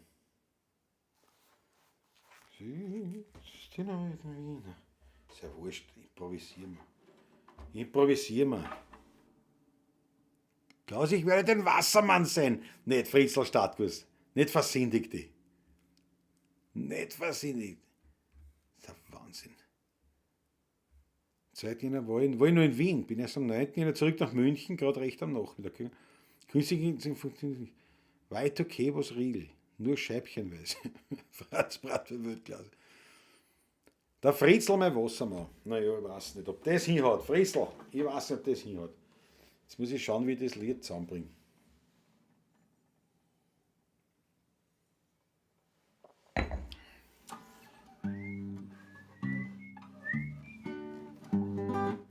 Ich trag im Herzen drin ein Stückerl altes Wien, ein Stückerl Söhlichkeit aus dieser Zeit.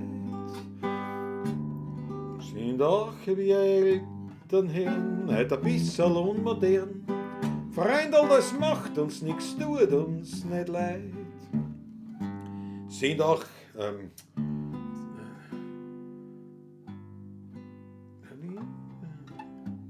schauen uns doch dann und wann die Madel noch an. Was in einem anderen Ton hat, vielleicht geht es dann leichter. Glas Wasser trinken, siehst du das? Danke schön, Chrissy. Ich hätte schon wieder vergessen.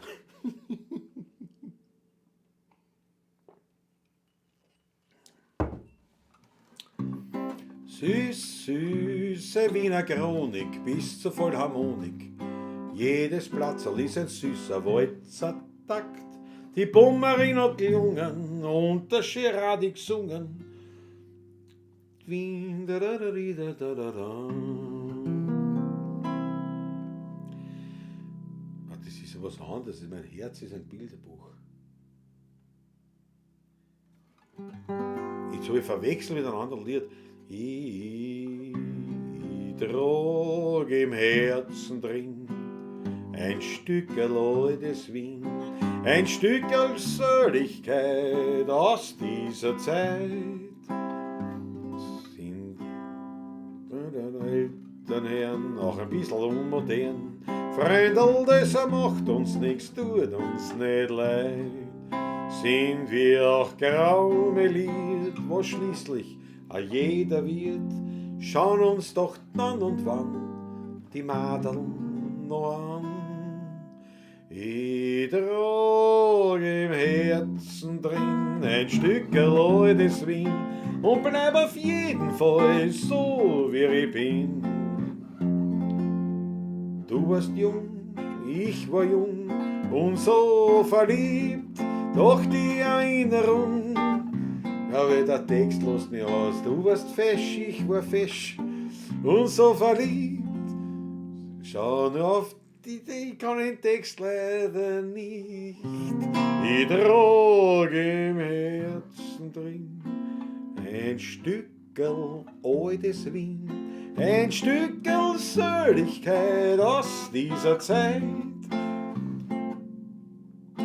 Sind auch wir Elternherren heute ein bisschen unmodern, Freundl, das macht uns nix, tut uns nicht leid. Fix, aber das habe ich verwechselt mit einem anderen Lied, darum habe ich es überhaupt nicht zusammengebracht. Naja, ich habe mich bemüht.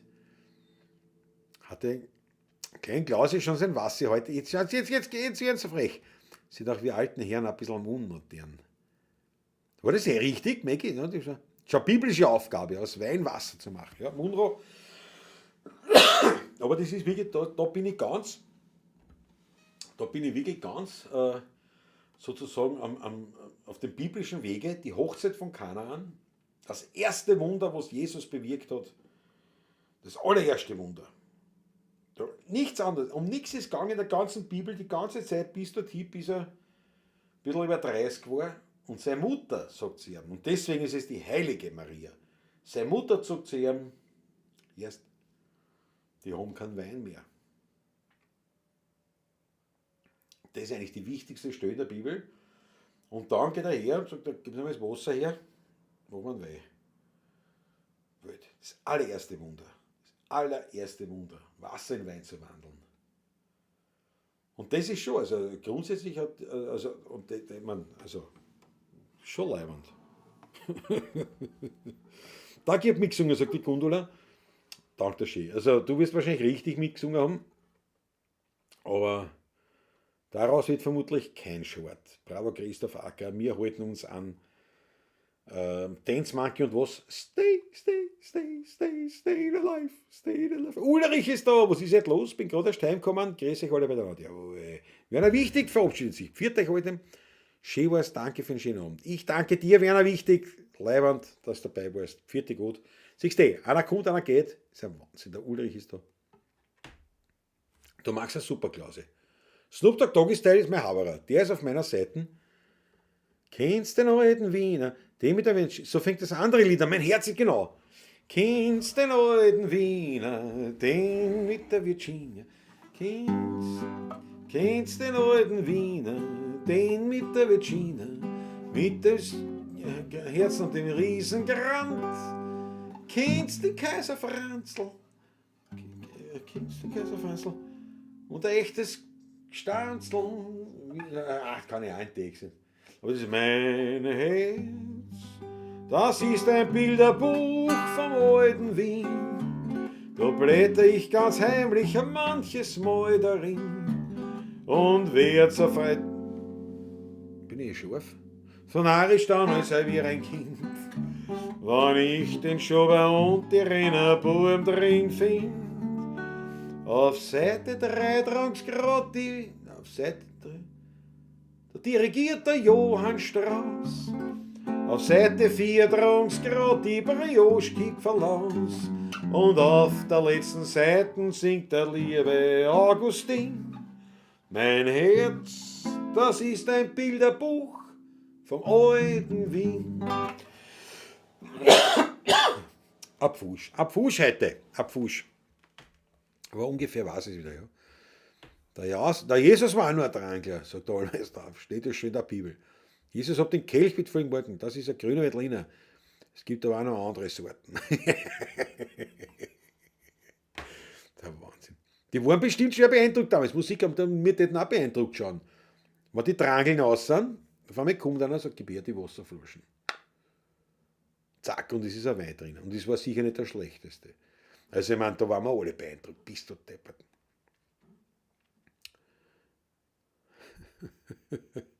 Perlen im Donautal, reizendes Wien. Die Megihilfen. Perlen im Donautal, reizendes Wien. In jedem Gasserl liegt ein kleines Märchen drin. Märchen von dazumals, voll Poesie. Weiter. Ja. Auf dem Wasser sind sie auch drum rumgelaufen. Ja, genau, Munro. Da ist nicht einmal eingedacht. Nicht einmal ein Zeichen. Nicht einmal ein Zeichen hat sich der Jesus ins Wasser eingetragen. Ist draufgegangen, auf der Wasseroberfläche. Sagt, nein. Erst viel später kam das berühmte Lied Wasser ist zum Waschen da, Wallari, Wallara. Auch zum Zähneputzen kann man es benutzen. Ja. Na, die Bibel ist anstrengend zum Lesen, ja, na klar. Das fängt ja wirklich bei Adam und Eva an. Ne? Jawohl, in der Weltklasse. Ja, das stimmt, Mundro hat das beobachtet, ja. Sagt er, der hat das Wasser gleich mal in Wein verwandelt und dann ist er nicht einmal ins Wasser eingetaucht. Nein, drüber gegangen. Nein, da komme ich gar nicht viel, da strafe ich nicht viel an. Mit Wasser strafe ich nicht viel an. Ja, das war gescheit. Das sollte man wirklich, wenn man ein bisschen ein Ding sollte man das schon haben. Ich tippe auf Glatteis. Genau. Naja, das hast du ja oft, sagen wir. Nicht? Der See Genezareth, war das der See Genezareth, glaube ich, gell? Nicht? Da wird ja oft, ist ja oft zugefroren. Ja, das mit Teilen war andere, ja. Das mit Teilen. Also auf jeden Fall eins können wir schon mal festhalten, eine theologische Schnupperstunde werden wir nicht zusammenbringen in der Pavlatschisterie. Das ist Friedel Fesel, bei der Hochzeit zu Kanaan schleppt der Wirt die leeren Kanaan. Jetzt Jesus, zeig, was du kannst, dann kriegst du einen Schoppen Wein umsonst. Jawohl. Geht ich gar nicht von Fesel. Wobei im Orient, naja, damals, das war ja noch lang vor dem Islam. Das haben sie alle gesoffen. Das ist ja lang bevor, das ist ja, Christentum ist ja viel älter wie der Islam. Daher, da haben sie schon noch gepackt. Ich war mal eine Predigt gehört, das war wirklich original. Da waren wir, also war in der Kirche und ja, weiß nicht, was das für ein Tag war. Auf jeden Fall im Evangelium war die Hochzeit von Kanaan. Und der Pfarrer war ein Deutscher, Pater Waldemar Schulz, Weltklasse. Der war ein klasser Typ. Hat natürlich eine Ahnung vom Wein auch gehabt.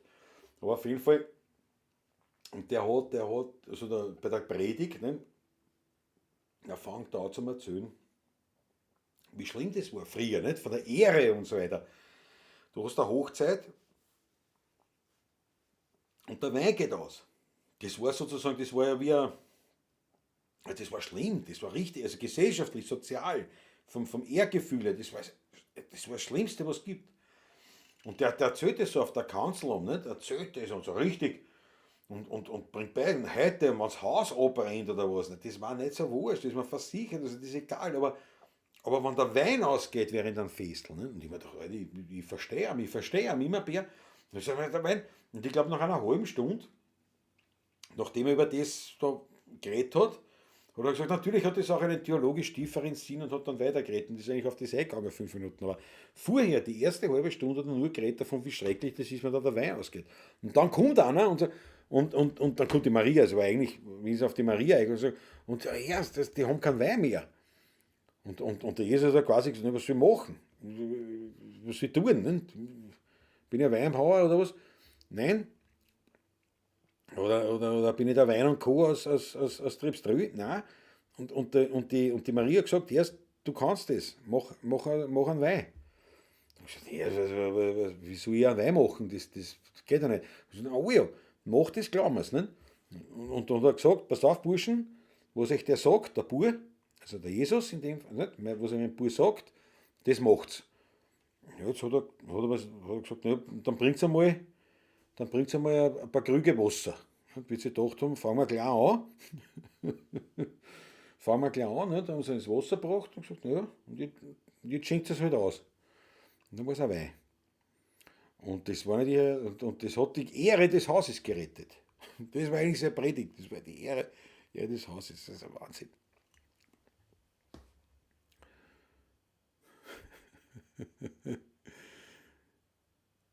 Das mit Teilen war der Moses. Ja. So, im Orient war Bilderem sehr großartig. Der Uli hat sich noch dran geholt, Glatteisen, Kleinasien, genau, naja, sicher nicht. Weißt du, damals hat es ja noch keine Klimakleber gegeben, nicht? Da war vielleicht noch was anderes. Er heißt Waldemar. Zarilander, ja genau. Jetzt aber schnell trinken, nicht das Glas vorher aufhört. Ne? Ich gehe schlafen, lieber Klaus, sagt die Gundula. Gundula, finde ich gut. Bis bald, liebe Grüße an Patrick. Machen wir natürlich. Gundula, große Freude. Und was das Büdel da hinten ist, kriege ich ja eh einen Platzl. Vater Abraham hat es erfunden. Bitte, Vater mit der Schlimmfe, gell? War das der? Das? Und dann hat es ergeben, das Lied hat den Schlager, nicht? Kauft beim Trödler Abraham. Hat es auch gegeben, so ein Schlager. Beim Trödler, der Trödler Abraham war das da wieder. Der Vater Abraham war mit der Schlimmfe, eine Weltklasse. Also auf jeden Fall, ja, na, so war das mit der Hochzeit von Kanaan. Und da habe ich zum Waldemar gesagt, dass, du, die Predigt war leibend. Ich sage, die Predigt war leibend. Es ist eine halbe Stunde darum gegangen, wie schlimm das ist, wenn der Wein ausgeht. Da war es jetzt ein Weintrick Wettkönig geworden sein. Klar, allmeins darf wirklich war. Wettkönig, ne, weiß nicht. Aber wie gesagt, aber der Mundrat ist da schon ein wichtiges theologisches Element herausgeholt. Der Jesus auf Wasser gegangen ist und die Leute haben das eigentlich missverstanden, dass das sozusagen jetzt die Demonstration ist, ich kann auf Wasser gießen. Nein, das war, Alter, mit dem Element strafe ich nicht einmal an. Das kann man so auch verstehen. Ne? Trödler Abraham, ja genau. Wasser zu Wein, da hat Jesus den Spritz erfunden. Nein, aber das glaube ich nicht. Das war schon purer Wein. Er hat Wasser zu Wein gemacht, aber das war sicher Wildwein.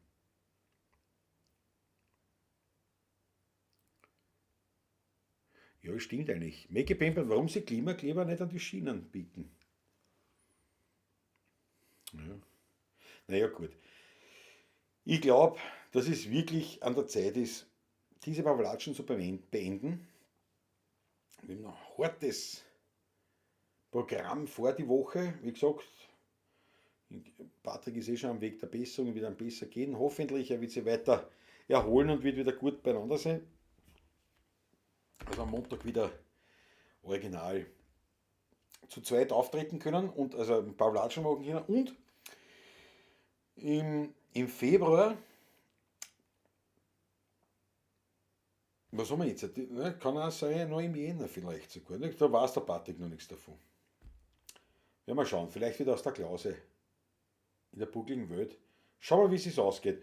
Und auf jeden Fall, ich glaube, dass sich der Umbau da so grundsätzlich von dem her jetzt einmal, glaube ich, ganz gut gestaltet. Oder gefallen, das wird alles noch irgendwie gemacht. Ich möchte das alles ein bisschen herrichten. Nicht? Und ja, komme ich da nicht dazu. Wie auch immer, leibend war es, man trinkt ja nichts, wo man schon drauf rumgelaufen ist. Ja, war, ja. Ja. Die echten Pavlatschisten bleiben beim Wirten bieten. So schaut's aus.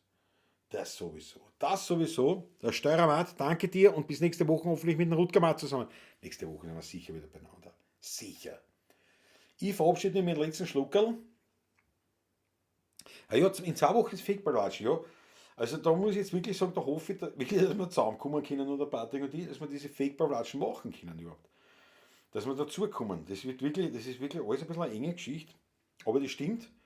Was ist der 30. glaube ich, nicht? Und da haben wir einen Jägerball in der Hofburg. Das ist der einzige Montag, wo wir quasi jetzt dann ausfallen.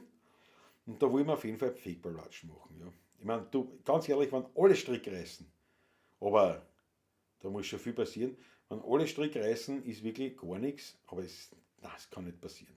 Irgendwas muss sein, irgendwas muss ich machen. Also das bringen wir hin, aber ja, in 2 Wochen. Aber nächste Woche, all my stuff, nächste Woche sind wir noch live dabei. Und zwar zu zweit. Zu zweit werden wir da sitzen und werden wir das machen. Oder wo auch immer wir sitzen werden, aber wir werden das machen. Jetzt einmal danke herzlichst für eure Treue, für euer Dabeisein und für euren Zuspruch. Sagt es bitte weiter. Wie immer, mein großer Hinweis, dass einfach 16er Buben empfehlt. Ja, die Empfehlung ist immer noch viel mehr wert, als jedes Like, Teil und sonst was. Aber auch unsere Sachen, dass das teilt auf den diversen Plattformen, wo es halt seid. Und haut uns an einen Schmatt-Design für die Musik war auch leibend. Und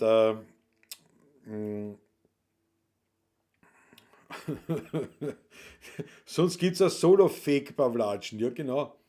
Mach sich einfach ein bisschen Best-of zusammenstellen. Ja, Florian Lukas, da komme ich nicht dazu. Das war halt echt einmal eine gute Geschichte, nur du musst dir vorstellen, es ist fast jeder Pavlatschen ist mindestens 3 Stunden lang. Und das heißt, allein das Sichten des Materials würde mich Stunden beschäftigen. Da komme ich leider nicht dazu. Ja. Der Patrick wird bald die Frühpension kriegen, aber so weiter geht schon, ja. Uli Slonek, war wunderbar, bis nächste Woche, ich freue mich drauf. Eine gute Nacht, auch vom Snoop Dogg Tagesteil, wird uns freuen, wenn am 30. was ist. Wenn nicht, dann werden wir euch nicht böse sein, ihr habt es ja schon gut beschrieben, warum es knapp werden könnte. Ja, all my stuff, danke der Ski, aber ich werde alles dran setzen, dass irgendwas sein wird. Leibend war, sagt der Bobby Spieß, danke. Ich sage auch danke. Und bevor ich jetzt zum Abschluss Lidl komme, das ist schon lang gewünscht worden, was werden wir machen, wenn es aufs Heimgeh vergisst. Wenn es aufs Heimgeh vergisst, und ich soll mir noch dieses Schlupferlein, was denn? Es ist schon warm, kann man eh nicht mehr anderweitig verwerten.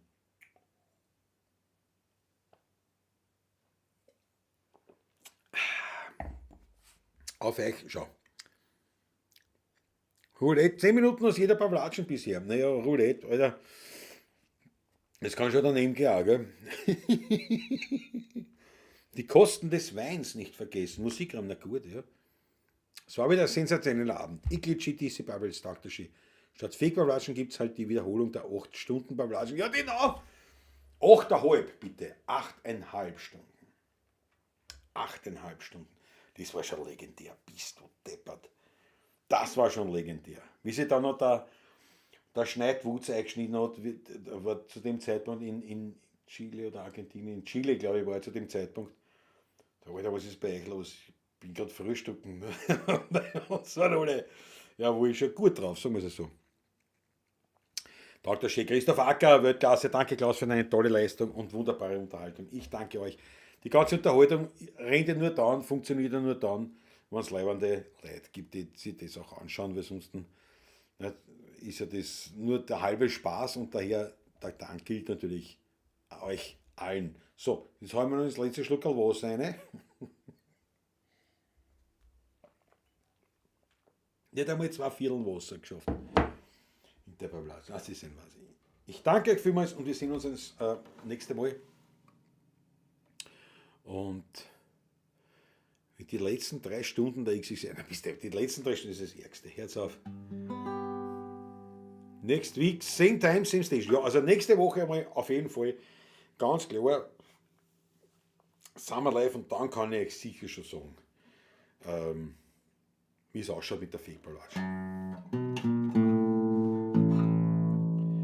Wenn's das Heimgehen vergisst, weil daheim niemand ist, stütz den Kopf in die Hände, denk an deine 4 Wände, wo der Herrgott im Winkel auf die schaut. Jedes Bild an der Wand ist dir lieb und vertraut. wenn's das Heimgeh vergisst.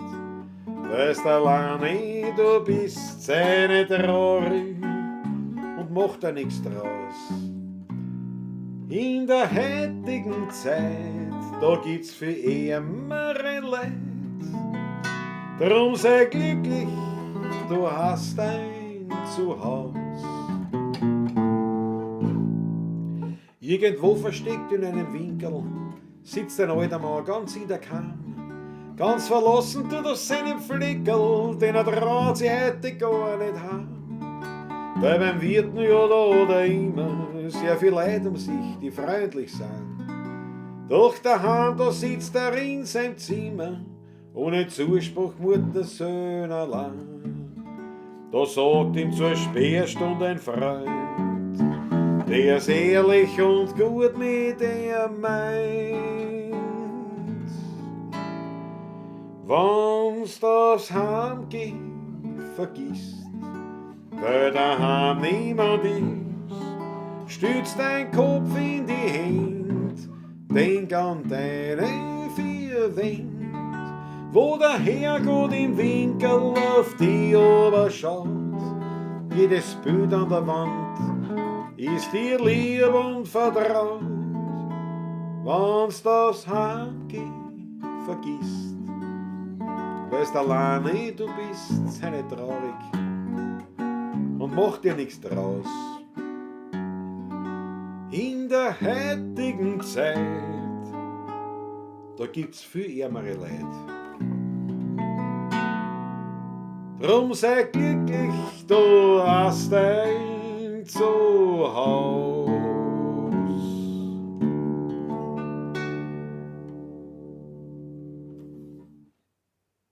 Schlaft's gut. Pfiat euch Gott dabei.